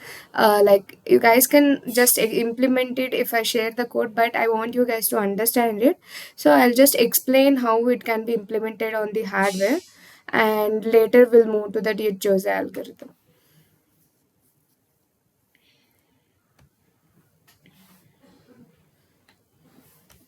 Okay, so right, for yeah, like using any qBraid simulator or the quantum computers, what we need to do is first we need to like import the qBraid provider, right? So till yesterday we did till here, till like Bob's correction gates was applied and we verified whether the data was received properly or not, whether the teleportation is successful or not, right? So first step here, we will import the qBraid provider. So this provider will give us the access to all the quantum devices available through the qBraid. Okay, and next we will create a provider object and connect it to the IQM Garnet backend using the device ID. So after that, we print the device information and metadata. Okay, so the metadata will tell us about the details such as whether the device is a simulator or the actual hardware and the number of qubits available inside this. Okay, and how much like credit cost it will take, and supported gates, connectivity, and other hardware specifications. So before running any circuit, it's always a good practice to inspect the backend in which you are going to run your circuits. Okay, next, now we will build the teleportation circuit. Okay, so in this example we are teleporting an arbitrary quantum state which will be prepared using the ry pi by 4 or rotation. So after construction, the teleportation protocol we will be measuring all. Okay, so remember that real quantum computers cannot return the complete quantum state, so they only return measurement outcomes. Okay, so measurement gates are mandatory before submitting the circuit. So finally we draw the circuit just to verify what everything has been built correctly or not. And you can clearly see the state preparation, bell pair creation, and Alice operation and Bob's correction gates, and the final measurements, right? So next, what we are going to do now, we are ready to execute this circuit on the real quantum computer, right? So here we have chosen the 50 shots. Okay, and a shot will be like meaning repeating the same quantum circuit multiple times, right? So you can go for how many ever number of shots you want to just verify your data is correct or not. Okay, the more shots you're going to do, the more validity you will be getting. Okay, the proof of concept you will get whether it is correct or correctly executed or not. Since quantum measurements are probabilistic, we repeat the circuit several times to obtain the meaningful statistics. So we submit the circuits using the run method. Okay, so yeah, immediately after submission, your qBraid will return you the job ID. Fine, think of it this as a tracking number. You can use it to monitor the execution status and retrieve the results once the quantum hardware finishes. So for example, like for this running the job, you might get the output within a minute or 5 minutes. Okay, but there are some circuits whenever you are working on some iterations, it might take days, or because of it might be because of your program, or it can be because of the number of queues available inside these devices. So here you can see in each device there will be queues created. Queues means there are some people which are already like using the same device along with you. So whenever you are running the job, it will be also placed inside some queue. Okay, so mostly the jammed one is always IBM. Why? Because currently this QGSS program is going on, right? So due to that, these jobs are getting queued like a lengthy one. So you can just go for a different device which is available through the qBraid. So yeah, at that time, if you want to track the job IDs, okay, so you can go to their specific cloud account. If you have the what will say job id and job like account to that specific cloud, you can just monitor your job id there also, or you can monitor the jobs here. You will get three state running process. Okay, one will be queued if it is in standing in the queue, and if it is getting implemented inside the hardware, that time it will be showing you the status of running. Okay, and if it is done, it will be showing you the completed state. Okay, so we can use this one. So as I said, this job id, you can use it to monitor the execution status and retrieve the result once the quantum hardware finishes our job. Okay, next, once the execution is completed, we call the job.result. This retrieves the measurement results from the quantum hardware. Okay, and here we are going to print the measurement counts. So there are simply the number of times each 3-bit measurements outcomes occurred across all shots. Okay, so since we executed the circuit 50 times, all of these counts together should add up to 50. Okay, and next step is about analyzing the Bob's qubit, right? So our goal is not to analyze all the 3 measured qubits. We are only interested in the Bob's qubit because that's the qubit that should contain the teleported quantum state. So we extract only Bob's measurement results from the complete bit string. Then we count how many times Bob measured. Okay, 0, 1. Finally, we will convert those counts into the probability. Okay, so now let's understand what these results tell us. So here you can say the hardware returned is Bob measured 0 for 0 point means 29 times and 1 for 21 times. So since the experiment was executed 50 times, so the probability will become like let me draw you some.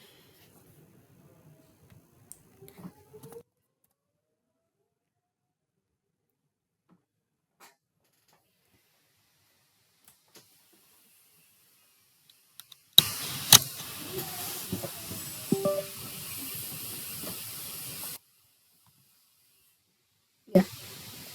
So here you can see.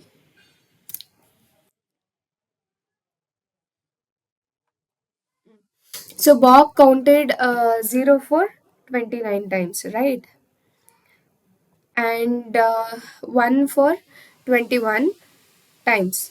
So probability of 0 will be, because we measured for how many times? 50. So probability of 0 will be 29 divided by 50. So how many times we will be getting it? It will be, the total probability will be 0.58. Okay, and similarly for the Bob of counted for 1, that time it will be like 21 divided by 50.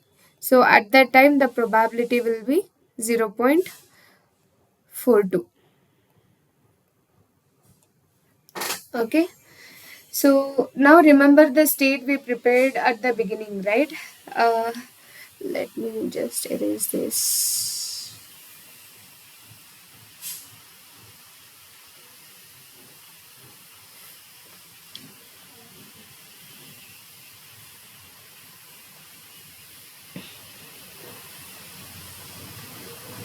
Yeah.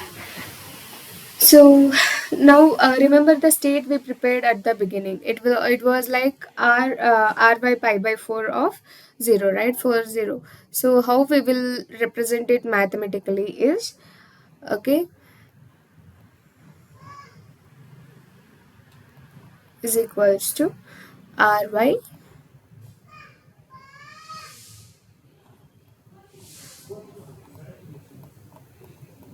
pi by 4 of for 0.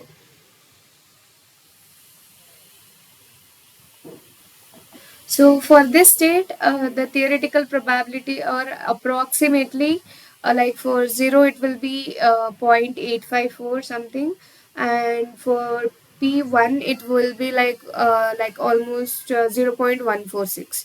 Okay, so on an ideal simulator we would expect values very close to this. Okay, so however we are running it on the quantum computer, so it's perfectly normal for the measured probabilities to differ. So real hardwares, right, it is affected by gate errors, decoherence and readout errors and noise in the physical bits. So these imperfections introduce deviations from the ideal theoretical values. So what's important is not obtaining exactly the same probabilities, but successfully completing the entire teleportation on the real quantum hardware. So this demonstration that we were able to like prepare the quantum state, create entanglement, execution of telecommunication protocol, run it on the real quantum processor, and retrieve the analyzed experiment result. Okay, so this is the exactly how quantum experiments are like performed in the real research as well as in the industry side. Okay,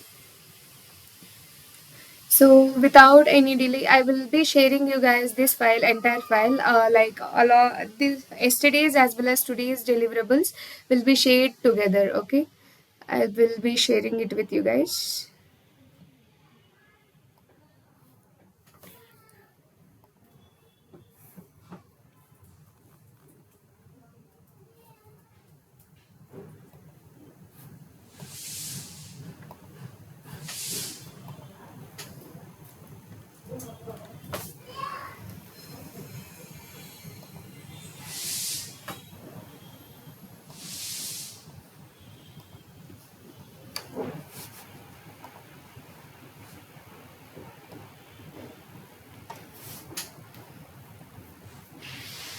Okay. So now I officially welcome you guys to the day 5 of our FTP on the quantum computing using qBraid. So yesterday we explored the complete quantum teleportation protocol, and at the end of the session I gave you a small challenge, that is executing the teleportation circuit on the real quantum computer, that is IQM Garnet. Okay, I hope like many of you tried. It's okay if not. I have explained you guys about the concept. I will share the notebook file with you. Guys can try it out from your end. Okay. So today's session is divided into 4 parts. Okay, so first we will execute the complete Jose algorithm and understand how to interpret its result. And next we will perform our lab 15. Okay, we will be by implementing the algorithms ourselves. After that, we will compare how this problem is solved classically versus quantum mechanically. And finally, we will move to the lab 16 where we will test the algorithm using multiple oracle functions. So before starting the today's topic, let's quickly recap what we learned yesterday. We studied the quantum teleportation protocol and saw that it combines quantum entanglement as well as the classical communication. We learned how Alice performs measurement and sends classical bits, and how Bob reconstructs the original quantum state using the correction operation.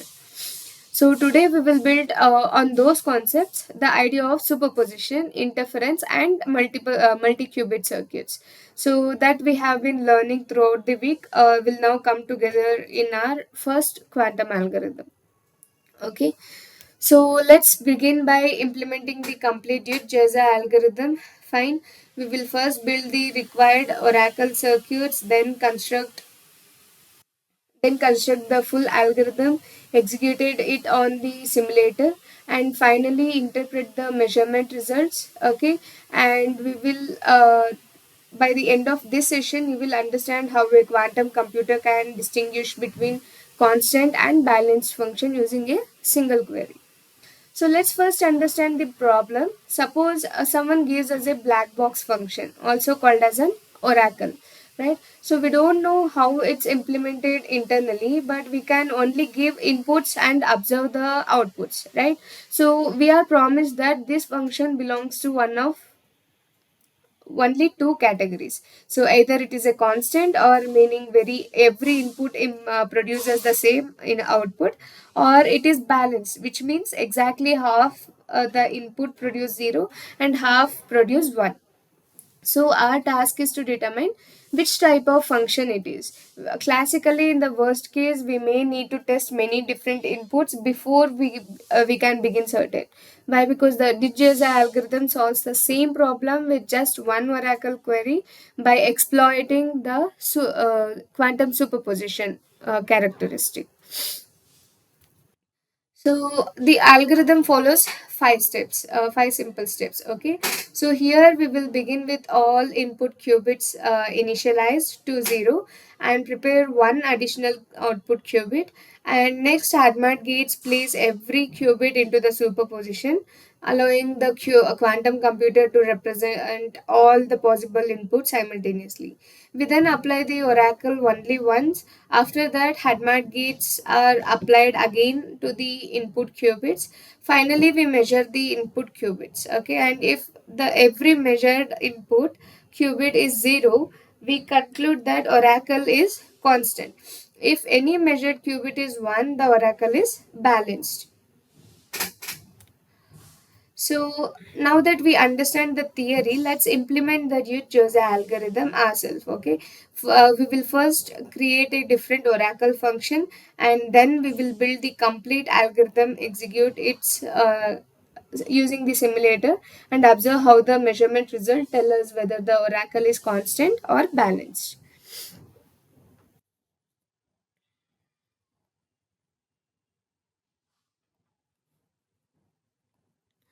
Okay, you can go to our as usual folder structure which we created from day one.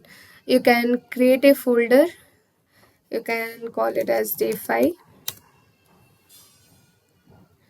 Okay, so inside day 5 you can create a new notebook and you can rename it.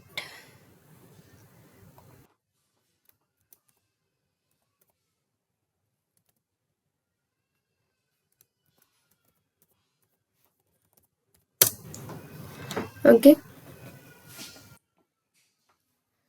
yes, so as usual, ritual for us to select the kernel which we created. Fine, and you need to restart it.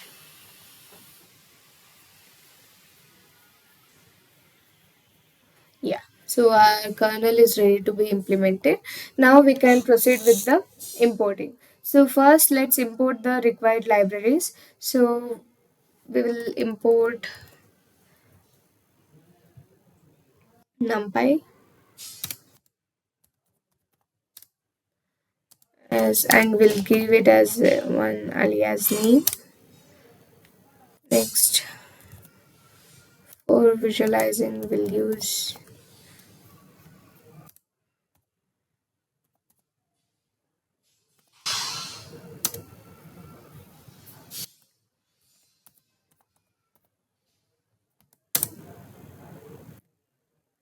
next from Qiskit we will import quantum circuit, which is the important.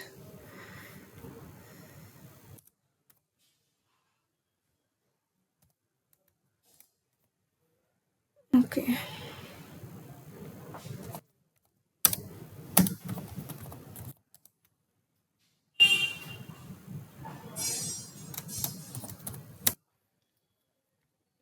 Next, we'll import the simulator.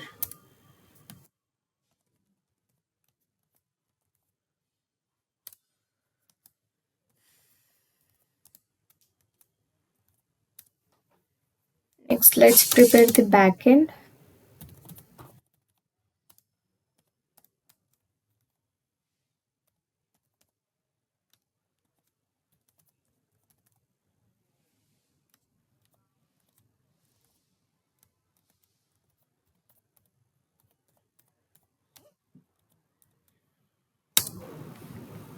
And to check whether our backend is ready, we can print.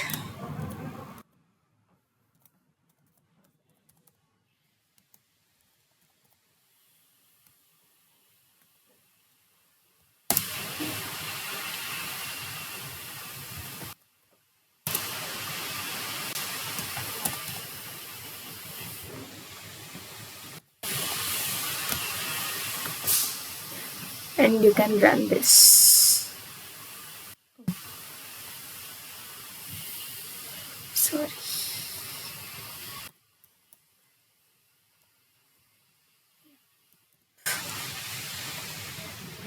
Yeah.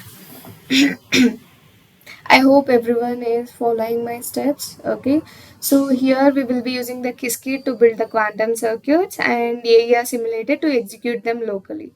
And then we initialize the simulator backend. So if we see like backend ready AER simulator, it confirms everything is configured correctly.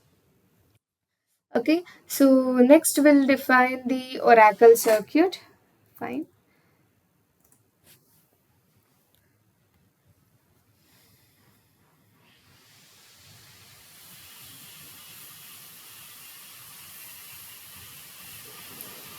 So remember our oracle will be like representing the unknown function. Fine.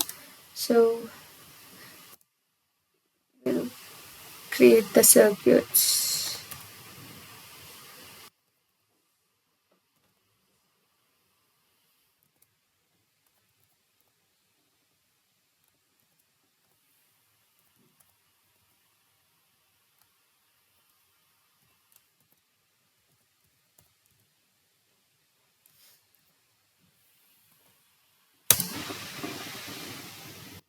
Next will be the circuit inside this function.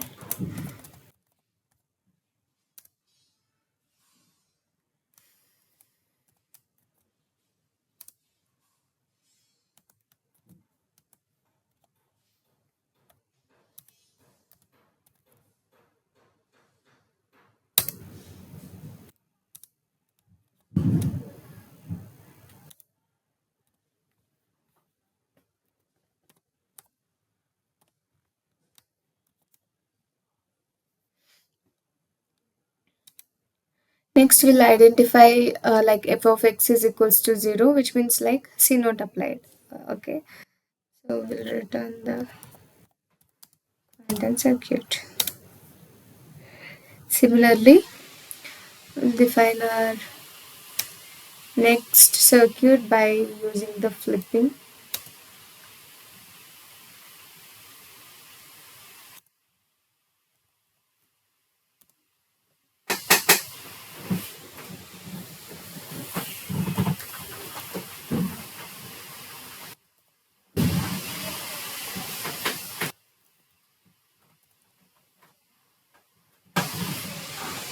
I'll zoom it a little bit so it will be visible.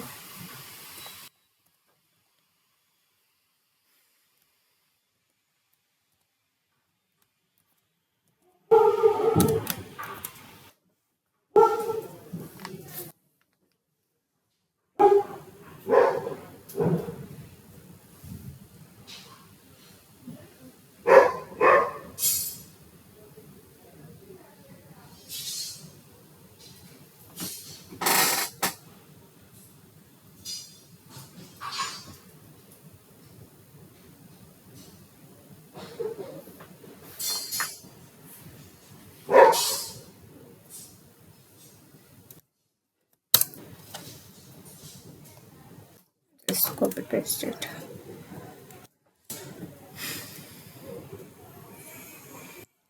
We'll call it as one. Next, we'll flip the gate. Okay, so for that we will be using the X gate.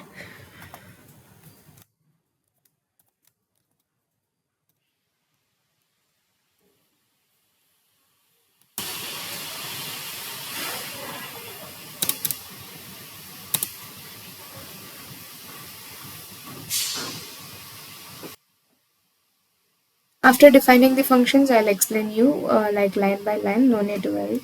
Okay, just follow my steps. Next, we'll define the balanced inner product oracle.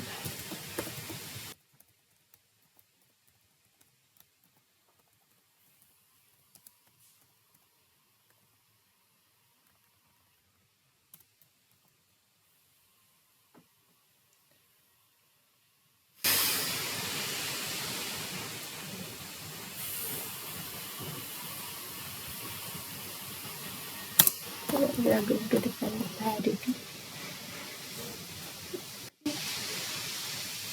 Next, let's define the range.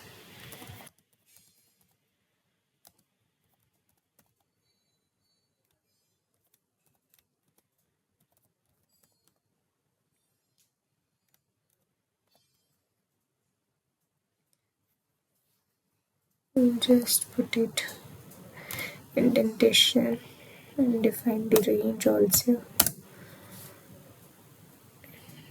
Yeah. Next, bit oracle balanced one.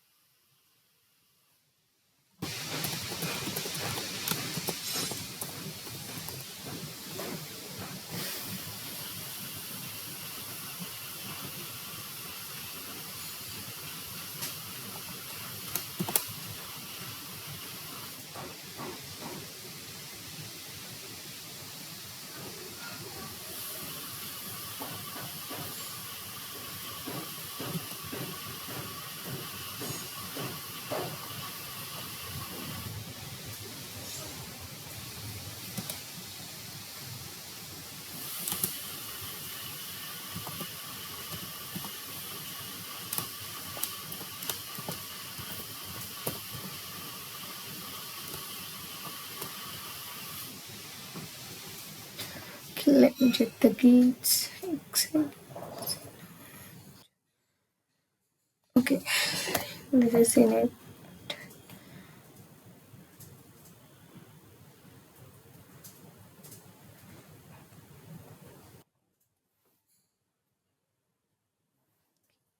Here too, it is a C node gate.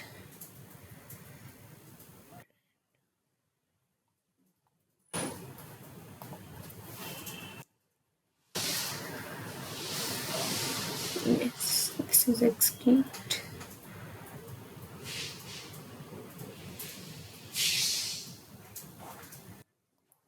Let me try to run it.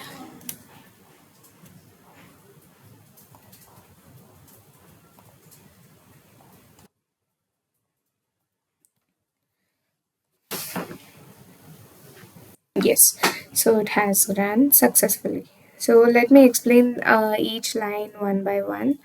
Okay, so here first we have defined the constant zero oracle, right? So here we are creating a Python function named as constant zero oracle. Fine. So n qubits, it represent the number of input qubits. Okay, the oracle will automatically create one additional ancilla qubit.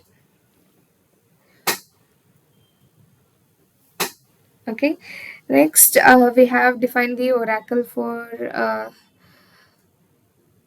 f of x, right? So 0 for all x, so which means like this is the function documentation. Okay, it will does nothing, and this one is about defining the function. So it will create a quantum circuit. It will contain n qubits, which will input the qubits, and one is the ancilla qubit. So we will label this circuit as the f is equals to 0, so it is easily identified later when we are printing the circuits.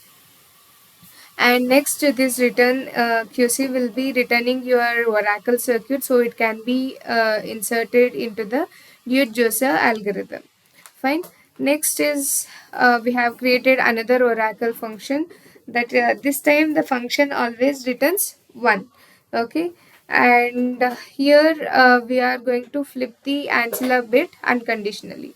So here we have defined QC is equals to quantum circuit of n qubit plus 1 and name is equals to f is equals to 1. So here what happening is we are going to create another Oracle circuit, and again it contains all the input qubits plus 1 ancilla qubit.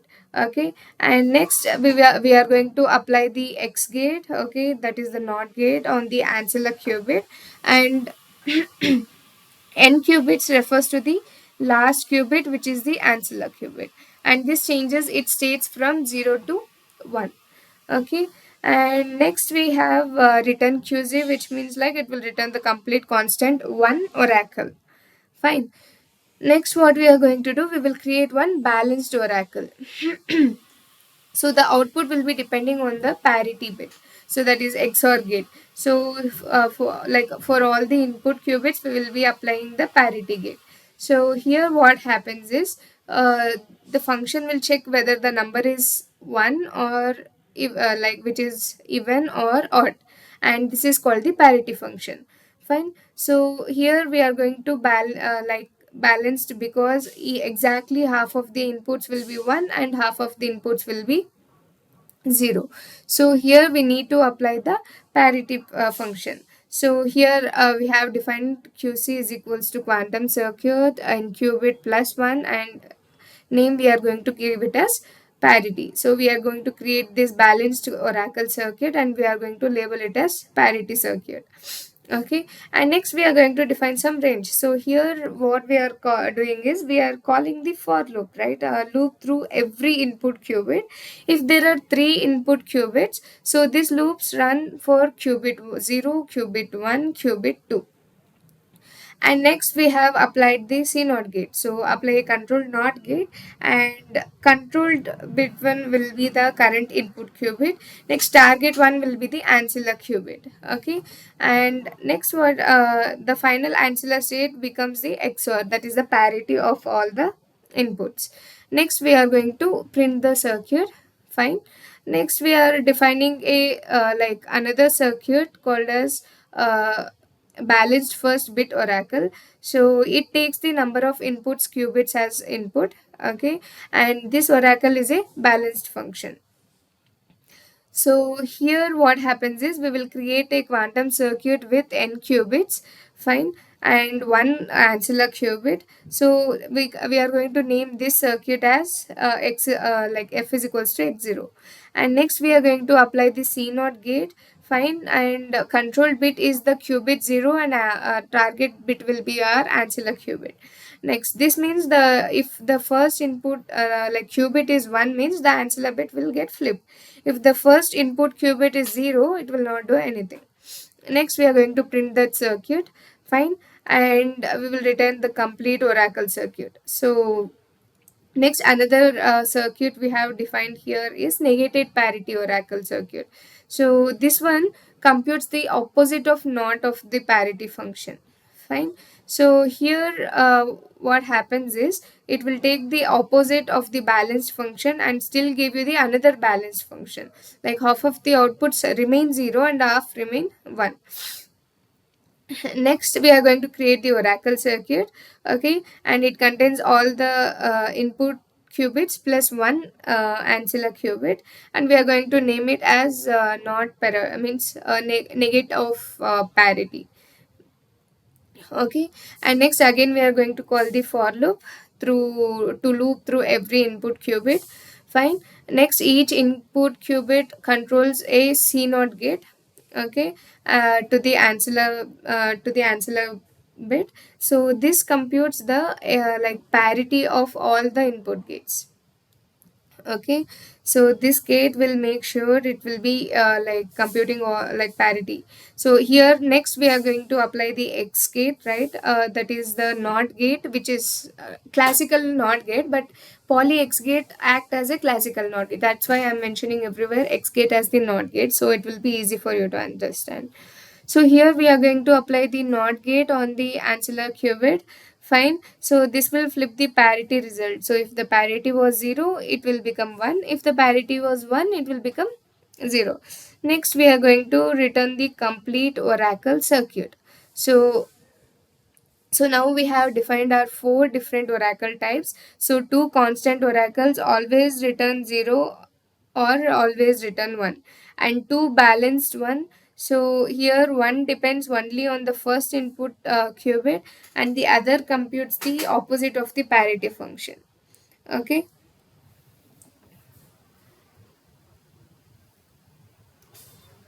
Okay, so next let's display these circuits whatever we have defined it here. Fine.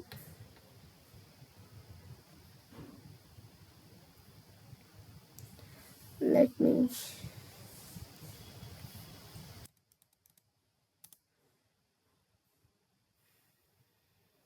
So first for oracle, if it is like n is equals to 2, so we'll create circuit for n is equals to 2 and we'll print.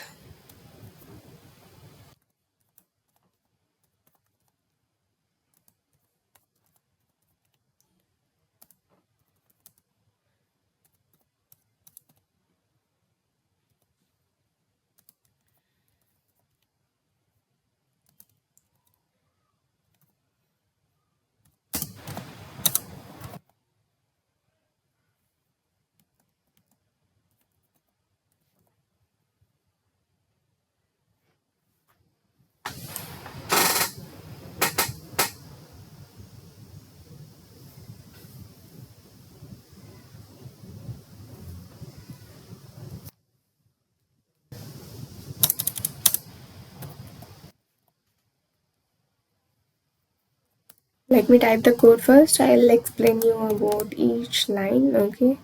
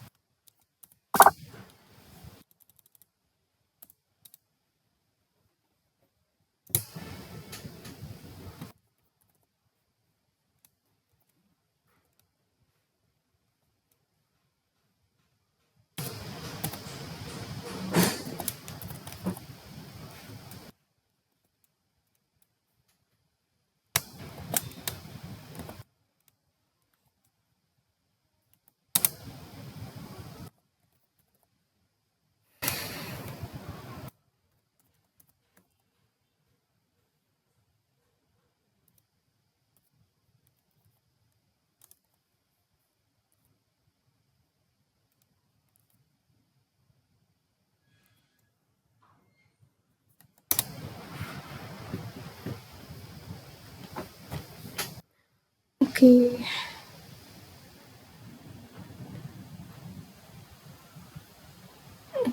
I forgot to close.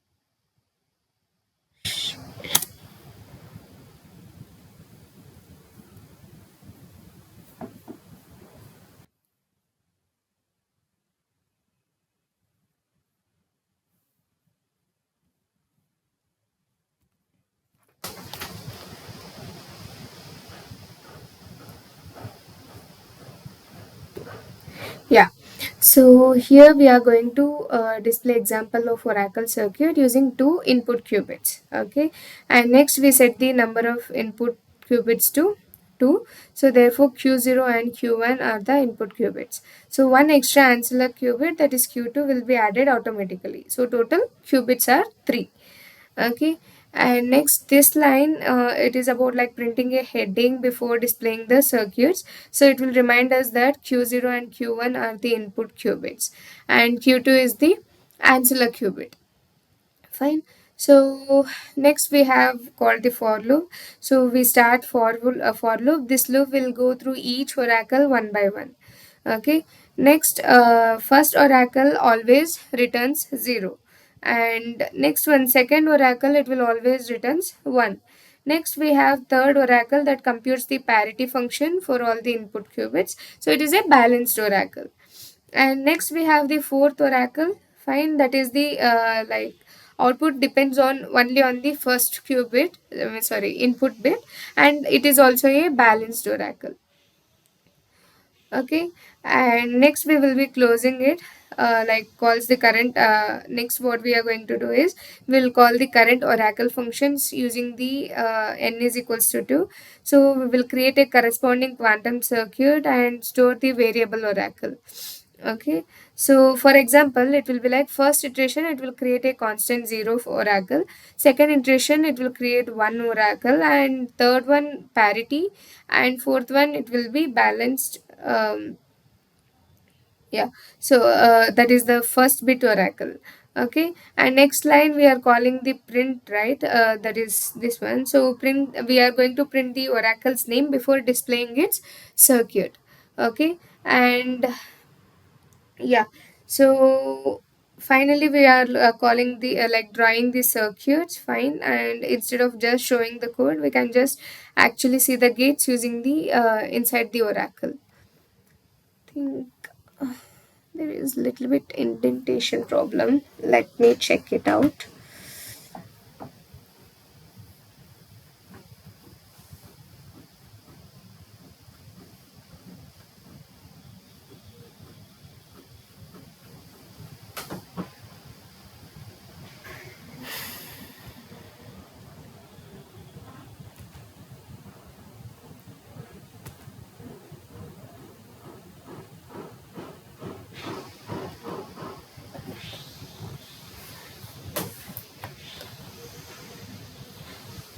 Yes, this is the one, right?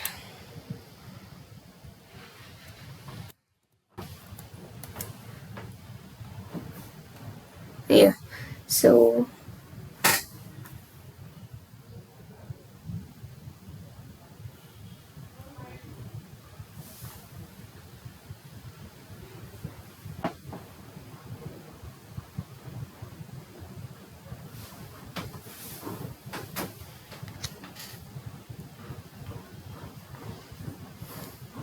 okay, so here we have built like printed the same way how we have defined inside. Okay, so I think like little bit indentation problem was there, no worries about that. Okay, so here what we are doing is you can check the output. So we asked Qiskit to draw all the 4 oracle circuits for 2 input qubits, right? So here Q0 and Q1 are the input qubits, while Q2 is the ancillary qubit or the output qubit, you can say. So you can notice that each oracle has implemented a different functions. Okay, so for example, we have the Q0, Q1 and Q2. There are no gates in these circuits. So none of the qubits are modified and the ancilla qubit is never flipped. So which means the oracle always returns 0 and regardless of this input. So this is why we call it as a constant function. Fine. Next we have the f is equals to 1 constant, and here you can see the output. Fine. So here what happens is q0 and q1 doesn't have any gates, but there is one x gate on the q2. So the x gate, what it will do, it will be flipping 0 to 1 or 1 to 0, right? So no matter what the input is, the ancilla is always flipped. Okay, so here again every input will give you the same answer, so it is called as constant function. And next we have the parity one. So here you can see C naught gate connecting the input qubits to the ancillar qubit, right? So here what does that mean is Q0 controls the ancillar qubit and Q1 controls the Q1 also controls the ancillar qubit. Okay, so every input qubit contributes to the final output. So this compute will be becoming like f of x is equals to x0 plus x1, which means XOR for the both the qubits. So here here the outputs will be like half of it will be 0 and half of it will be 1. So we are calling it as the balanced oracle. Okay, and next if you scroll further, you will be seeing the only C naught gate, right? So only the first input qubit, that is qubit 0, controls the ancillar qubit, right? So if q0 is equals to 1 means the ancillar will flip, or if q0 is 0 means it will not do anything to the ancillar bit. So here f of x will be x not only, not both the one. So here it is also called as a balanced function, but two outputs will be 0 and two outputs will be 1. So it is called as like balance. But the output of the ancillar bit depends only on the first input qubit. Okay, so yeah. So from these circuit diagrams, we can clearly see the difference between the constant and the balanced oracles, right? And constant oracles either do nothing or always flip the ancillar, while the balanced oracles, it will use the C naught gate, like gates controlled by input qubits. So in the next step, we will plug these oracle circuits into the Dude-Jose algorithm and see how a single quantum execution can identify whether the oracle is constant or balanced. Okay, so we'll meet at 3:30 today. We can have only like 15 minutes of break because we have lots to discuss about the Dude-Jose algorithm. Okay, so we will resume it by 3:30. Fine.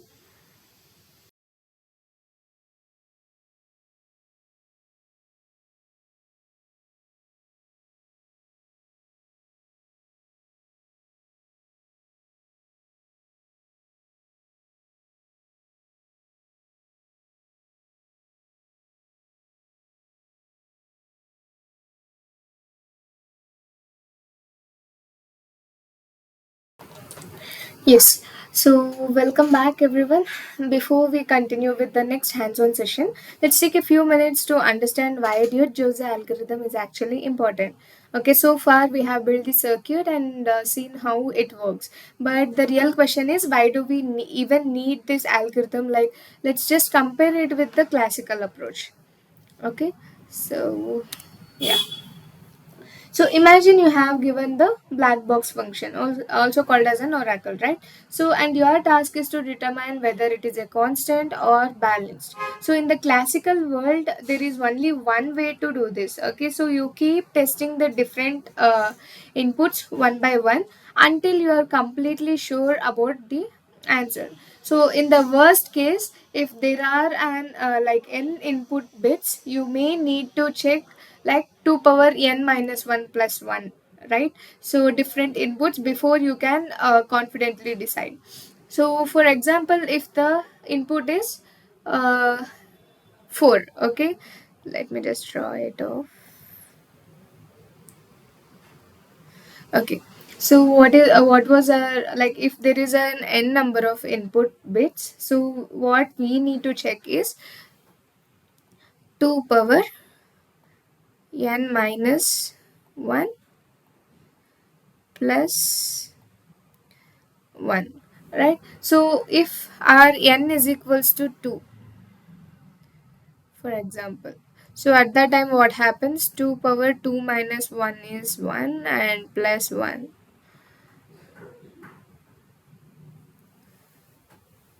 So we will be seeing the, sorry, 3 possible inputs, right? So for example, if it is 4 means 4 minus 1 will be 3. So 2 power 3 plus 1. So 2 power 3 is 8. 8 plus 1, yeah, 8 plus 1, 9. So we will be seeing these many possible inputs. So in the worst case, you might have to test up to 9 different inputs, okay? So but the Dude-Jose algorithm does something remarkable here. So instead of checking multiple inputs individually, it uses quantum superposition to evaluate all the possible inputs simultaneously and needs only one query to the oracle, so regardless of how many input qubits there are. Okay, so as the number of input qubits increases, this difference becomes much larger. So this is one of the easy like earliest demonstration of the quantum advantage.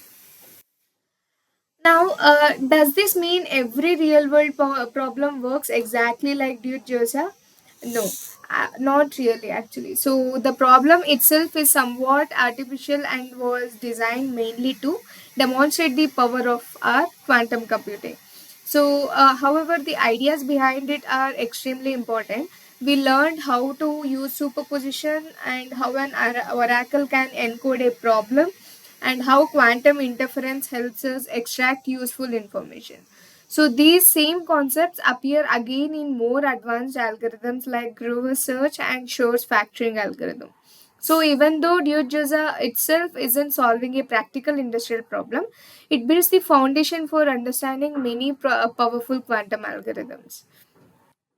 So now it's time for our final hands-on activity. In the previous lab, we built the Dude-Jose circuit and tested it with the oracles, right? One oracle. So in this lab, we will reuse exactly the same circuit and simply replace the oracle with different ones. We will test the constant 0 and constant 1, balanced parity and balanced first bit oracle.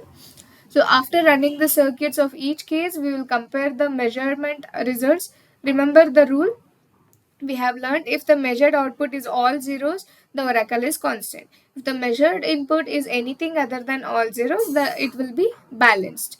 Okay, so by testing multiple oracle types, we will verify that the Dude-Jose algorithm correctly classifies every oracle using just a single quantum query. So with this concepts clear, we'll now switch back to the qBraid and implement our lab together. Fine.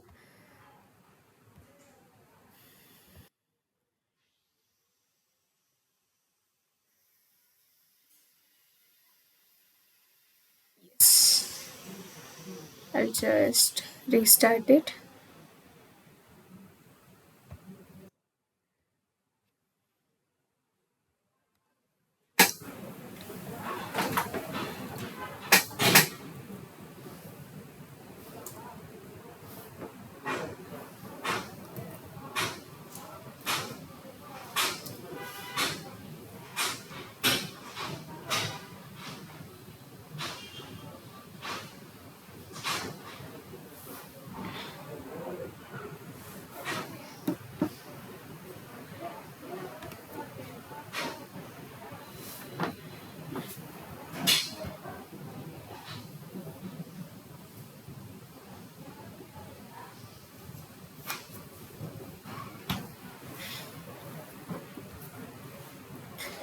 Yes.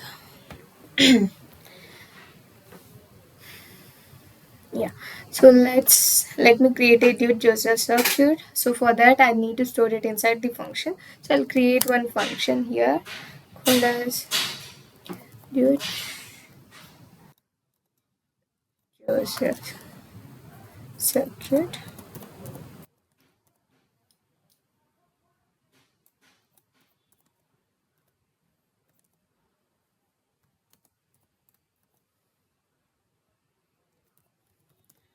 Okay, why my variables are not coming? Because I have forgot to restart my kernel. So let me restart it.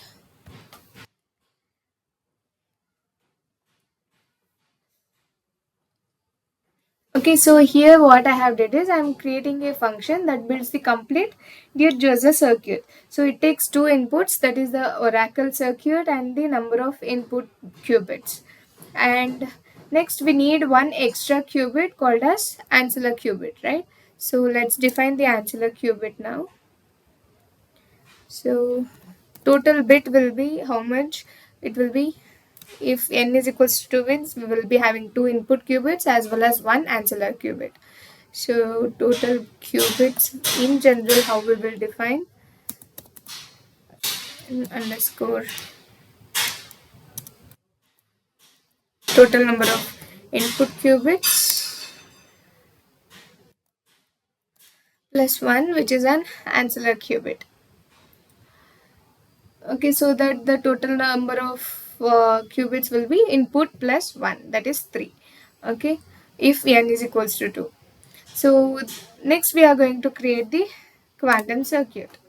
Okay, so we'll call a variable to store our quantum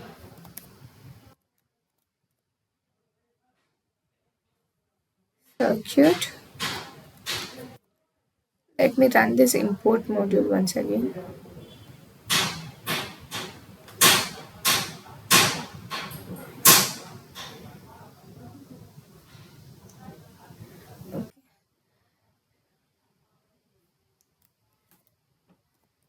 We'll define the qubits used.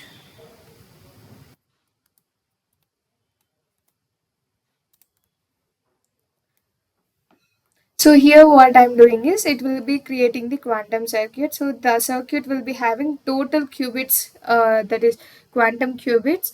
Okay, and n qubit is the classical bits to store the measurement results. Fine. So you can notice that the ancillary qubit is not, we are not measuring it here.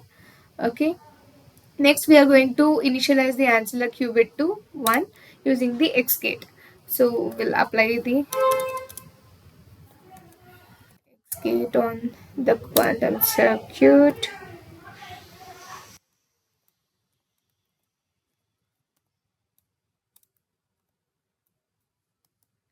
So initially, like every qubit is 0, right? So the X gate flips the ancillary from 0 to 1. Next, we will call the loop to go through every qubit. Okay.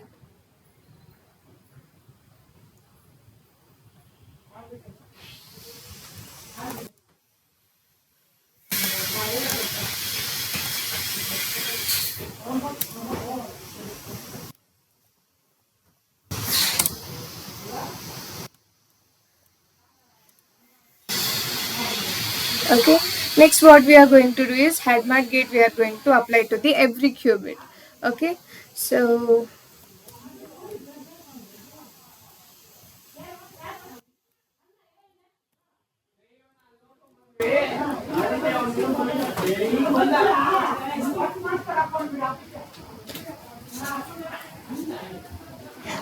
okay, so when applied, like Hadmat gate is applied to the every qubit, what happens? We will carry qubits becomes the superposition of all the inputs, right? So ancillary becomes the state of how we will be representing the like superposition state. It will be like magnitude of 0 minus 1 divided by square root of 2. Okay, so when you apply the Hadmat gate, it will make that all the qubits to be in the superposition, and next it will allow and the oracle to encode the information as the phase. Okay, Next, what we are going to do is we are going to like create a barrier which will not like affect any computation, but let's define it out. Okay. Yeah.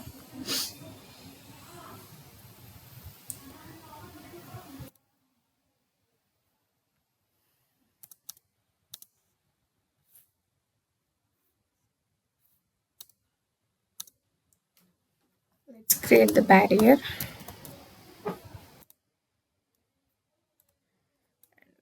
Create the name for this as superposition.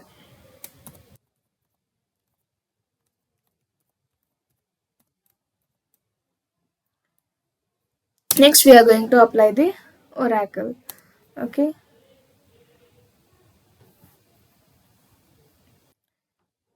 Excuse.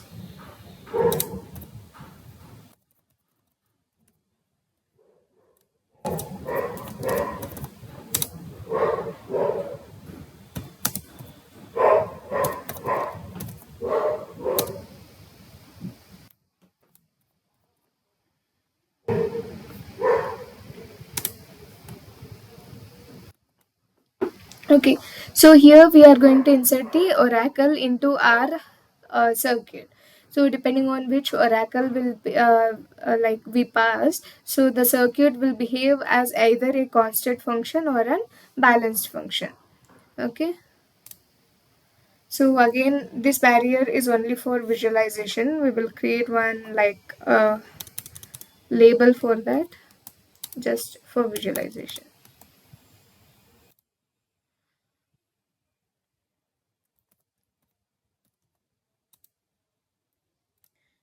Label.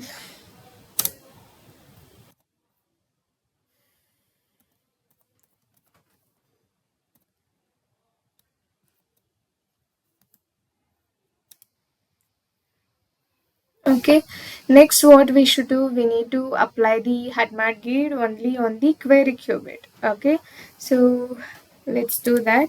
If we want to apply it on specific one, again we need to call the for loop.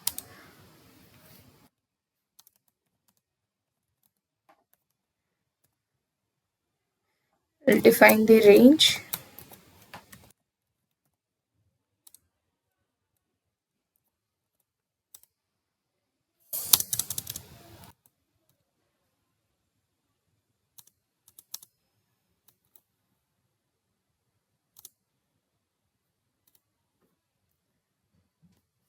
Next we'll apply the HUDMAT gate.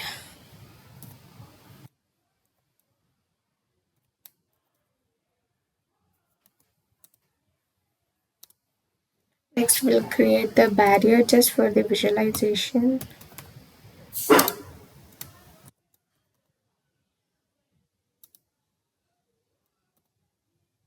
And we'll define it as interference.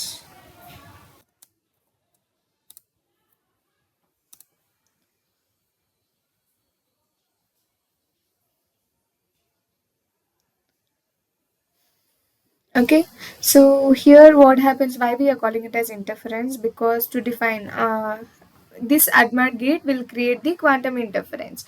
So this interference, what it will do is it will combine all the phase information and it will introduce information introduced by our oracle into the measurable result. Okay, so yeah, so again we are just separating the stages visually by writing, like giving the label for that. Next, now finally we'll measure our like only the query qubit. So for that we need to measure it by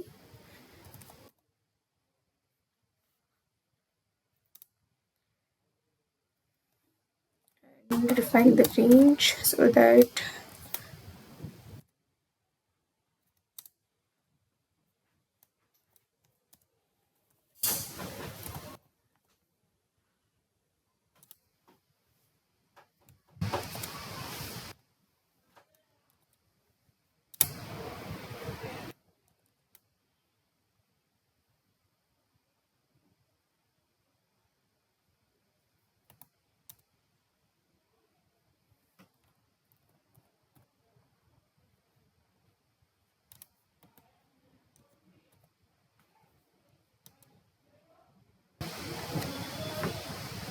Okay, so this measurement will tell us whether the oracle was constant or balanced.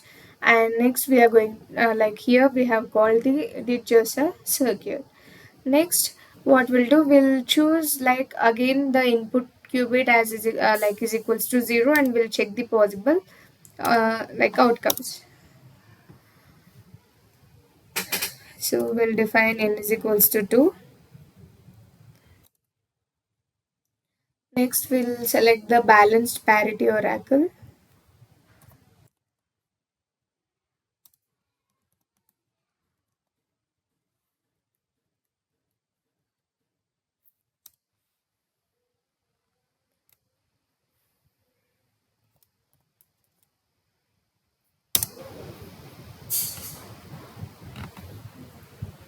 Next, finally, like the complete use user circuit will be created using that oracle. So for that, we need to call the function,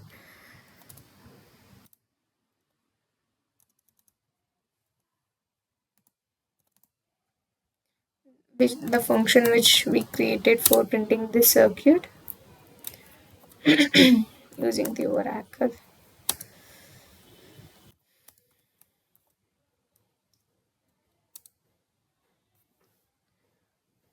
Okay, and let's print it out.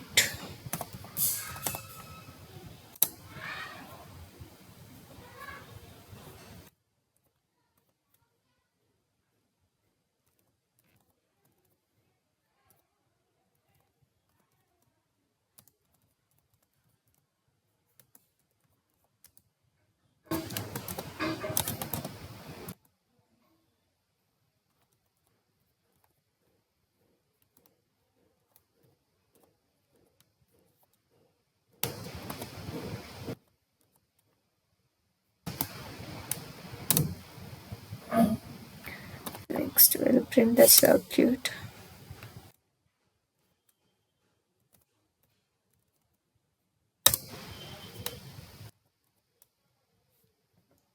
And we'll run this.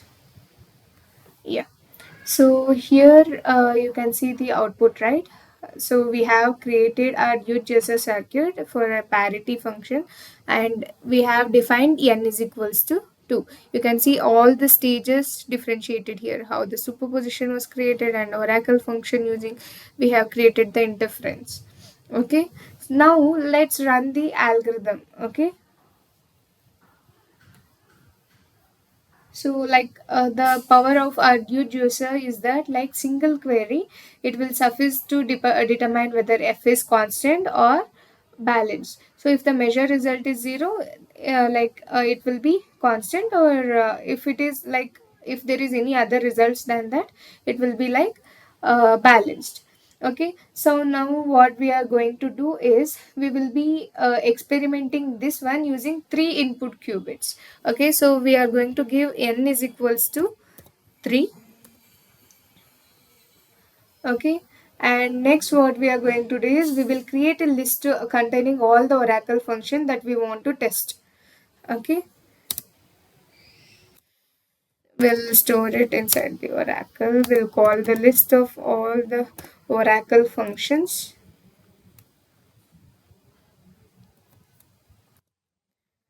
That is, first one, f is equals to 0, which is a constant one.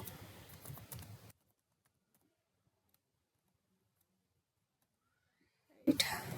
The function created for this is constant 0 oracle.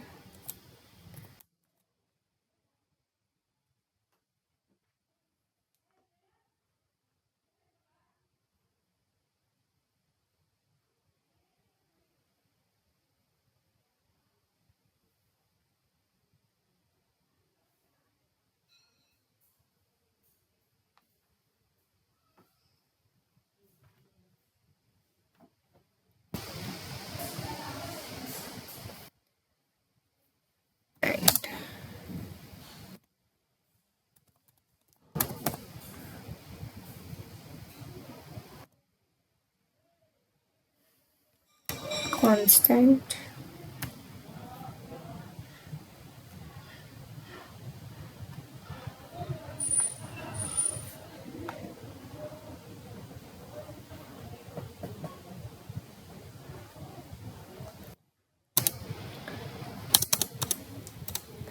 Next, we'll call our another constant function where we will be having the f is equals to 1.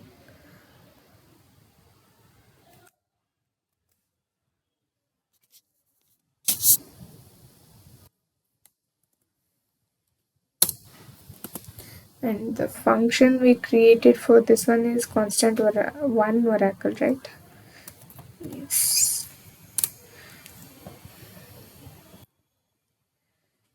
Okay. Next, we'll call the balanced one, which we created using the parity function.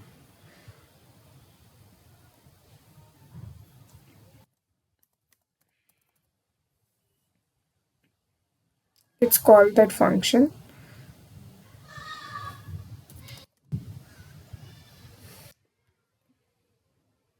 Okay. And we'll call it as balanced.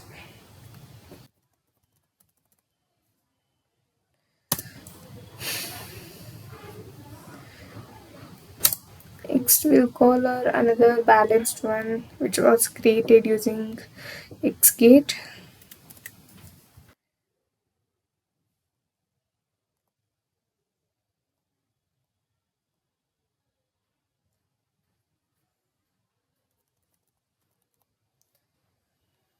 And the function created for this one is balanced first bit, right? So because it depends on only first bit input, the ancillary bit will get flipped.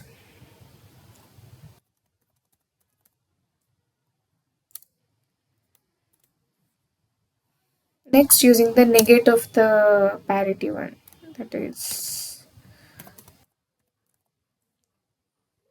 this is also a balanced function. And we call this one as balanced negated parity oracle function. Okay, and we'll change this to balanced. Okay, and let's close the list. Okay, so let me explain each function again once. Okay, so first we have oracle, always output will be 0, so we will be having the expected answer as constant. Next we have oracle, always output will be 1, it is also a constant, right? And third is parity function, so half the input will give you 0 and half the input will give you 1. So one is that. So but it will be still be balanced, right? So since it is like having half of the, it is 0 and half of it is 1. Next we have the output, which depends on the first input bit. So but even though it is depending on first input bit, the output will be still balanced. Next we have the we have called the opposite of the parity, and it is also a balanced function. Okay, next we need to print these statements simply to display the neat result table. Okay, clean, let's print it.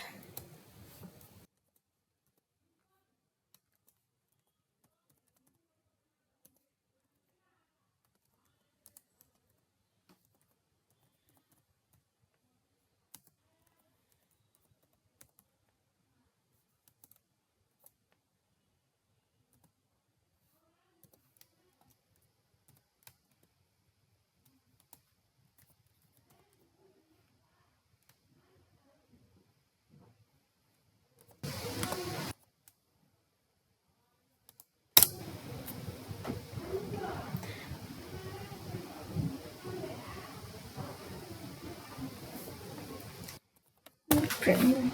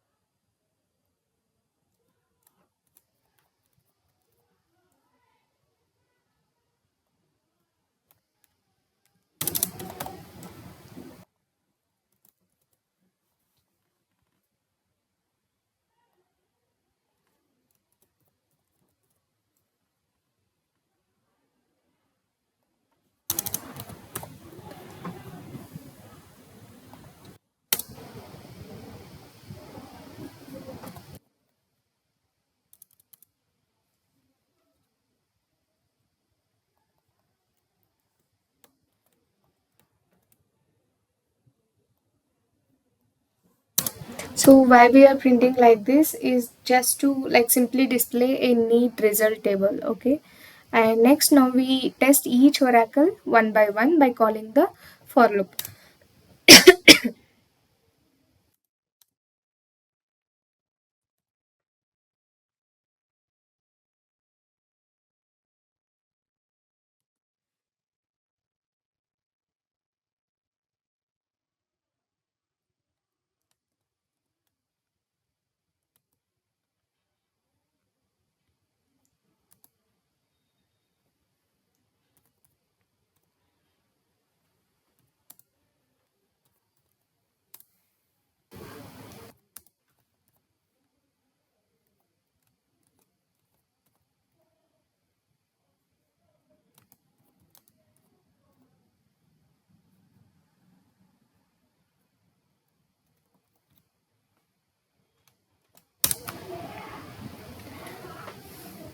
Okay, next we'll build the dual user circuit using that oracle.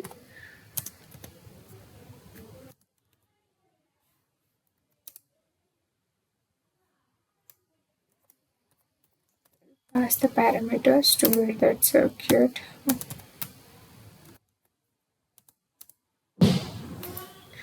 Next we'll run the circuit once. Okay, so dual user requires only one query. So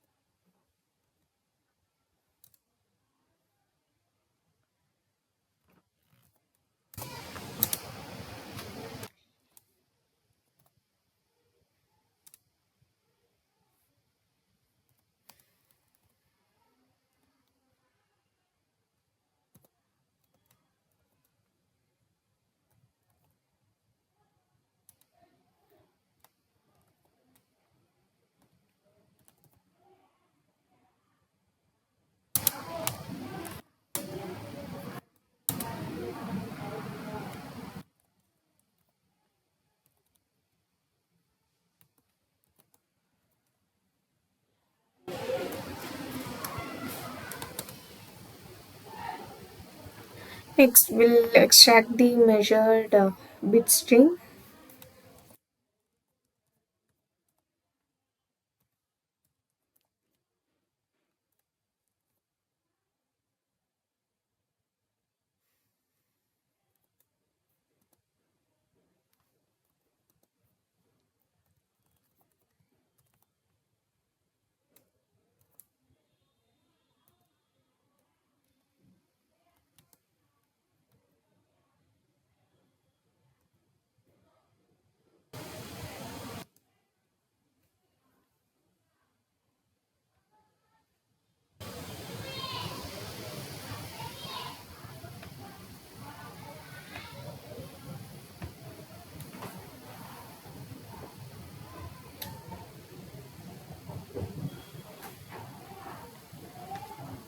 Okay, let me restart the server.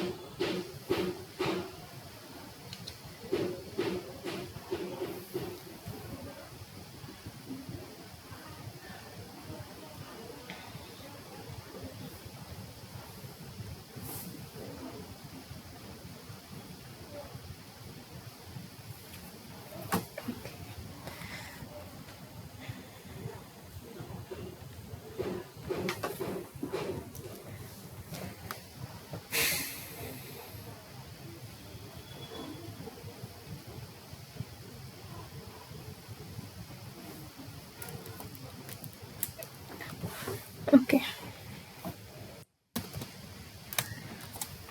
since it got restarted. Why? Because if you are keeping it like for more than hour, if you're running your like notebook still, it might automatically get restarted. Okay, no need to worry about it.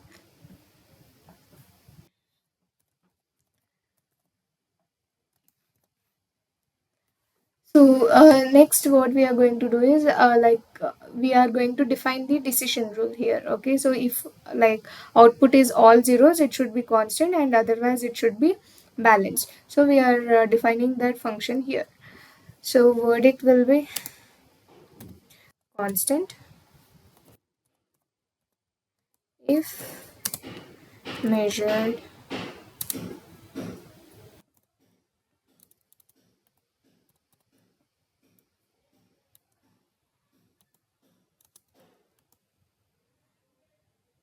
zero, or else it should be balanced.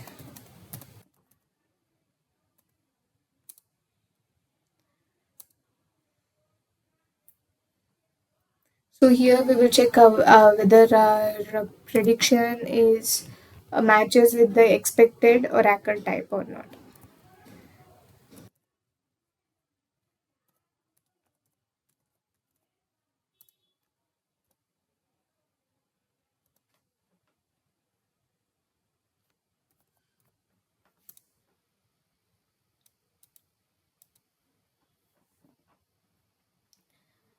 Okay, next what we will do, we will print one row in the results table. Okay, so we will print all the data here now.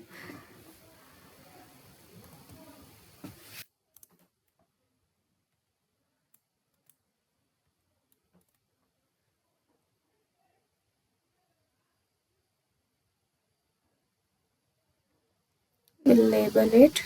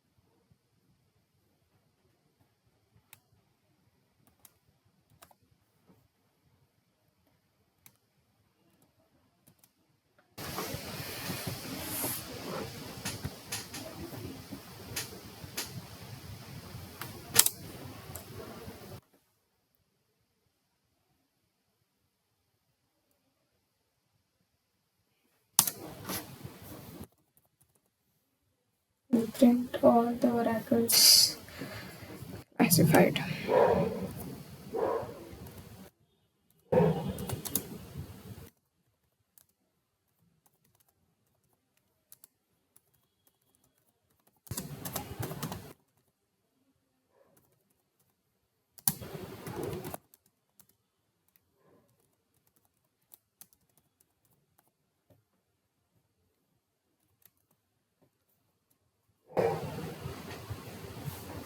And then we'll run this cell. Before that, let me run the import cells.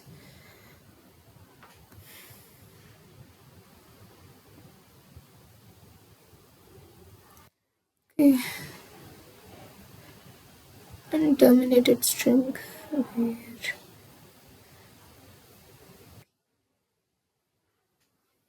Here, sorry.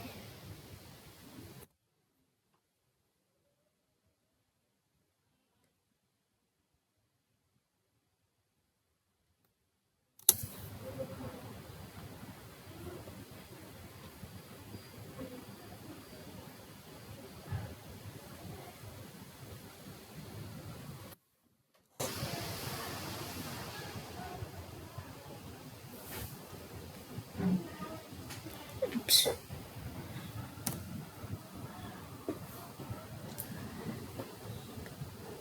Something is missing, right?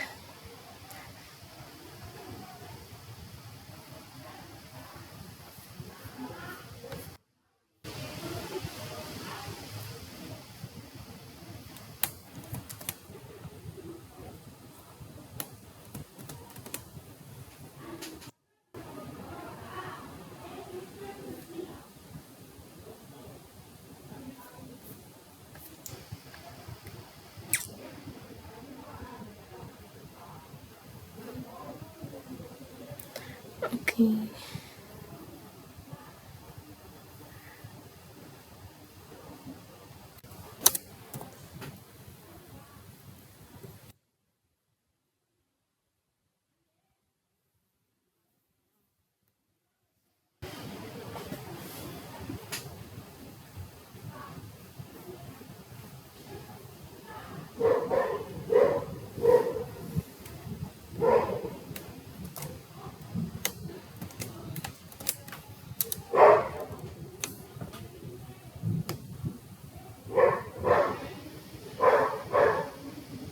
I called the wrong function here. Okay. Yeah. Okay, so here let's go through one by one now. So here F0 means it is mentioned like all zeros means constant function.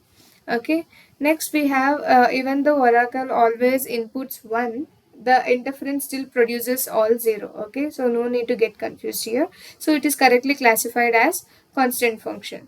And next, since the output is not non-zeros, fine, not all zeros, the algorithm identifies it as the balanced function.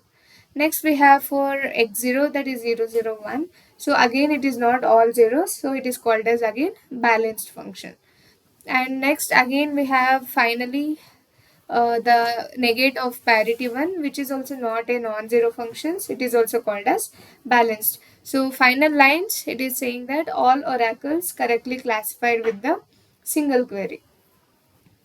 Okay, so here you can do one thing, like you can like run it with the different multiple shots by calling it like for the same number of input qubits. Okay, so you can give n is equals to 3 and run the shots for 1000, 10,000, and it's up to you. Okay, and you can check the outputs whether it is classifying correctly as a like constant or balanced at the end. Okay, you can give it a try for this one. Okay, uh we'll wait for 10 more minutes. I guess everyone is following me, or shall I only execute the exercise?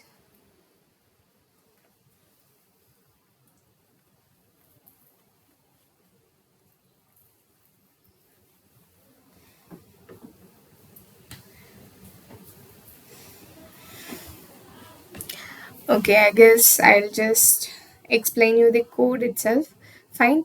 So try it out yourself at your from your end once. So here we are going to define 10,000 shots. Okay, and what we are going to do here is like we will be giving the like input as 3. Fine. Just a minute.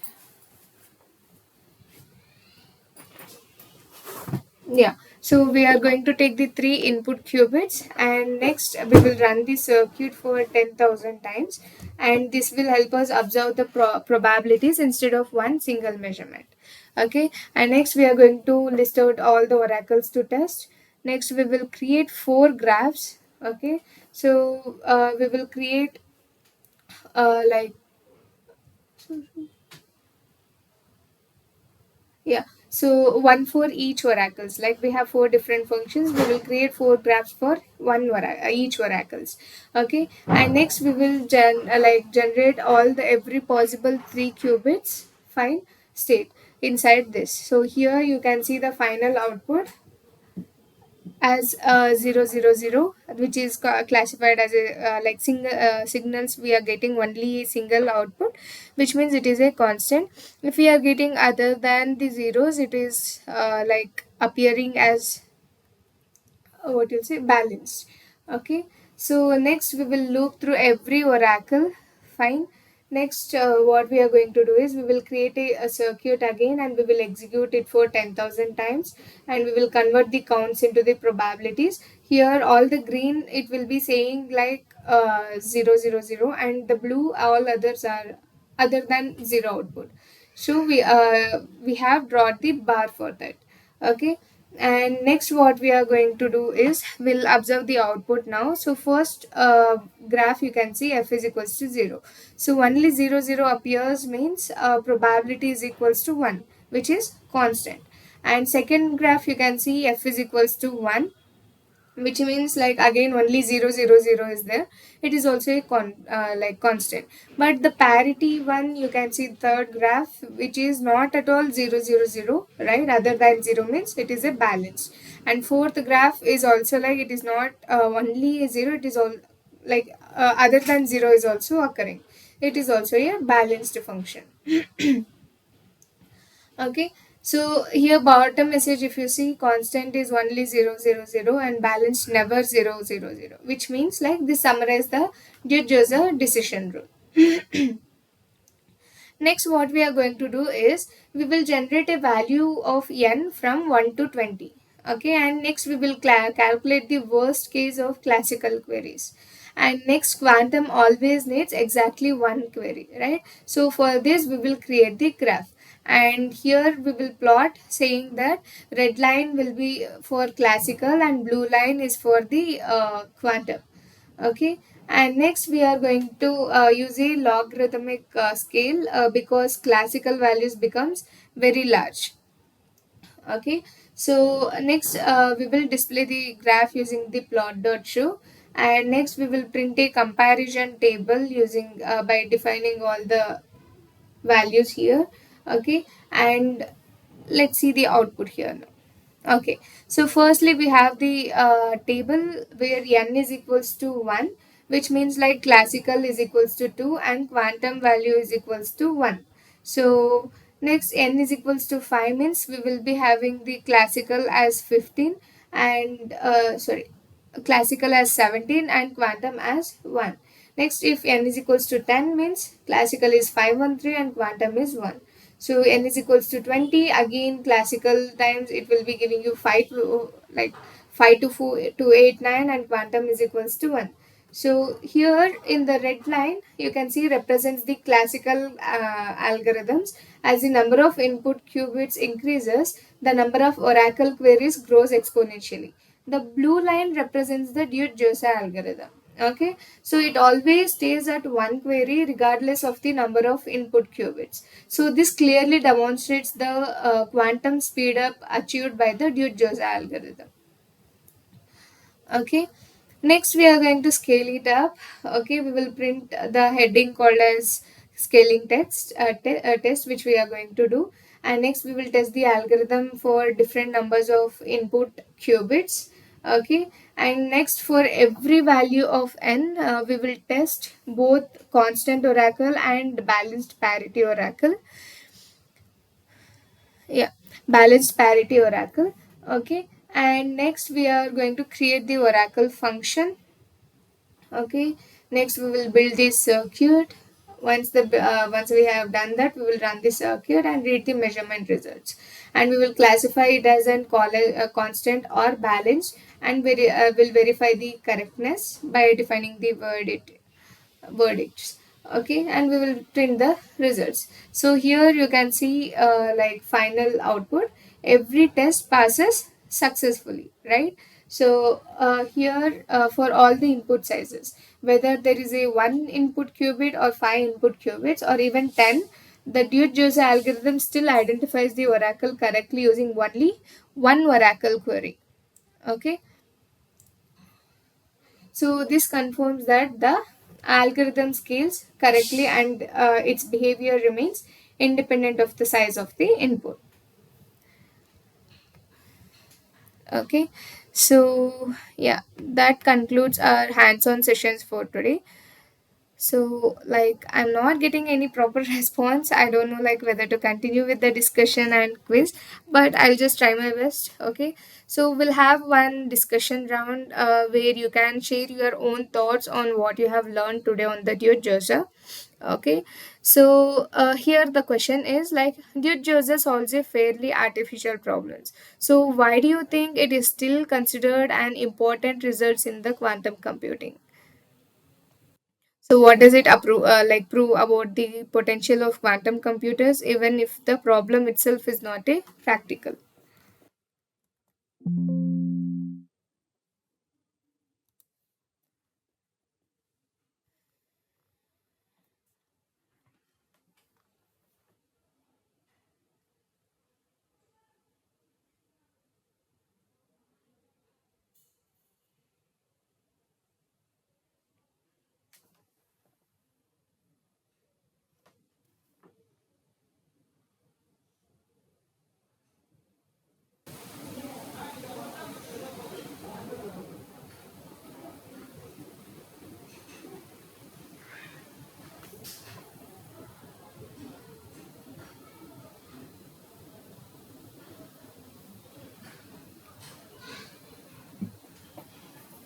Okay, that's okay. I will answer this one. So, yeah. So, at first glance, the dual user algorithm may seem artificial because we don't usually encounter problems where we only need to determine whether a function is constant or balanced, right? So, however, the importance of this algorithm is not the problem itself. It's like what the algorithm proves. Okay, and it was the first algorithm to clear demonstrate that a quantum computer can solve a specific problem using fewer oracle queries than any classical algorithm. In the classical case, the number of queries increases exponentially with the number of inputs, but in Ute algorithm always requires just one query. Okay, so most importantly, it introduces the fundamental ideas behind the quantum computing, like superposition, phase kickback, or interference, and oracle based computation. So these same principles are used in more practical quantum algorithms such as Grover search and Shor's factoring algorithm. So in real world applications, similar speedups can be used in areas like database search or optimization problems, cryptographies, as well as machine learning and scientific simulations, where exploring a very large search space efficiently is important, right? So while the problem itself may not be direct practical, the concepts that it teaches are extremely valuable. So that's why Dujosa remains. Sorry.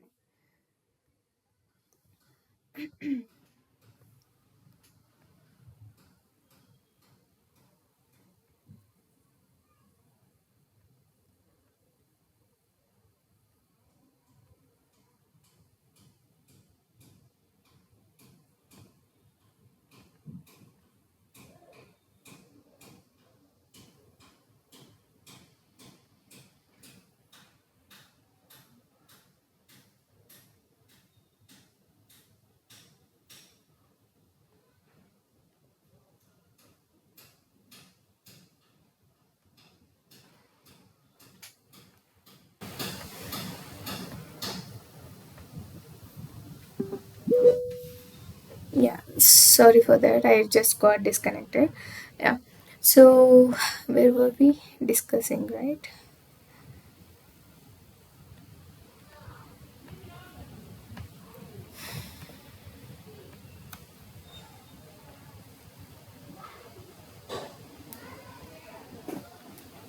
Yeah. So while the problem itself may not be like directly practical, but the concepts it teaches are really a valuable one. Okay, so that's why Duke Jersey remains like foundation for the algorithms to study in every introductory quantum computing course.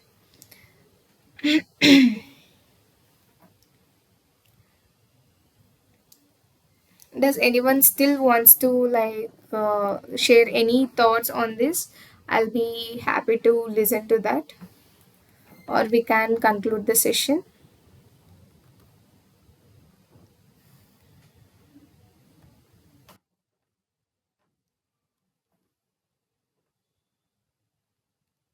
Does anyone want to share points about your user algorithm?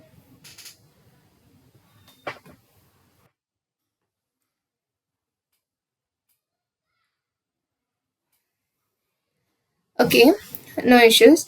So before we conclude today's session, let's quickly look back at what we have accomplished till now.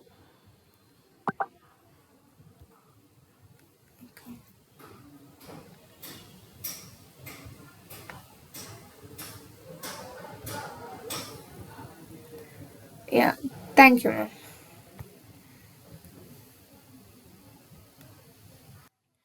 Okay, so today we have learned the Ducho's algorithm, which can distinguish between constant and the balanced functions using just a single oracle query. And this was our first complete quantum algorithm and a clear example of quantum advantage. So we also saw that this speedup comes from the combination of superposition, interference, and oracle-based computation, not because quantum computers are simply faster, but because they process the information differently. So if we look back over the last few 5 days, we have built our understanding step by step, and started like we started with qubits and quantum gates, and learned about the CNOT gate and entanglement. And we have explored quantum teleportation and today brought all of those concepts together in a complete quantum algorithm. So I encourage all of you to continue experimenting with qBraid and try modifying the circuits and create your own oracle functions and even build a small projects based on the concepts you have learned during the FDP.